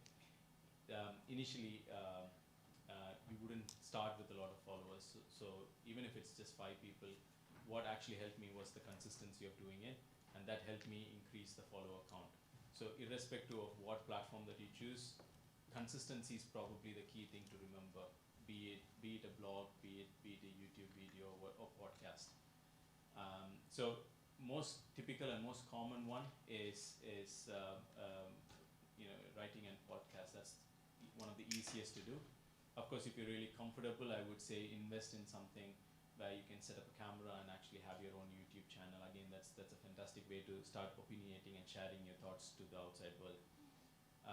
But irrespective of what you choose, consistency is the key.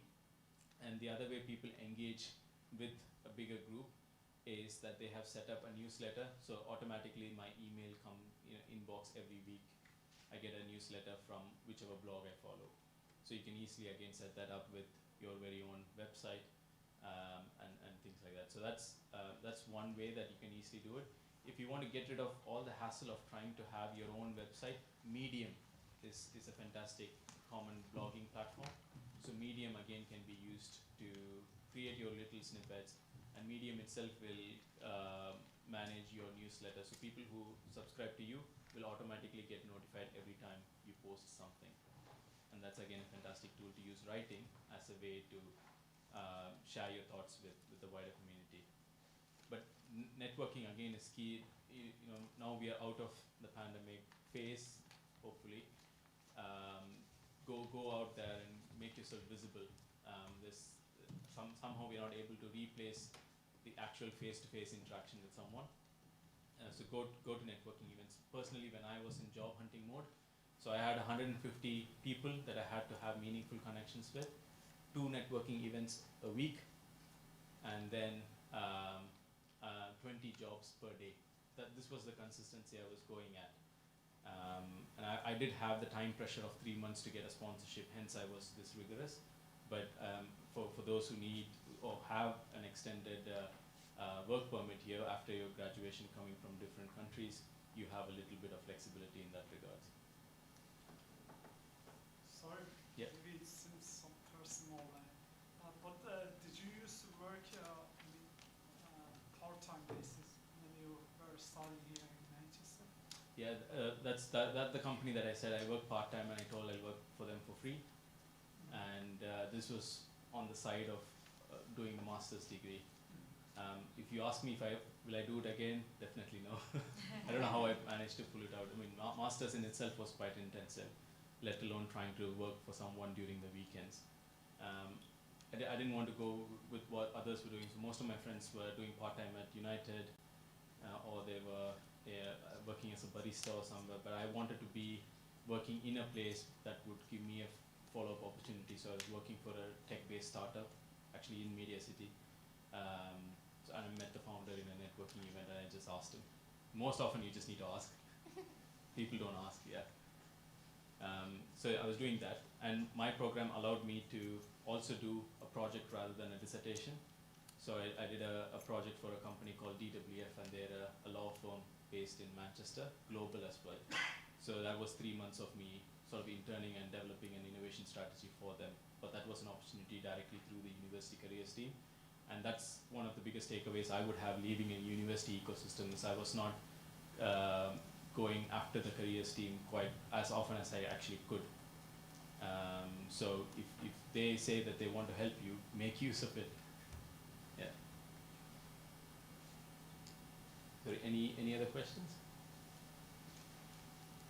And one final thing I'd sort of leave you guys with. So in from this side of the world, from a business side of the world, I said opportunities exist, but you'd have to make yourself visible, and make, irrespective of whatever course that you're doing, having some sort of credibility in a platform that is common across all sectors is really, really useful. For example, like I said, project management, or if it's anything related to technology like data analysis, things like that, have any form of certification on that. And businesses are using some unconventional ways of getting people into jobs. So there's, you can take the bootcamp route. You don't necessarily have to go into the graduate scheme. So bootcamp routes are, providers like ourselves. We do a series of bootcamps where 3 months you join the bootcamp, which is funded, so free for you guys. Gain a few skills, gain the certification, and also at the end, put yourself in front of potential employers who can hire you. So if you want to further have a chat with me about what this bootcamp route is, more than happy to do that, and I can give you further information on that. And ultimately, have a number, but stay consistent to it. Just going back right to the beginning of the slide, LinkedIn is not a one-off. It has to be a cyclical, consistent process.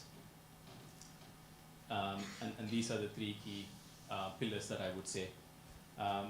Make yourself a bit more self-aware, take those quizzes, ask your loved ones of who you truly are, and in some cases your best friends might know what your strengths and weaknesses are more than you. Just ask them and be aware of them, because that helps you be more confident in communicating.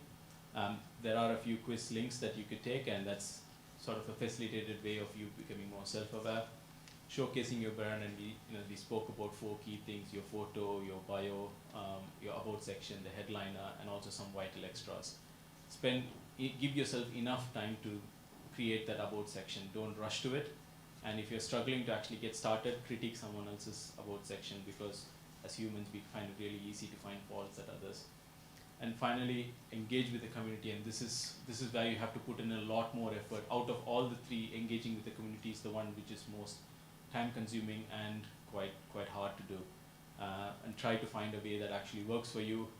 For me, blogging worked, but for you, if you like podcasts, or if you like to do video logs, choose that. Or if you don't want to actually do any of them, you just want to attend networking events, that's more than enough as well. But yeah, that's it. Thank you very much for listening, and we'll get these slide decks across to you as well, so you have the links to all the studies that I spoke about, and the links to the quizzes as well. So yeah, thank you everyone.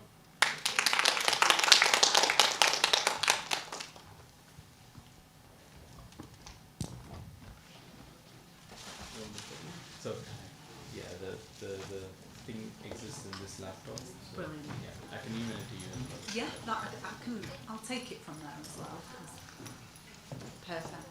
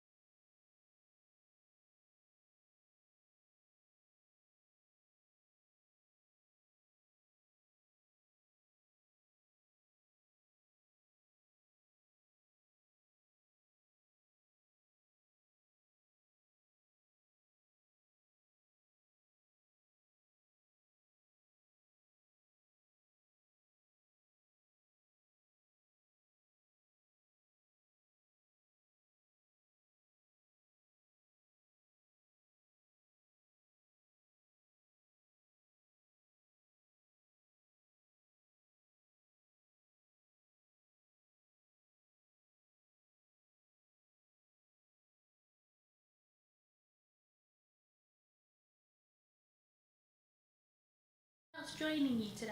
I've got two more of my colleagues coming today, Shannon and James. They should be here. They should be here shortly. I'm presenting, so if I share my slides, will you be able to check that it comes up? Yeah, perfect. We're in a lecture theatre as well, so there's some people here. Okay. Bye, everybody. So what I'm going to do is I'm going to switch our camera. We might be able to get it full screen. I don't know. Is there anything we need to do? So we've got Shannon.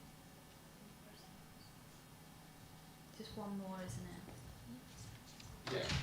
Yeah. Hi Shannon, you okay? Yeah, I'm good, thank you. How are you? Fabulous. Just letting you know you're going to be live streamed. I think we are at the moment in the lecture theatre, so I'm not sure if we're online.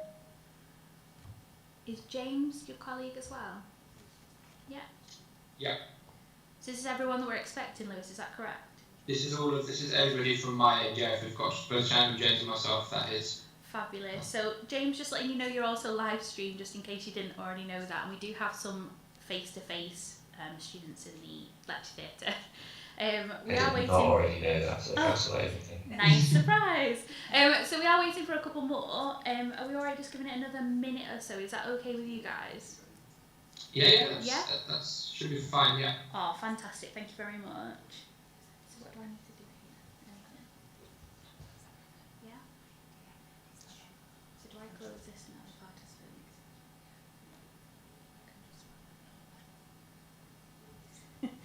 You can see James is not enjoying the idea that he's live streamed.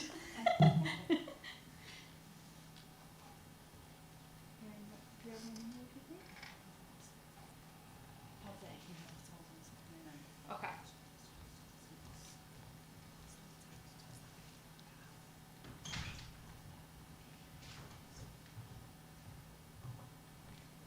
Just a couple coming in now. You can come in and take a seat, that's fine. No idea what I'm doing with this computer. Oh, nice and simple.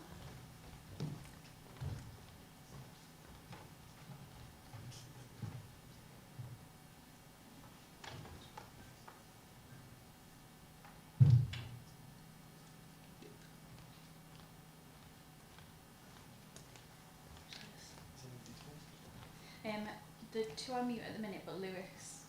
Lewis, can you hear me? Yes, I can, yeah. Yeah, that's cool. I'm just double checking. Volume in here is okay. Thank you. Excellent. I can't see whether my slides are up. Can you see them all okay? Yeah, so is it Government Statistical Services Fast Stream, is that correct? That's the one, yeah. So everything looks fine from our end. If anyone's just going to come in, they're going to come in a little bit late. So what we'll just do is start, if you want to start, 'cause I'm conscious of your time. So sure. I'm going to go sit down, but if you need anything, give me a shout. Yeah, we'll do. Yeah, make sure you tell us if we freeze or something goes dreadfully wrong. Yes. No. Yeah. So good afternoon, everybody. We're from the Government Statistical Service Fast Stream. We're here to talk to you today about the Fast Stream in general, the Stat Stream a bit more specifically, and as a part of that, we're going to tell you a bit about what our sort of days look like, and then how you too can get on the Fast Stream and sit in our position over the next few months. So on the theme of introductions, my name is Lewis. I'm a second year Stats Fast Streamer.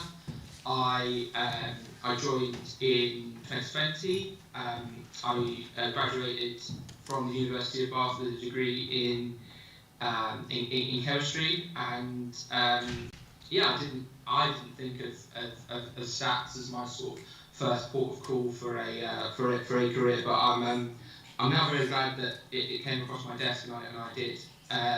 So with that in mind, I'll pass you over to Shannon. Hiya, I'm Shannon. I'm a first year Fast Streamer, so I actually joined in October last year. I have a bachelor's in psychology, and likewise didn't realise the significance of the statistics until I came across this scheme. I actually also got my master's a couple of years ago in forensic psychology, so again, big amount of statistics in that as well. James, over to you.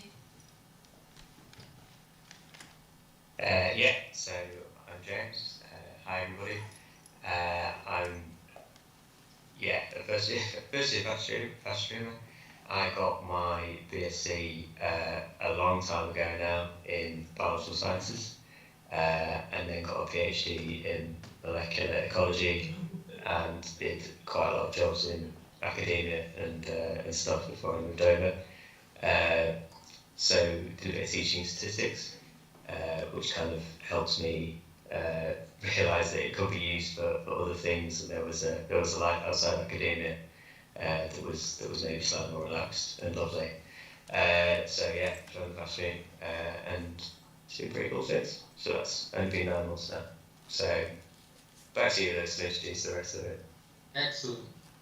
Thanks, everybody. So what we're going to talk to you today is going to fall into sort of 4 categories like this. We're going to do, Shan's going to take you through an introduction to the fast stream and the stats fast stream, a bit about sort of what the roles look like, what the grad scheme looks like, what you can expect while you're there.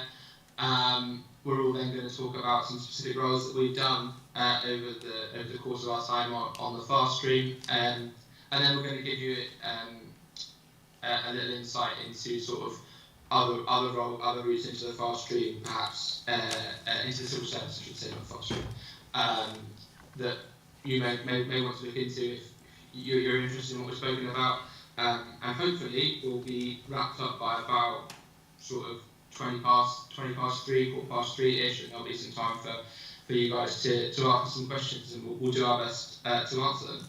So with that, on to Shan. Thanks, Lewis. The fast stream, you may or may not have already heard of it. It's essentially the civil services version of a graduate scheme. Hence, it is one of the top 5 graduate employers, according to the Times Top 100, which is great.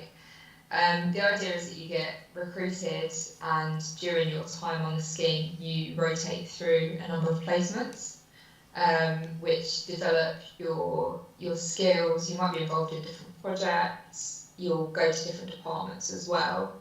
And the idea is that at the end of the scheme, you'll have developed skills both in the profession that you've chosen, but also just generally your leadership skills to be able to go into a leadership role.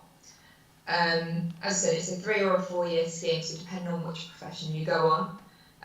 Obviously myself, Lewis and James are all in the stats scheme, and that is a 4 year scheme. There are some that are 3 years instead, which will have probably slightly fewer placements. And the roles can be anywhere in the UK, so that does include the devolved governments, Scottish Government, Welsh Government, places like that. Now, at the point, obviously, we joined during sort of COVID restrictive times, and there was a lot of remote working. It's worth bearing in mind that's not necessarily the case anymore. A lot of departments are going back either full-time in the office or hybrid working, depending on your department. So there is much more office time now than there perhaps was when we joined. Should I moving on, please, Liz? Okay. So yeah, there's 15 fast stream professions listed here. I can't give you an overview absolutely of every one of them, but at the point that you apply, you will pick, I think it's up to 3, if I remember correctly. So at the point of application, you'll get considered for all 3 of the schemes that you apply to. I mean, as we said, we'll go through the application process in more detail later on, but you get assessed for whichever ones you choose. Obviously, we're going to talk more about the Government Statistical Service, so if you don't mind moving on to the next slide, please, Lewis. Thank you. So, yeah, GSS is a 4-year scheme. So you get 4 postings, 2 are a year long. Then you go for a 6-month posting, which is what's called a complementary or a secondment. So it might be that you go into a different type of role for 6 months, or you might go to a different like a charity or BBC or depending on if you're lucky, thinking that one. And then you finish with an 18-month placement at the end of the scheme, which again is in your stats stream. The starting salary is 28k, and that does increase each year that you're on the scheme. And the idea is that once you've completed the scheme and you pass your assessment at the end of the scheme, you're eligible then to go into a role with a salary of between 45 and 55k. So in terms of requirements for the statistical service, you need to have a 2-1 degree honours in a subject which contains at least 25% taught statistics. Or there's considerations for a higher degree in a subject that also contains formal statistical training. So I actually have both. So I have an MSc which had statistics training, and it also got 2-1 honours in my BSc as well. So it depends on what route is right for you. And again, as we said, other professions will have different requirements, so it's worth double checking before you make your selections that you're eligible to apply to whatever schemes you choose. Next slide, please, Lewis. Yeah, this one's just a little bit about the types of role that you might get whilst on the statistical stream. So publications, I mean, we're going to talk about the types of roles that we've had in a bit more detail, so we can give you a little bit more guidance on those when we go into that. But publications could be, you know, scheduled publications that the stats team, the stats service produces regularly, or it might be ad hoc. Presenting, there's policy analysis, so advising on government policy, and looking at existing policy and whether it's working in the desired way that it was designed for. Methodology, data science, operational research. There's a real wide variety of roles. Even like I work in HMRC right now, and I know lots of people working in HMRC, and the variety is extreme. I think I'm passing over to James now for his day in the life. If I'm correct. Look at that, smooth like a well-oiled machine. So yeah, this is, I will chat you through a little bit of what I do day to day. So I work in the Department of Work and Pensions. I'm based in Leeds, which is what that really big, scary 1984 building looks like. And I mean the book, not the actual year. So I work as a health contracts analyst, which is much more of an operational researcher role than it is a traditional statistics role in government. So I feel a little bit like a jack of all trades, master of none for this role, but there are some really good advantages to that, and to start my first year from the kind of fast stream idea, it gives me a really good and wide range of experience. So basically, I'm involved in managing contracts around health benefits, and basically to make sure they're delivered in a timely manner and to the correct people. So lots of my job deals with external data that is provided to the DWP by private companies that we have employed to perform the operational side of the benefits. So kind of assessing people for disability that allows them to gain benefits, or tracking them through employment, for example, which the DWP doesn't do centrally. So I'd say day to day, I split quite nicely into some roles that require kind of more soft skills, and then more technical roles. So a big part of my day-to-day job is the organisation of what we call stakeholders. So these are people that have kind of skin in the game of health assessments. So these can be internal and external. So external stakeholders are those private companies that help us provide those benefits. So a lot of my role is to kind of liaise with them, to organise them, to make sure they're giving us the right data. And also some internal stakeholders. So here we're talking ministerial teams, other areas of the department, and making sure we have a kind of nice tied up with a bow on it at the end of the month. data that we can all trust. This is pretty especially relevant when we're changing contracts over, which we're doing at the moment. So that constant engagement with kind of external parties is a massive part of the job, and it's something that I don't think you will get exposed to easily outside of the government role. So that is a massive advantage for the fast stream. And I just managed to entirely close my computer down, which wasn't good. So the other side of it is the more technical side. So in my role at DWP, we use a coding language called SAS. That is slightly more unusual, so I'm sure a lot of you might have been exposed to R or Python. So SAS is used in the DWP and to a certain extent used in HMRC. I'm sure Lewis will talk about that later. And so it's useful for really sensitive data sets. It's used in medical statistics, so very useful to know if you want to go down a pharma route or if you want to go, use those data sets with things like national insurance numbers or people's private data in them. You will probably get exposed to SAS. So using SAS, I give a couple of more technical bits. A lot of sampling advice. So at the moment, I am the expert in the department on sampling. A lot of that is just rocking up to meetings and suggesting numbers, so we can, correctly validate that external data that we get from those private companies. This is a really important job. It makes sure that we kind of have that data for trustworthy downstream analysis, and is useful. It is something as a statistician that you will be exposed to at some point. So I'm happy I put it out of the way now. The other one is forecasting, slightly more hand wavy than sample size calculations. But basically, forecasting what we might need in the future can be monetary, can be people.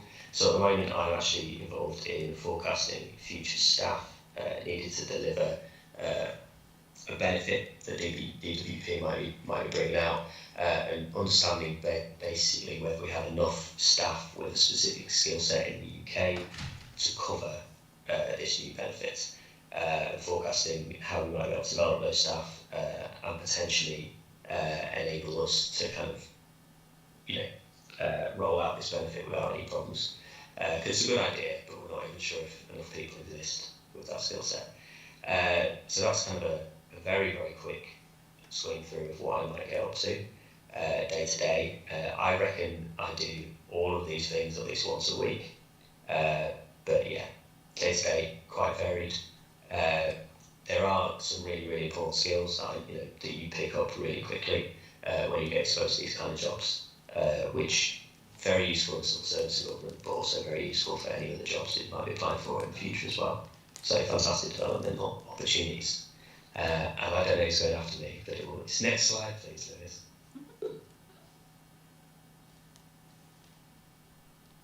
Yeah, so as I said earlier, my current role is in HMRC.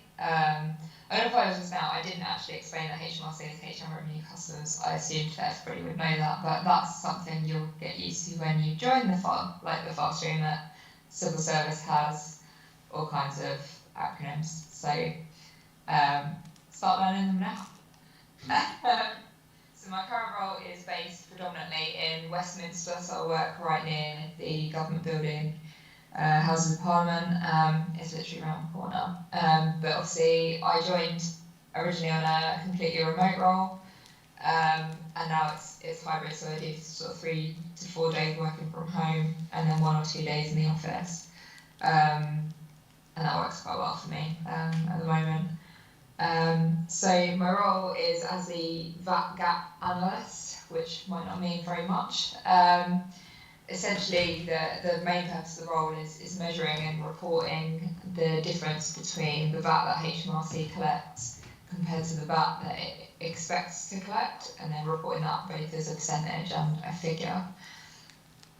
So across the course of the year, we'll update the model that we use. At the moment, it's in Excel, and I really want to move it into R because Excel is not fit for purpose at the moment. It's really slow.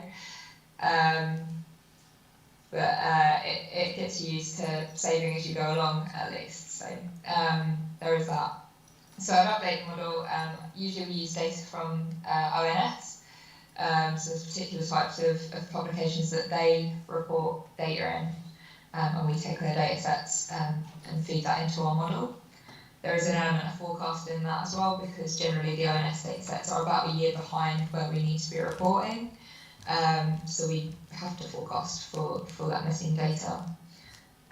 Once we update the model, every time it gets updated, we have to produce paper for scrutiny from what's called the Back Gap Working Group. So it's a group of people who know far more than anybody probably should know about that, and just sense checking everything that we're doing in terms of methodology and data sets, and not giving them the opportunity to tear it to shreds if they choose to. But usually they're pretty supportive, so it's good. But it's plenty of presenting opportunities.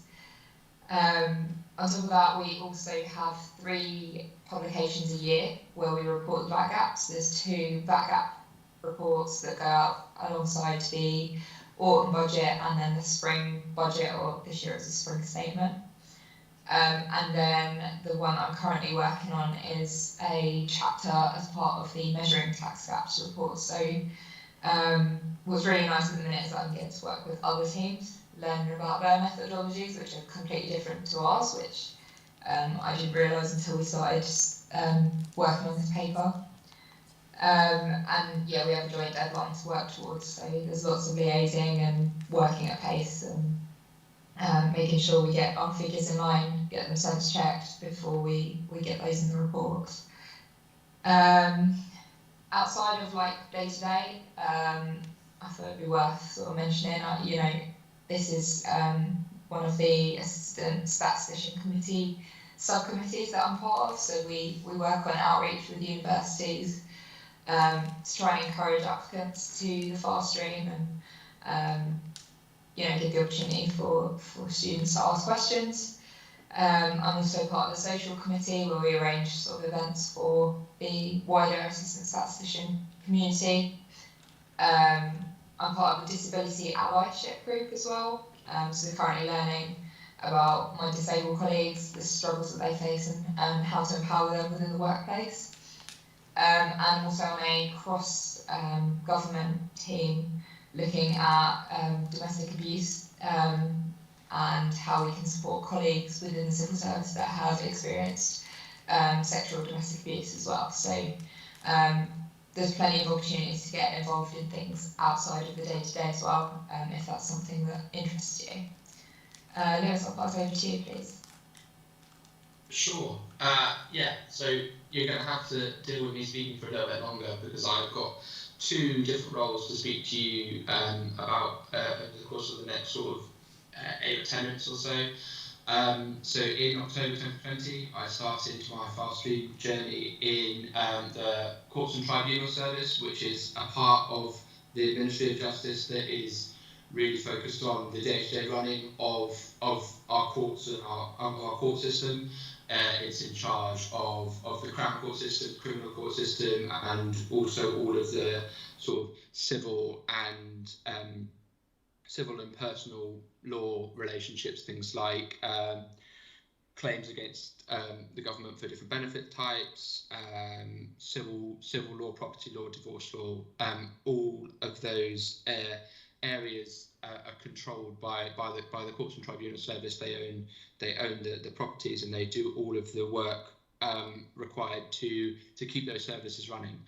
That was meant to be based in Westminster, in the office that the MOJ have in Petty France, and there was a whole load of very positive information coming out in the summer of 2020 about how we were all going to be going back and it was going to be great fun. But when I started, I ended up doing all of that work from home, and I've now moved into HMRC as well. I do a very different role to Shannon. My role in HMRC now is based a lot more about COVID response, COVID analysis, and the analysis of the specifically these employment support schemes that were paid out over the course of COVID. So that includes the furlough scheme and also the self-employed income support scheme. I'm based in the HMRC's shiny new regional centre, which is in Stratford, right on top of the old Olympic Park. And I also work from home. I currently live in Oxford, so I'll leave you to calculate how long I commute when I go in for my days in the office. So I'm going to speak to you first about my role as a modelling and forecasting analyst in HMCTS. So I joined the Courts and Tribunal Service at quite a difficult point in their life cycle, really. Social distancing had essentially more than halved court capacity. I don't know if you remember going back to that time, but there was a lot of information in the news about court backlogs, courts not being allowed to sit properly, judges not working the hours that everybody expected them to be able to be working in, and we were trying to basically calculate how long it would take the courts to recover, quote unquote recover. We had a whole load of modelling and forecasting key performance indicators that had essentially been rendered. I won't say useless, because all models are wrong, but some are useful. But they certainly weren't fit for purpose at the time that we picked them up, and we were going on a really big drive to build these models back up from the ground up. So we moved away from some quite technical in-depth models that had been built in different coding languages to new ones that had been built very quickly in Excel, and to the process that I was doing, which was a lot of converting those Excel models into models in R that were much easier to use, much easier to update, and much faster to run, and would have been able to calculate a lot of different parameters.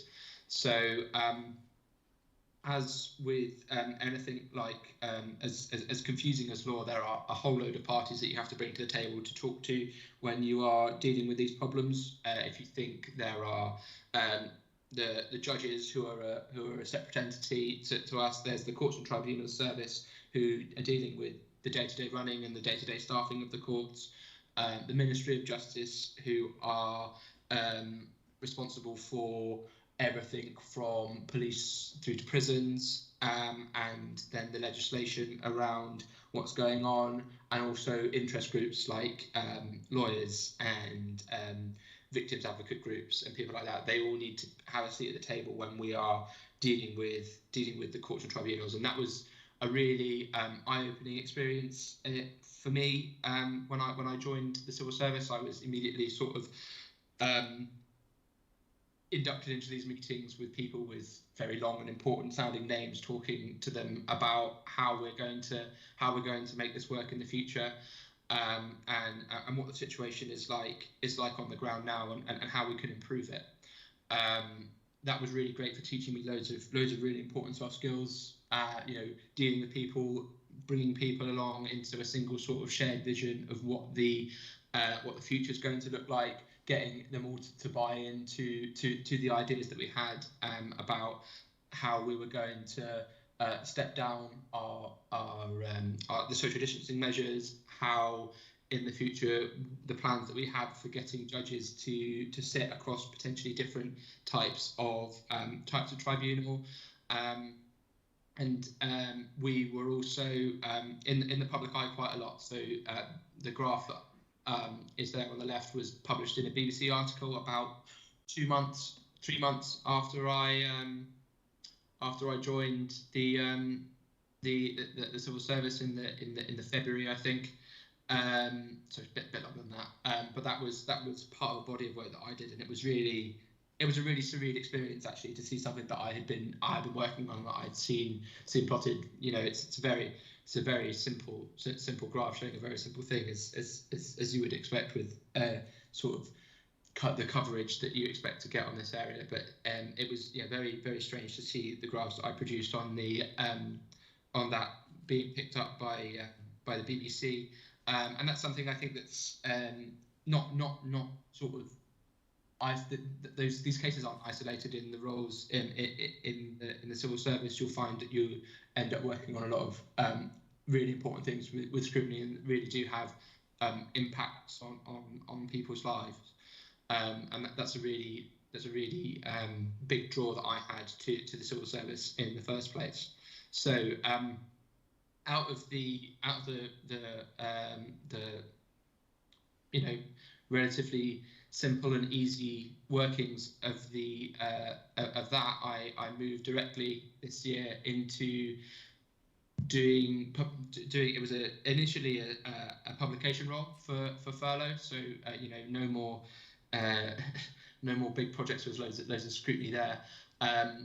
So I moved in for the last 3 rounds of the publication of the official furlough statistics. So I ran through the September, October, and final November and December publications of the official statistics. Again, something that the BBC deemed important enough to put on their front page, and brings my participation into BBC articles up to 2 now. Hopefully no more for the foreseeable future. So as James alluded to earlier, a lot of that important sensitive data is stored in SAS, and our calculations that we were using to calculate the proportion of people that were on furlough, and the breakdowns, demographic breakdowns of those people, that's all done in SAS. That was a brand new coding language for me, whereas I'd had a bit of experience using R before I joined the civil service. SAS was a completely alien concept to me, and there's a whole load of really great resources within the civil service to help you learn things like this. There's another database querying language called SQL. This one's a bit more widely used.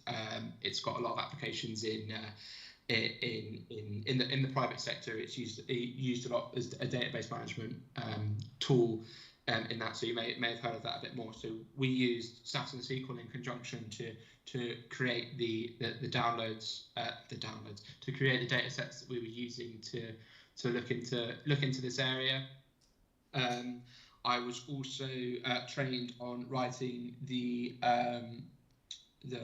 gov.uk page website that you get rerouted to when you look up when you look up the furlough statistics. So I've done the writing around the publication, and some of the work that we do liaising with journalists and with media companies around pre-release and early release of statistics, so that they can have their headlines on the day that a publication is announced. My publication obviously was a monthly one, whereas Shannon's TaxGap one is a bit more ad hoc and on a slightly longer timescale, because it was around for longer. So that gives you an idea about the different lengths of time you can have to work on a project. We would publish on a Thursday morning, and on the Friday afterwards we'd already be working towards the next publication. This role has transitioned a little bit, as you would expect, since the stop of the publication scheme. I'm now doing a lot more analysis and evaluation of some broader questions around: was the scheme value for money? Was it good? Has it reached the people that we expected it to reach? And I'm part of a really wide range of team of people that cover sort of social researchers that are going out to survey people about their use of furlough, and surveying business owners about how many jobs they thought it saved, to economists that are looking at sort of much wider questions about the whole economy, to statisticians who are probing a lot more of the data that we've already got, and seeing where we can use data from other departments to try and understand what we have a bit more in depth, and that's really great. And then as Shannon touched on, it's you don't have, we have responsibilities, and we do things outside just our sort of our day job and our analysis. hacker men sitting looking at command line screens and in hoodies and squirreling away numbers. We do broader organisational things. So I lead this subcommittee looking at promoting the fast stream and promoting the stats fast stream in particular to universities. I also do some work on recruitment to leadership roles from people at lower grades from within the civil service. And there are a range of other networks you can get involved in, either within your department that you get posted to, or at the fast stream level. Things like women's networks, women leadership networks. There's LGBT advocacy groups, and there are even special interest groups like I know there was a friend of mine who set up a wargaming society where people that enjoy wargaming go along once a month and sort of meet and network, and there is a really big emphasis on not just improving your technical skills, building up a network of people within the civil service that you can draw on for experience, and doing things that will develop you further outside of your chosen technical stream. So I'm passing you over to James now to talk a little bit more about sort of why you'd want to apply and all the things you can expect from the fast stream. Yeah, so if those day in the life talks haven't entirely put you off, this is the next question: why apply? So first off, we'll work through these slowly. Range of roles. This is the big one. So as Shannon has said, you will be basically bumped from department to department throughout your 3 or 4 years on the fast stream. So if you don't like one job, you can get to move on in a year, which without having to bother with the risk of quitting or the annoyance of applying for loads of jobs. And every single time you're going to get a massive range of training opportunities and the ability to improve. So, managing to really getting as much out of each year as you can, even if it's not the perfect job for you, knowing that you can move on is a massive advantage of this kind of thing, and gives you as wide a ranging experience as possible. Training, this is a big thing. I think we've all touched on it in our day in the life. You will be exposed to a massive range of technical and soft skills training. This might happen in your job in terms of, you move on every year, you're going to get exposed to a lot of different kind of behavioural, there's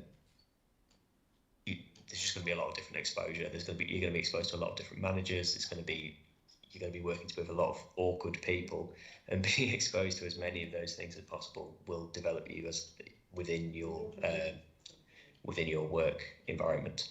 In addition to that, as a fast streamer, you get specific technical training. So you will have access to GSS, which is Government Statistical Service Training, ONS, so Office of National Statistics. I've got to remember all the thingies now, and civil service training as well. And they will be directly related to things like increasing your ability in coding languages, so a few we've talked about today, and also leadership training.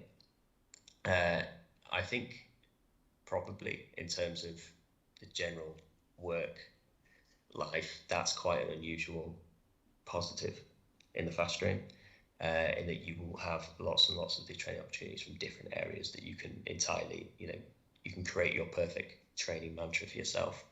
And then another big one, accelerated career progression. So this is tied up with the other highlights there, mentoring and leadership. You're on the fast stream.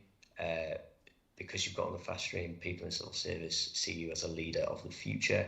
It does mean that you're in line to get the most difficult jobs, but it does mean that those jobs you can leverage into promotion opportunities further down the line. So, for example, this is what I've been told, statisticians aren't that likely to get an opportunity to meet with ministers, to put ministerial submissions in. That's mostly policy colleagues. So my boss, so my grade 7, which is the position that you will eventually be trying to get to in the fast stream, has been in the Department of Work and Pensions for 29 years. So he's been working longer than I've been alive. And he's never met any of the ministers in the Department of Work and Pensions. I got to meet one within 4 or 5 months after putting a submission up for a publication. You know, they're going to chuck you into it, but that is a really, really good, you know, pop that on the CV, be able to talk through that in an interview. It's a really, really good thing to have that kind of accelerated career progression available. Because you're on the fast stream again, you'll be exposed to a lot of people very high up in the civil service, so senior civil servants. They will be happily mentor you. They will happily give you little nuggets of information they've picked up from their years in the civil service. You know, that leadership training that you will have. Those exposures, although quite common in the fast stream, are very difficult to get in a day-to-day job. So this really is about exposing yourself to as many different people as possible at a higher level as possible. So in the future you can push forward. It's about making progression slightly easier, is how I would define the whole process. And then you get the usual benefits which are associated with civil service, some lovely flexible working arrangements. I doubt working from home will leave entirely. I imagine hybrid working will come in. 20 days annual leave, which is quite a lot of annual leave. The Queen's birthday every year, which is like an extra day. None of your mates get that. And yes, I think Lewis did discuss the wide range of fast stream networks available as well, and the fast stream community that you will be that will be promoted to you, so you can kind of get that social content and have those networks as you will kind of move up through the ranks and help each other. Lewis, can you next slide, please? Right, so if you would want to apply, the application process, I believe it opens in September, and it's open for a month. So you'll have a month to do this first bit. So first off, you basically have to sign on online assessments. This is split into a couple of different rounds. Much of it is multiple choice, which is lovely. So you have kind of work style questionnaires and situational judgment questionnaires. These are the kind of questions seem quite simple when you do practices on or practice ones on the internet, and we'll ask questions like, if you are in charge of a team and all the team go on holiday, what do you do? With options between panic entirely and beg them not to go, and various communication options, which should be quite self-explanatory. Once you're through those, you will end up at a video interview. This isn't a traditional interview. The question will flash up on screen, and you will have a couple of minutes to answer directly into the camera. I don't know about Lewis or Shannon. I found this whole process deeply disturbing, but it's worth it in the end to get through. And what's important to think about in that first point, those online assessments, you don't actually have to leave your room to even get to that point. So well worth a punt if you're undecided. Level 2, once you're through all those tasks, is an assessment centre. So I did my assessment centre in person. I think it has changed slightly recently.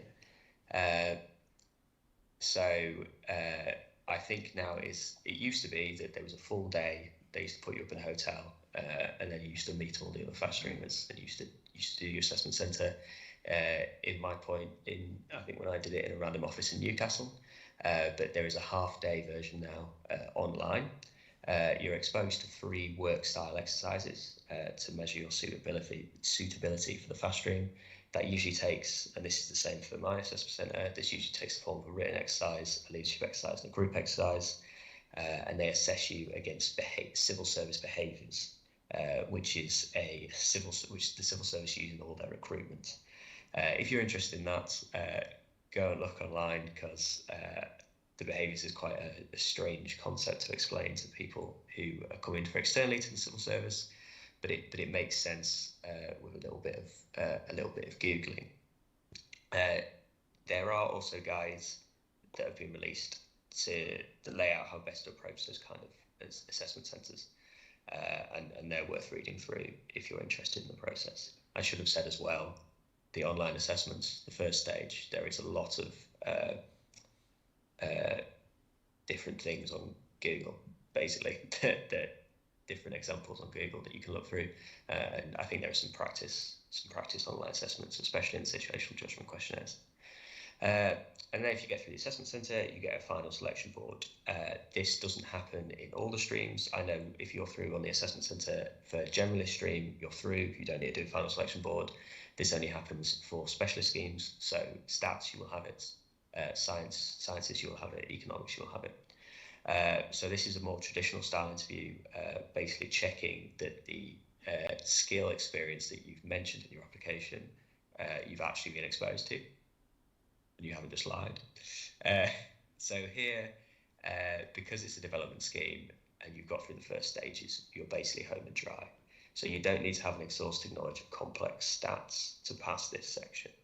Kind of quite a simple understanding of when you might use simple stats tests. Generally, analytical brain will help you, will basically. So if you've been the assessment centre, it's nothing to talk about. So that is a very, very quick run through of what will be basically a six-month process, I think. But applications open in September. You've got about a month to get through the first lot, and then from then it will communicate with you at various points. And handing over to Lewis again to finish off. Sure. So what I'm going to take you through in this last section before we open for questions is some of the other ways that you can get into the civil service if you think this is your career. I'm not quite sure what sort of group of people what sort of level you are. I'm assuming you're both you're a little bit further on in your career, that university career, I should say, than a first year undergraduate. So I'll skip over the EDIP session very quickly, just to say that its point is to really open up the civil service to people from a diverse range of backgrounds, more socially diverse and more ethnically diverse backgrounds, really so that the people in the civil service reflect the communities that they're trying to serve and help. That's the big sort of development goal for the fast stream and for all of the Future Leaders programs that are run. So this is usually run over the course of a summer, where a first year undergraduate will get an opportunity to go into a government department with a fast stream buddy and sort of see the inner workings of a government department and how it works. For those of you who are in your first year or in your second year, and will be going into your penultimate or final years next year, you might want to have a look at the Summer Diversity Internship Programme. Again, same framework as the EDIP assessment, in that we're looking for people from diverse backgrounds. You will come for a placement over the course of a university summer, where there is a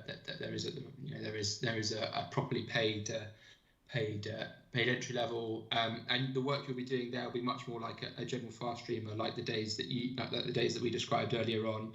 You'll be given your own suite of work to do. You'll be given a fast stream buddy. You'll be given opportunities to meet senior leaders as part of the process. It's quite an exciting time within departments.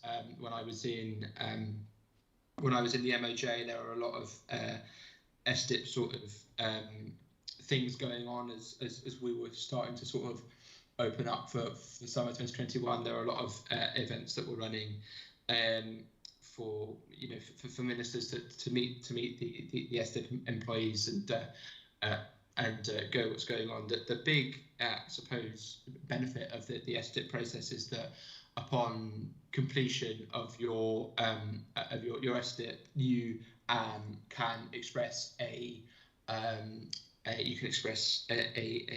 preference to join the civil service fast stream, and with the okay of your hosting department, you will be able to skip that whole first section of online tests and go straight into the selection process.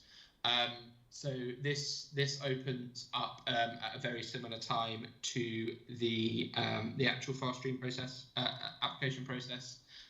It's all accessed through the same website. So if you go to civilservicefaststream.com, there'll be information about the SDIP, EDIP, and also general civil service application processes. Like James said, they open usually second or third week in September and run through until around about Halloween. And you'll be applying for a place to take up your place in the following autumn. So I started my application in 2019 to start in 2020. That's how the application window works. Right, and only a minute over.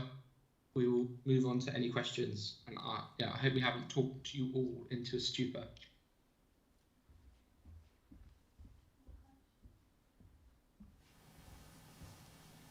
So I'm just seeing whether anyone's got any questions at the moment. Has anybody got any questions? I might do the run round with the mic. Is available to apply from the international students or something like that? How do you feel about speaking on the microphone? 1 second, Lewis. I've seen all the celebs do it. Hi, I just want. Was that working? It is working. Hello. Yeah. Hello. I just want to know that it is available to apply for the graduate member from the international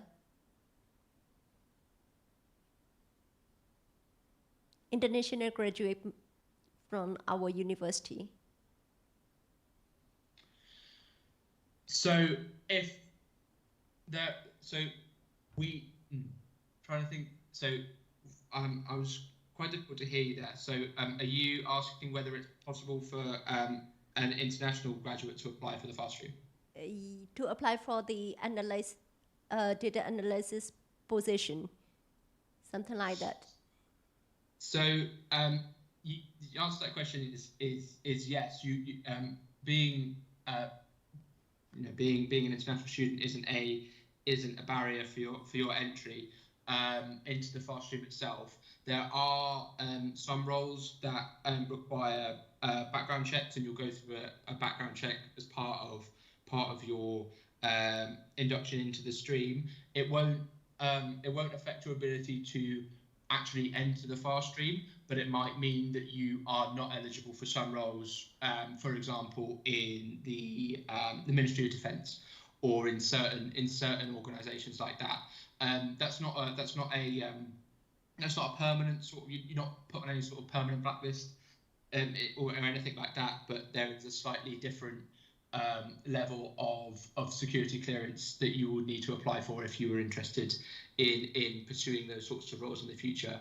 And it is only a very small amount of roles. You're probably talking somewhere between sort of 15 and 20% that really require those higher levels of security clearance. I hope that answers your question. Yeah. So we have to search some of the position which can be available to kinds of such opportunities. Am I right? Not related to the military service, something like that. You said. That is the simplest way of putting it. It's not a barrier to you joining the civil service or joining the fast stream, but you will not be eligible for some particular rotations. Yeah. Thank you. Anybody else? They're all looking at me very blankly. No? I think that's it, Louis. I think you've answered everything. Can you hear me okay? I think that's everything. Thank you. Okay, I really didn't hear that one. I think there's no more questions. Sorry, that's it. Thank you. So thank you so much for coming. Nobody else got any questions? No? No. Thank you very much. That was really good and really informative. Yeah. So if any of you think of any questions in the meantime, note down that email address, and we'll do our best to get back to you. Yeah. Enjoy the rest of your Tuesdays. Fantastic, you too. Thank you very much. Bye. Bye bye. Thanks. Take care. Bye.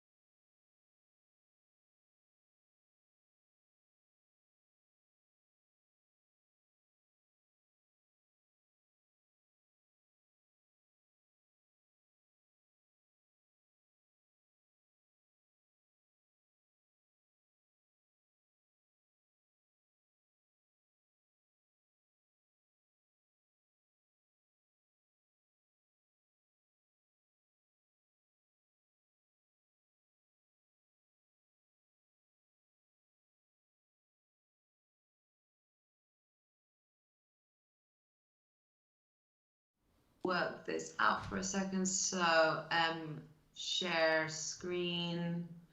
Let's make sure it's the right one.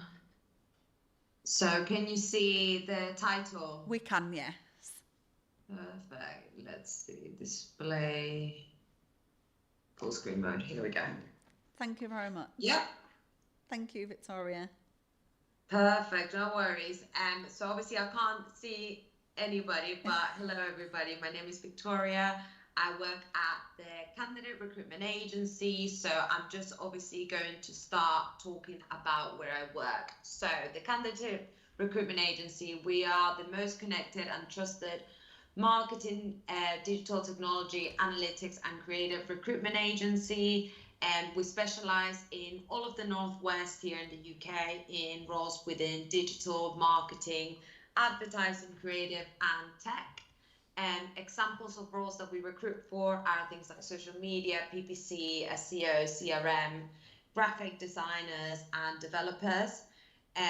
We also recruit remote and London roles, which obviously helps us have access to, strong candidates across the UK. We recently had our 10th year anniversary as well. So obviously it means, we've been in the market for so long, and that's helped us develop relationships with strong, clients as well as very talented candidates. So just a little bit about myself. As mentioned earlier, my name is Victoria. I'm a senior marketing recruitment consultant here, and I'm actually originally from Chile, so I speak Spanish. I then moved on to Dubai to do my GCSEs and A-levels. And then I came to Manchester to MMU specifically to do a marketing management degree. Obviously within that area, that naturally led me to do an internship in a marketing agency. And then I proceeded to go in-house to a fashion brand and continue my digital marketing experience. Obviously, I'm now a senior recruiter here at the Candidate, and I basically recruit for all marketing jobs in-house and agency in different sectors, including fashion, finance, B2B, B2C, sports, health, you name it, all different sectors. And my specialty, just due to my experience and previous roles, is in e-commerce clients as well as digital marketing roles. So obviously what you guys probably came here to find about is, how to, get some advice on your future careers. So what do employers look for in new recruits? There's numerous things. I've listed some on this slide that, might be worth mentioning when looking for a role that will, be attractive to recruiters like myself or employers that are looking for new recruits. So things like mentioning, your qualifications, like your A-level and your results, of course. If you've done a university degree, of course, if you're looking at international jobs as well, it might be worth mentioning if you've done any international modules as well. It might also be good to mention if you've done any masters, although it's not essential, if you've done any work experience, any internships in the sector that you want to go into, that is absolutely fine. And, it still shows a good level of knowledge.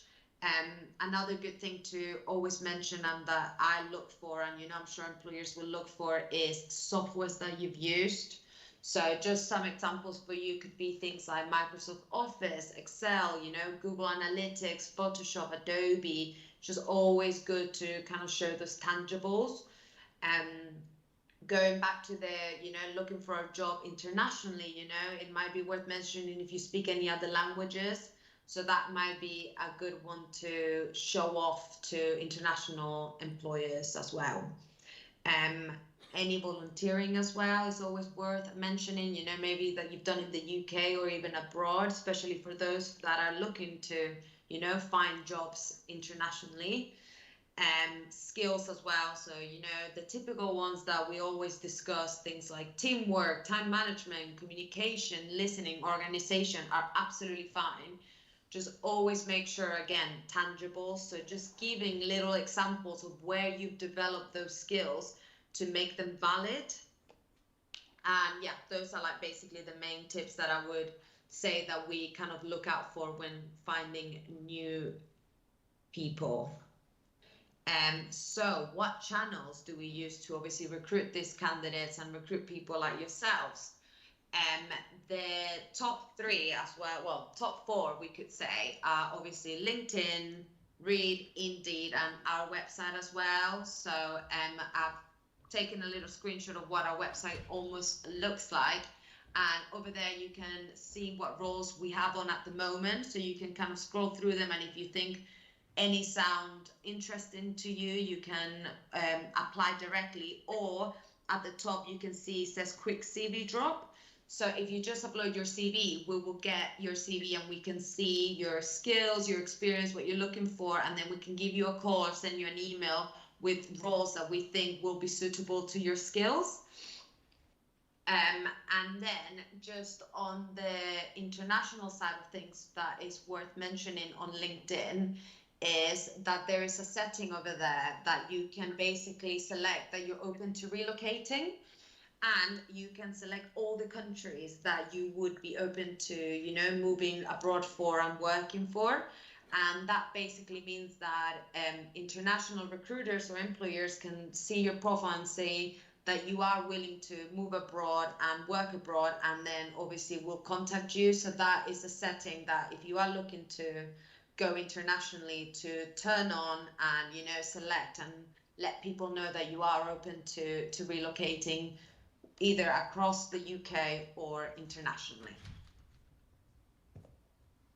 So the next point is advice to prepare yourself for the job market. So, you know, once again, I've listed a few there that I'm sure, you know, maybe you've heard of before. And then at the top, I've also put our website where we've got loads of blogs and, you know, bullet points about advice on what to do and how to prepare yourself for the job market.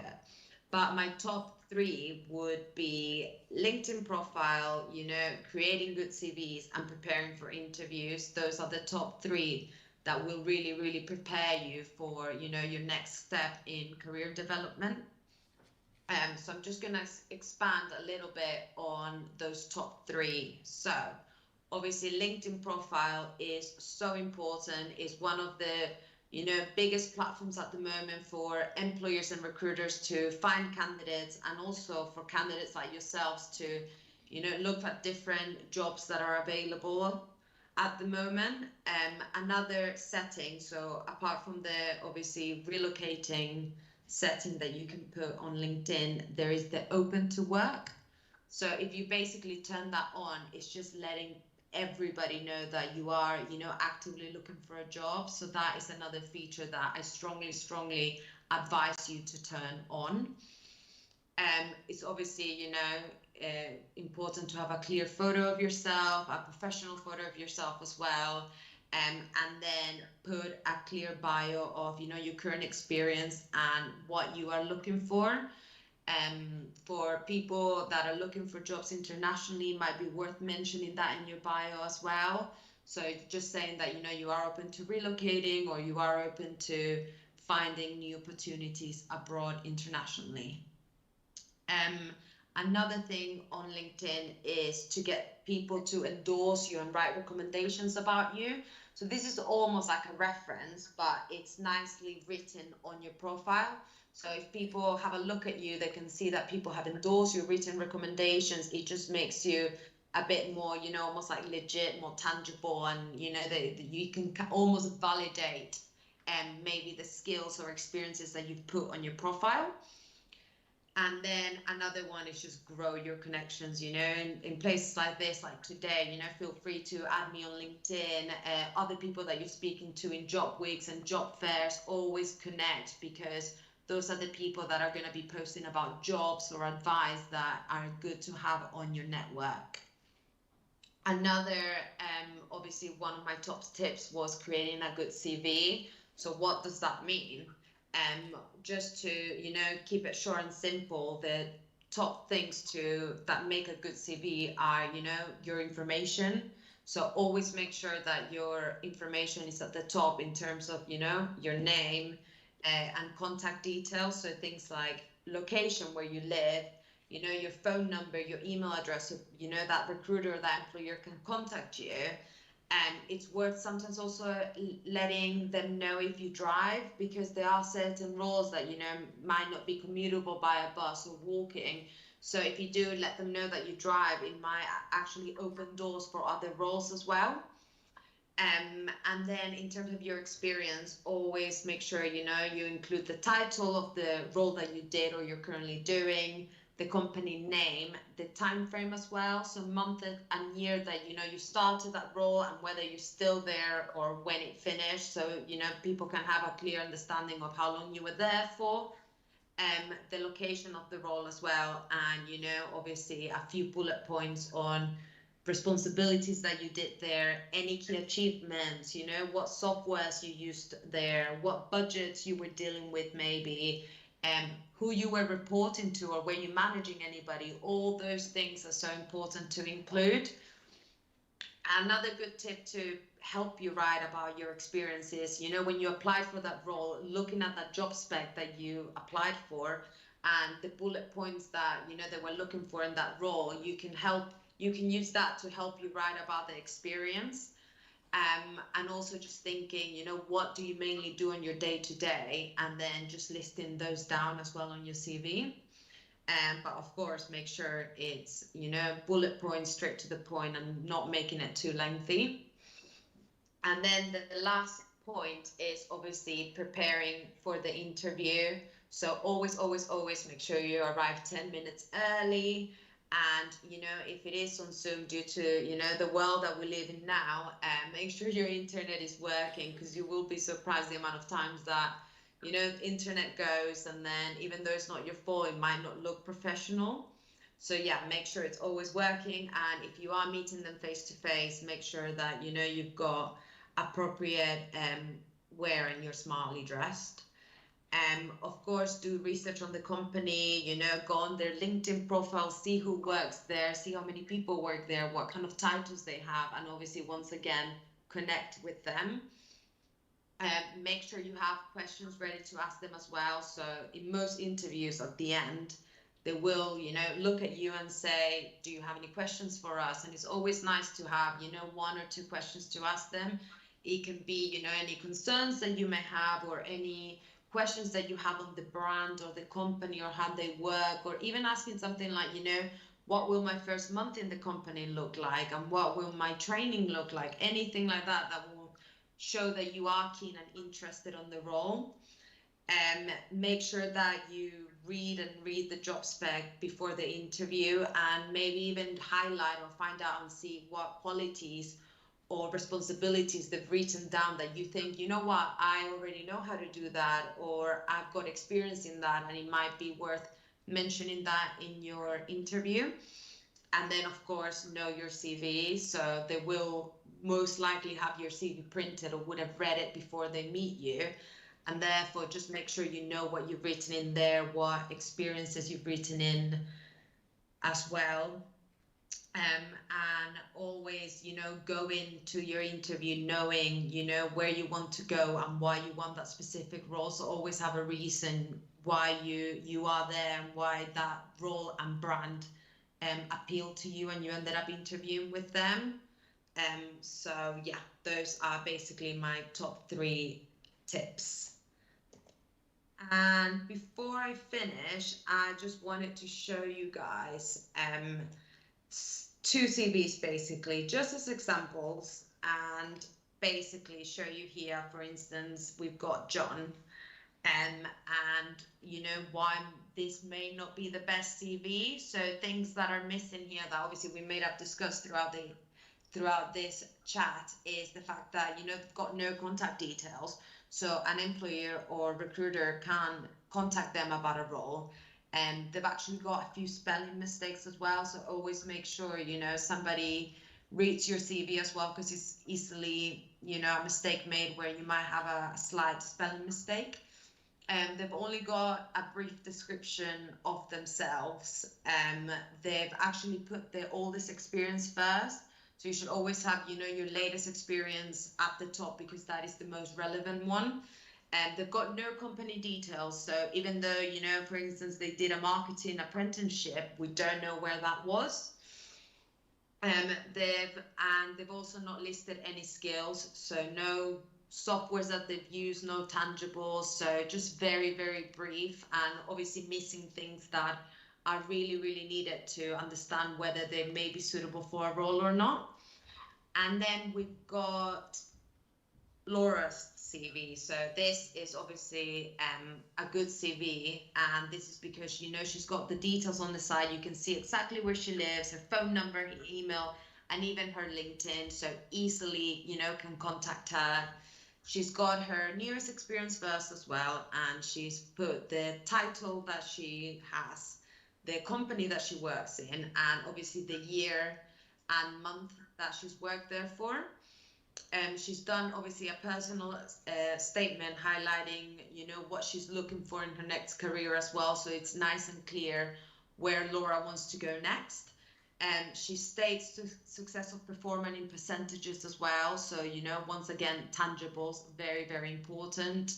She's listed as well on the side technical skills that she's used. So obviously she's put things like Salesforce, Marketing Cloud. I appreciate you guys might not know what that means, but it's obviously, you know, essential softwares that are needed for her job title, which is CRM executive. So you know that, you know, she's got good experience in that field. And she's even included some short and sweet hobbies and interests at the bottom. So, you know, that person reading her CV can get to know her personality a little bit as well. So yeah, that's basically it from me. Obviously, if you guys have any questions, do let me know. I'm just going to stop presenting now so I can see you again, Kerry. Okay.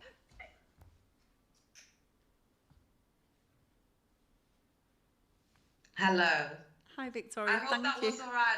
Because it was obviously like 20 minutes of silence. I was like, oh God, I hope I didn't mute myself or they can still hear me. So I hope that was all right. I hope that was clear. And obviously, any questions, feel free to ask me now. If not, I will share my email address to you, Kerry, and then if anybody has any further questions, they can just pop them on an email as well. That's absolutely fine. Or I don't know if this chat on the Zoom is working as well. I'm just going to ask them now. So thank you very much, Victoria. We have got some students in the room, so I'll just ask them if they have any questions. No worries. Thank you. Has anyone any questions for Victoria? Pardon? Okay. Anyone, any questions at all?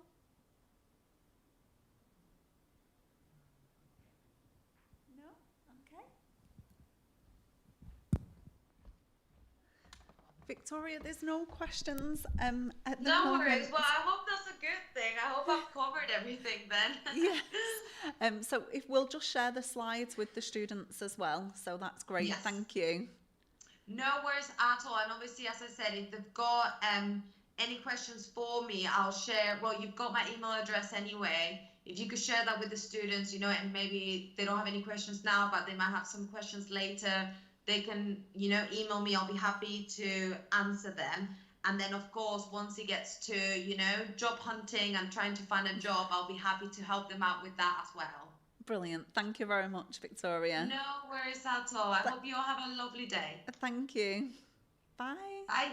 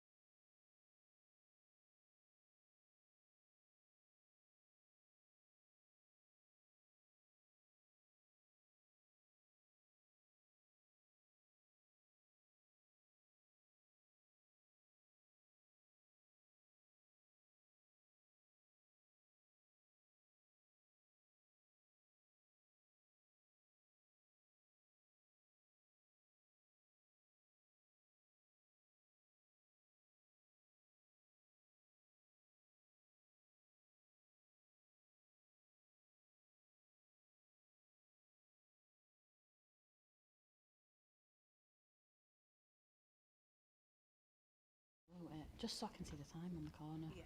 So what time's this till? 5? Till 5, yeah. Right, fab. Better get cracking then. Do you want me to wait another minute? Yeah, cool. Hi everyone, me again. Come on, open it up a bit more than that. Hello. Thank you. I'm not talking to myself. 1, 2. You hear me? Okay, fab. Right, thank you for coming. Appreciate it's 4:15 on a Tuesday and you're probably tired. So I want to make this as interactive as possible. Any questions throughout, let me know, but we will have some time at the end for questions. So, interviews. Yeah. The only thing is, I need to see the time. Is that all right? Thank you. I just don't want to run over. Cool. Right, interviews. No one likes interviewing. Did everyone come to the session this morning? Did anyone not? Okay, cool. I'll just explain who I am. I'm not just some random ginger bird from Wigan. So my background, I was a recruiter for 8 years. I've recruited for junior apprenticeships up to board level CTOs, head of technologies, finance directors, within all spaces and all sectors. So for the last 8 years, I've helped people who are about to go to interview. I've prepped them and I've explained kind of all about interviews anyway. So I hate interviewing. Even though I know how to do it, I hate it. It's dead uncomfortable. It's not nice. So today's session is essentially to give you all the tips and tricks that you need when it comes to interviewing. So show of hands, has anyone had an interview recently? Or have they got one coming up? Okay, great. Has anyone been to an interview and walked out and thought, what was that? Got a bit of honesty? Okay, great. I do it. I went for an interview recently and I completely bombed it. Thought I bombed it. And the feedback was really good. So, first thing is, interviews are your opportunity to understand if you want to work there. Again, I mentioned in this session earlier on, you are all hot commodities, okay? There's a war on talent and everyone wants staff. So flip interviews on its head. Interviews are your opportunity to understand if you want to work for that business. Everyone's got a belly button. So it doesn't matter whether you're speaking to a HR business partner, doesn't matter whether you're speaking to a head of technology, we're all humans and we've all been in your situation. So when you're going for an interview, look at how they treat you and look at what your interview process is like. If they don't give you much documentation, if they don't give you much understanding about the interview, think, is that going to be what it's like when I work there? So look at your interview process and how they treat you and the candidate experience as a reflection of what it's going to be like to work for the company. So interviews, I don't know what the saying is, but it's what, prepare to win, prepare to fail. You know what? That's it. If you fail to prepare, prepare to fail. We got there. So it's all in the prep, okay? So you've got a job interview coming up. Everything is in your prep. So, few tips. Route map where you're going. If it's online, great. Make sure you don't need to do a Zoom update, because I've had it where I've had meetings and it's Zoom pops up and it has to do an update right then that second. Just check if you are doing an interview online, if it's on Teams, if it's on Zoom, just check that you're ready to go. So you might just want to do a mock one with your partner or your mum or your friend. I was going to say your dog, but we're not there yet. So just make sure that you're ready to go. Another thing as well might sound really silly, but go somewhere that's quiet. If you go into a cafe or whatnot, then that's fine. Just make sure that you've got a quiet area where they can clearly hear you. Check your internet connection as well. There's nothing worse than being stressed that the calls going in and out. So try and find the best place in your house if you're doing it at home to do the interview. Give yourself ample time as well. If you're doing an interview in person, do like a mock run at a similar time that you go into the interview if you can. Google and Apple Maps and whatever it is, it can say it's a certain time, but actually when you do it, it might be a bit longer. If you're getting on public transport as well, always just give yourself an extra hour. There's nothing. Have I gone? Yeah, the voice. You can hear me, can't you? Yeah.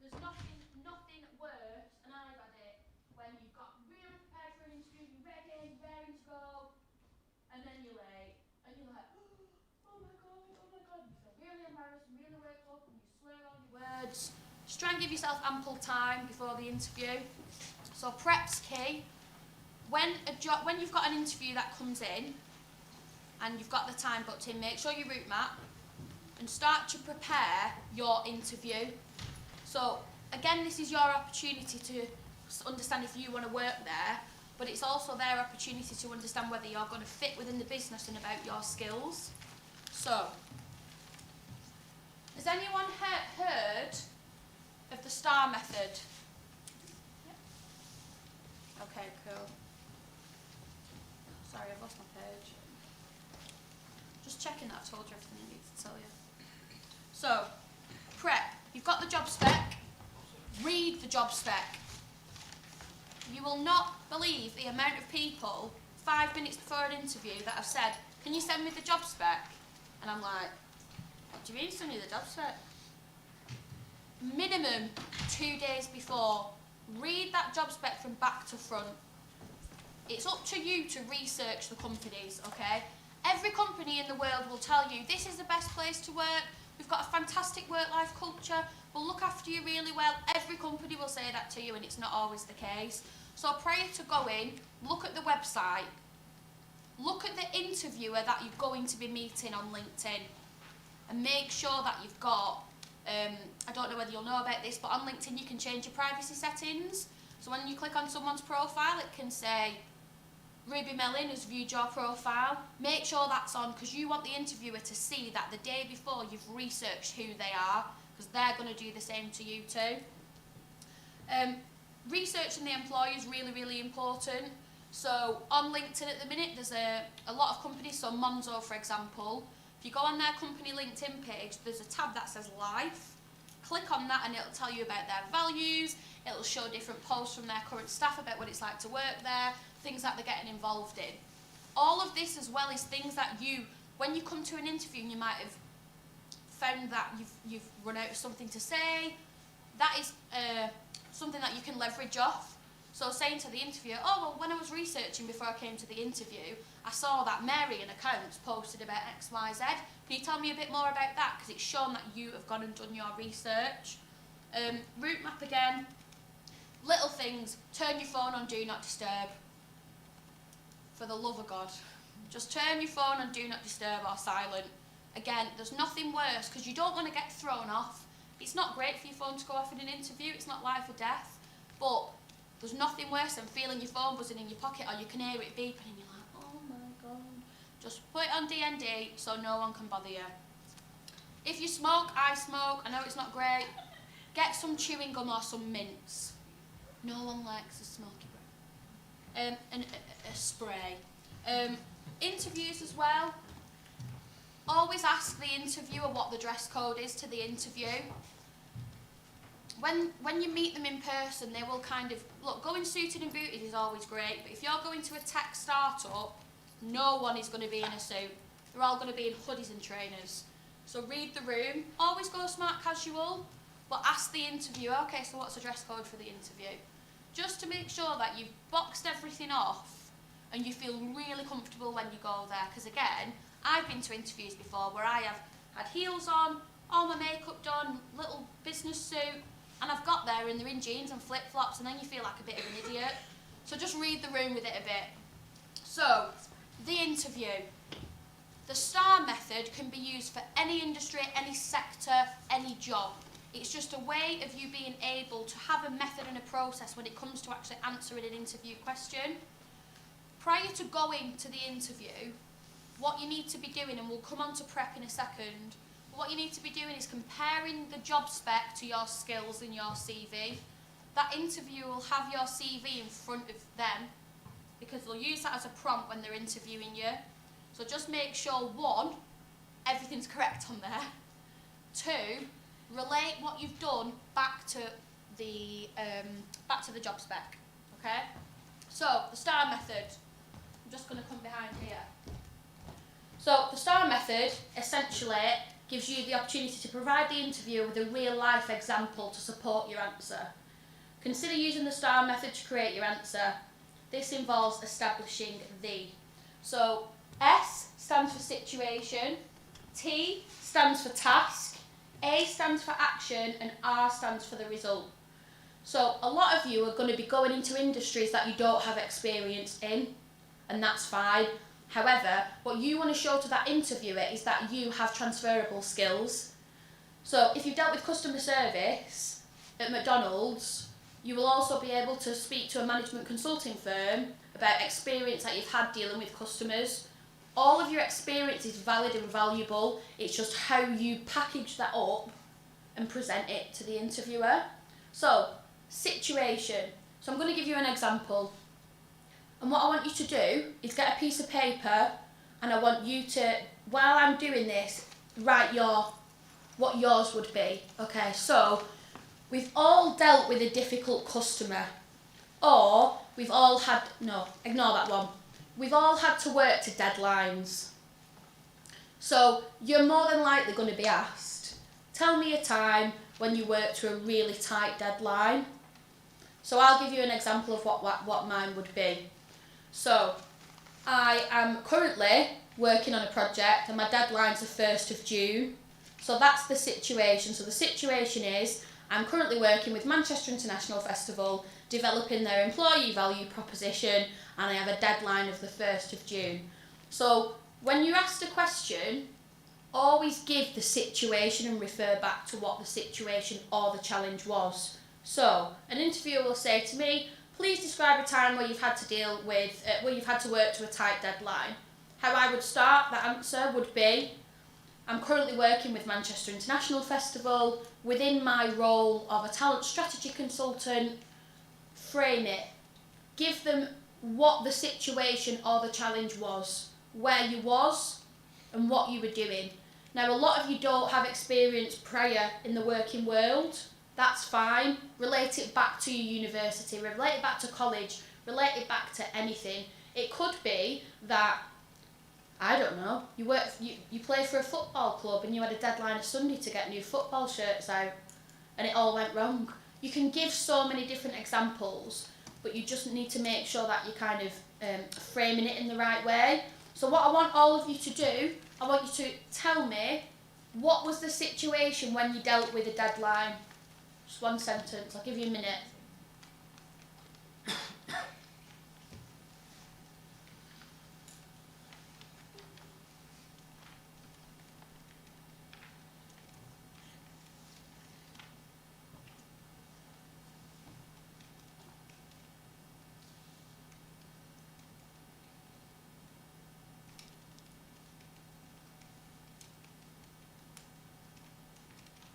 I feel like we need like a countdown clock.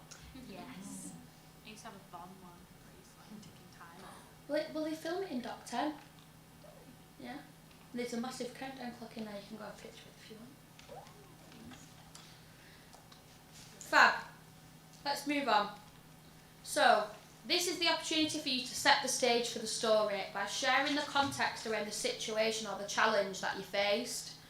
In most cases, it's best to describe relevant work situations, but depending on the amount of directly transferable experience you have, it might also be appropriate to discuss academic projects or volunteer work. So, one thing we mentioned before around networking was to get involved with community groups. Within these different community groups, there might be times where you're asked to do something, or you actually want to put your hand up and get involved. So, for example, with Manchester Tech Festival, that is run by 4 of us, and we're part of a community called Techs in the City. We've got an event this Thursday, and I need to get some catering sorted for it. So that's a live example of something that you could do, to speak about, but give yourself opportunities as well, because you've got a good few months until you're going to start applying for jobs. Start to think of places that you can actually gain experience from. Task. So what was your role, or what was it that you had to resolve? So, for example, if we go back to the project that I'm doing at the moment, my role is a talent strategy consultant working alongside them freelance, and the task that I've been asked to do is to interview their staff and understand what it's really like to work there. So, what's your situation? What was the task? So, leading on from the S, the situation, lead on to what the next part of your answer would be. I'll give you a minute.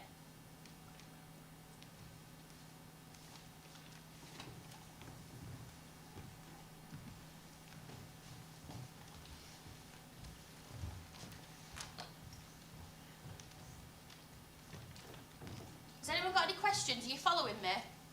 Yeah. Okay, fab.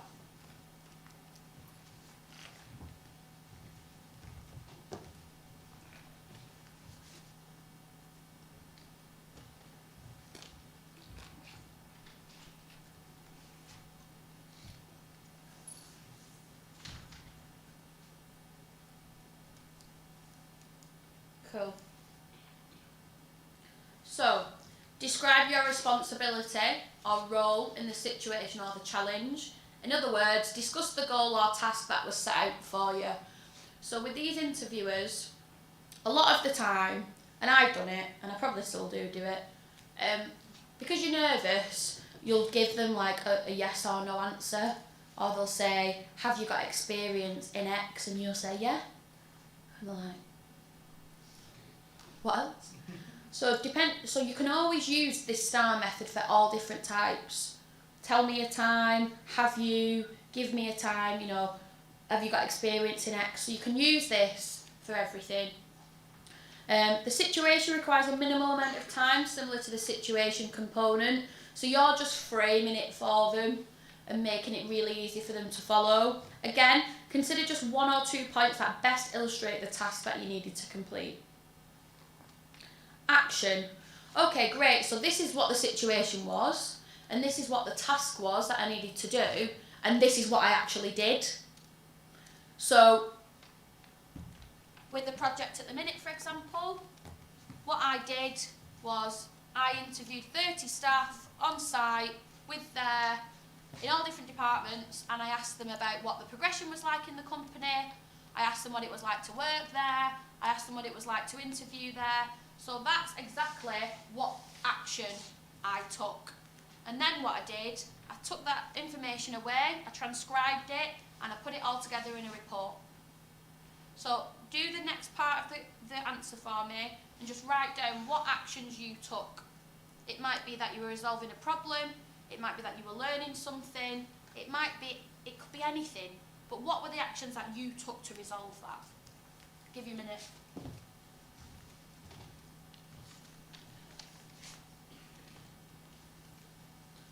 So, you're explaining the specific action you took to handle the situation, or overcome the challenge, or overcome the problem.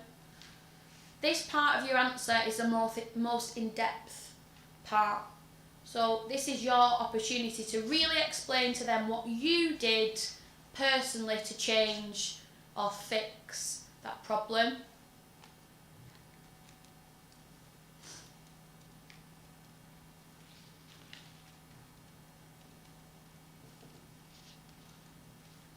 I think a good bit to note as well is you don't have to give them an absolute step-by-step of, so I opened my email and then I wrote an email and then I sent that. You don't need to do that. Condense it a bit, but what were the steps you took? Make it interesting for them as well. And also, this is the opportunity for you to blow your own trumpet. Look at me, look at the fabulous things I did. So highlight the most impactful things that you did to change the situation or the problem or whatever. This is also your opportunity to show them that, yeah, you might not have done the role exactly, but you've dealt with similar situations. You know, companies want problem solvers in every sector because every business is going to have issues, and they want people who can think on their feet, and they also want people who can explain how they got there as well. Because you might come in as a junior, but they might think, you know what, in 12 months' time that person could be a team lead. So it's your opportunity to really showcase exactly what you did. Result.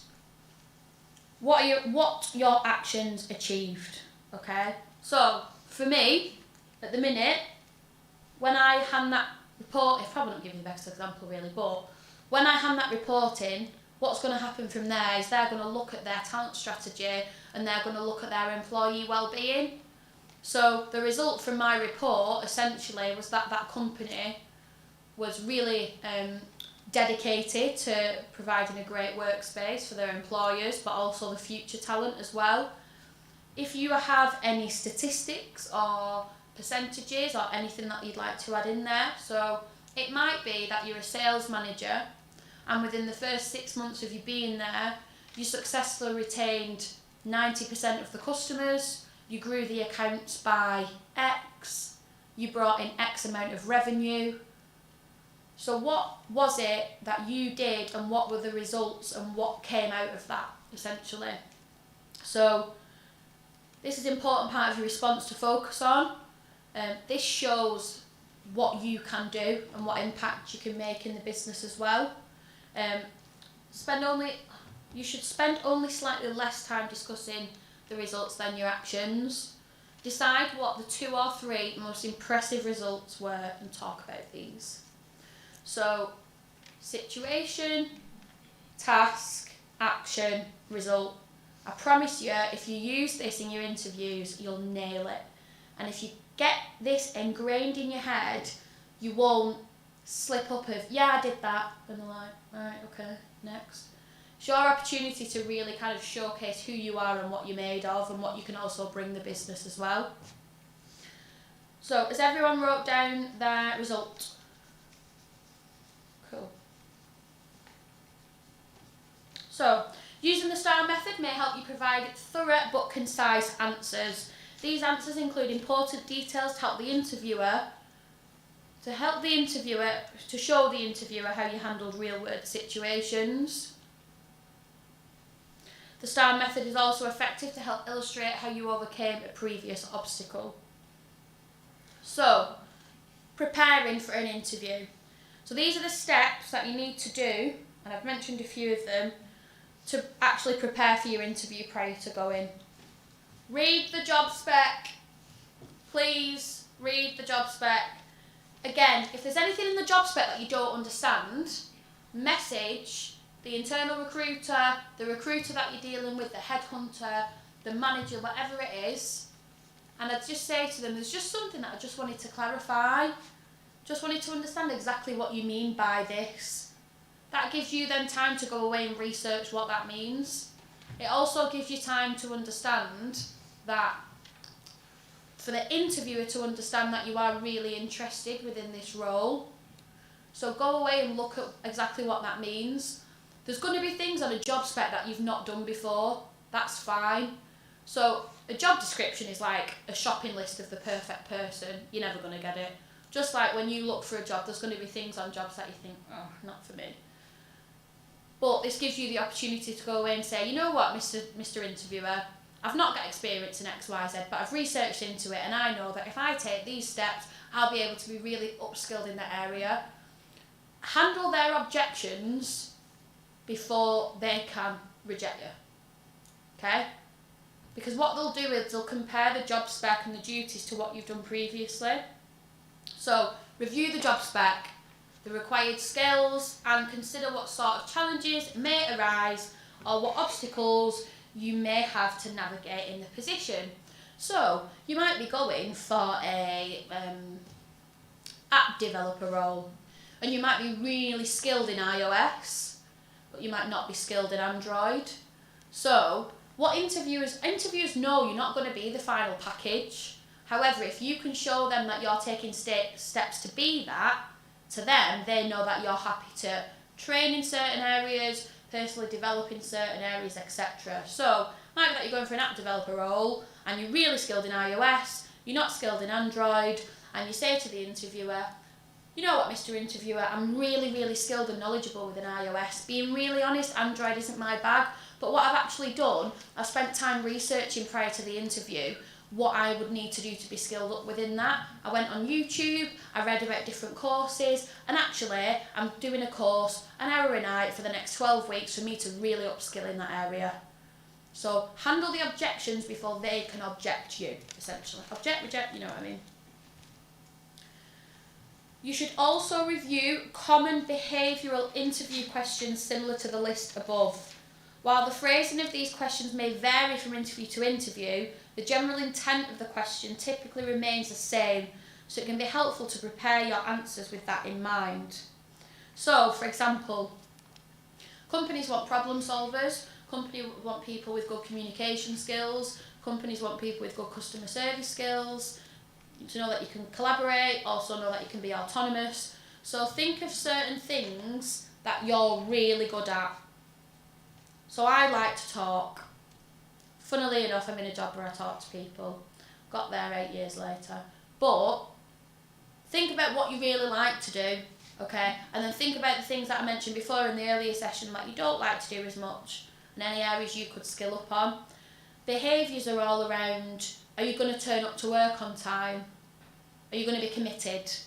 So think of different times where you have shown tenacity, where you've shown commitment, whatever it may be. What I'm going to do at the end of the week, I'm going to send round a few questions that are general questions that people usually ask at interview, just to help you kind of prepare and kind of do a bit of your homework in the background. Write down these situations. So, you're going for an interview and you're going for a sales administrator role. I want you to look at the job spec compared to what you've done previously and start to write these examples down. So don't do the STAR method in your first interview when you've not, prepared it. Beforehand, look at the things or the questions they may ask you. Ask them for the questions as well. Be cheeky. If this is your first interview, message them and say, I really want to nail this interview. Can you give me some insight into the types of questions that are going to be asked? 9 out of 10 times they will do that because they want you to be as prepared as possible. It's also showing your commitment to the job, and it's also showing that you've gone away and you've done your research and you've done your homework. So compare the job spec to your skills and start to write down some scenarios and some situations. It's not to say that you're definitely going to use them in that interview. However, you're getting used to explaining things in a certain way. Do your homework. So I'm going to send you these questions at the end of the week, and I want you to start writing a few of these examples down, because it's also going to help when you go to networking events. It's also going to help, what's your elevator pitch?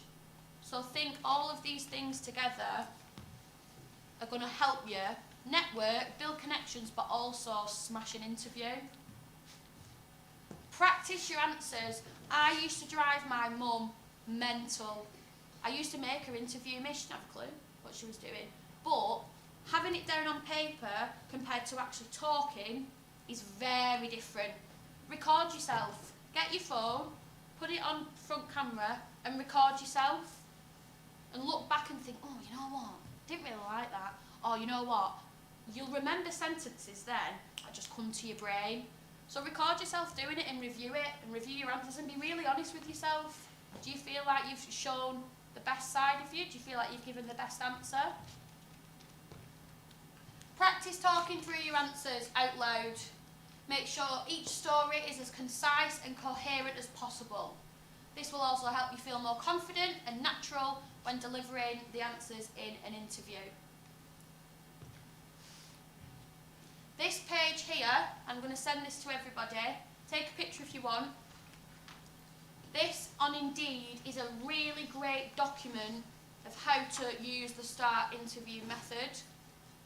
I'd take this down and have a good read of it. Over at the end. So, you've had your interview. Then what? You just wait? No. You've got to appreciate you might be the best candidate for that job. However, if Sam comes along and sends them a follow-up and says, you know what, I really enjoyed that interview, thank you so much for your time.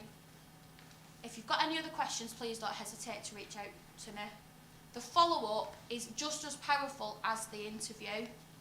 It might be that some candidates pitch you to the post. I've had it in my life, we're all going to have it. We're not going to get every single job that we go for. However, how you conduct yourself in the interview and also how you conduct yourself after it is an indicator of what you're going to be like to work for. You never know, the person they offered that job to might not accept it. And it could be your dream job. And the first person they're going to think of is you, because you've actively reached out and thanked them for the time. So, you come on from your interview, you have a brew, you have a minute, leave it a few days. Okay? So, if you've not heard feedback within 48 hours, email them. Don't text them, that's weird. Email them, drop them a message on LinkedIn, just to say, I just really wanted to thank you for your time and the opportunity to come and speak with you. It was fantastic to learn about the company, and I'm really, really excited to hear of further steps. Okay, if they come back, if they don't come back, leave it another 48 hours. 48 to 72 hours. And just say, cause a lot of recruiters are busy. They're not just recruiting for one job. So Monzo at the minute are recruiting for 333 jobs throughout the UK, in all departments.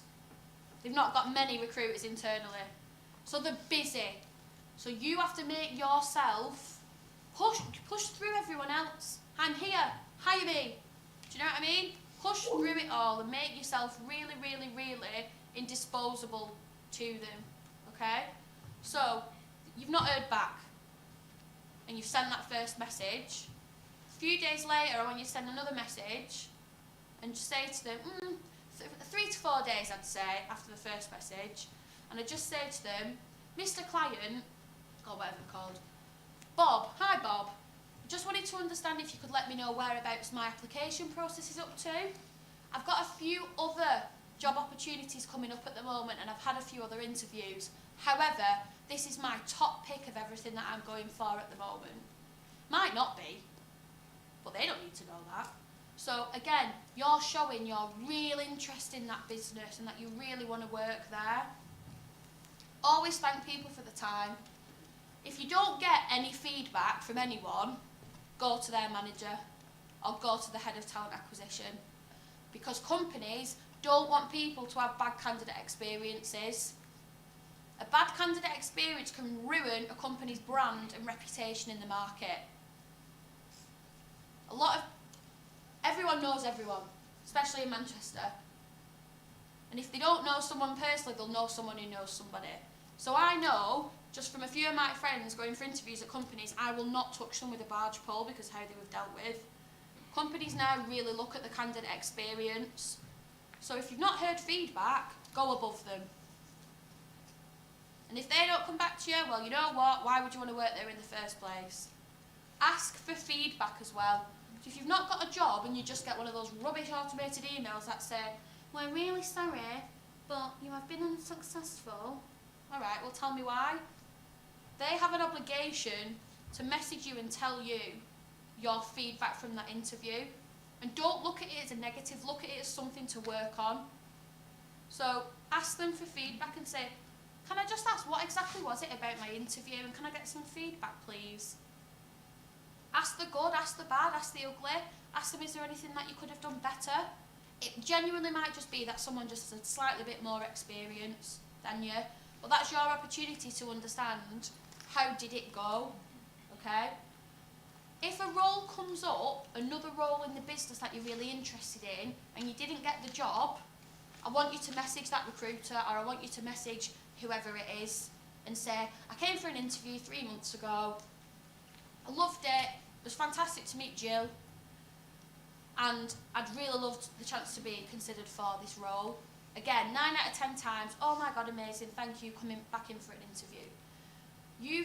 It's your job though to push through everybody else, and I promise you, the follow-up is so crucial. I've had so many companies that have hired people just because they followed up. They might not have been the best candidate for the job, but it's the fact that they took that time and they took that effort and they showed that they were really personable. They showed that you were thankful for the time. And I've had companies genuinely not hire the best person for the role because the other person showed that tenacity. So always follow up, whether it's good or bad. and keep that relationship there as well. So if you've met with someone, an interviewer, and you really like them, obviously not if you don't like them, next. But if you've met with someone, connect with them on LinkedIn and carry on and seeing what they're doing. Like the posts, drop a comment, and they'll remember who you are. Any questions?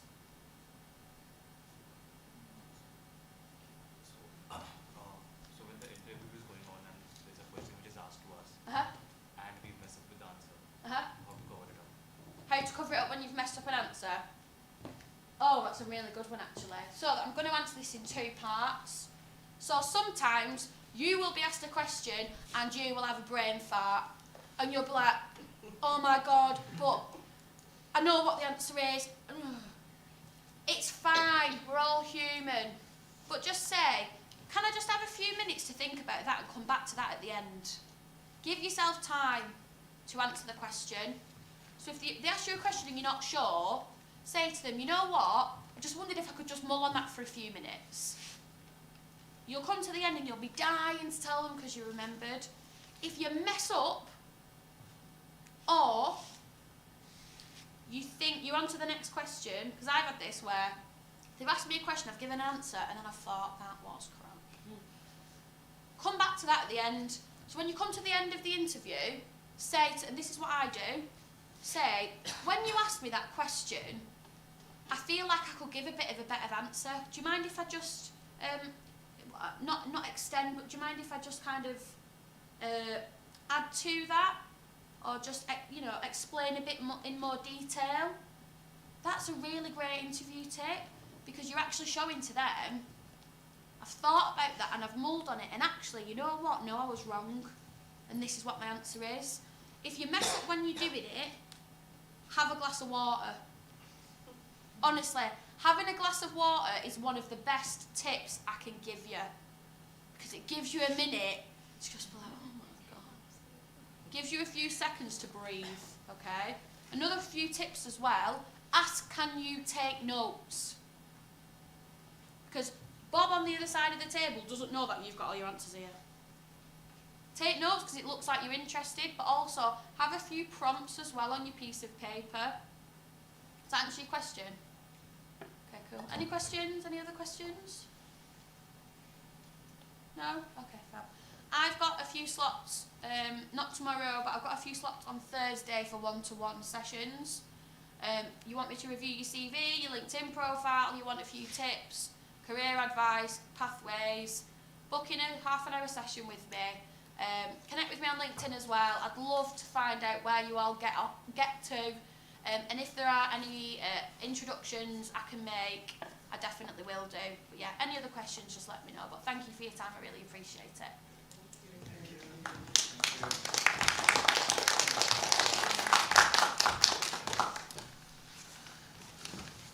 I didn't even run over that much either.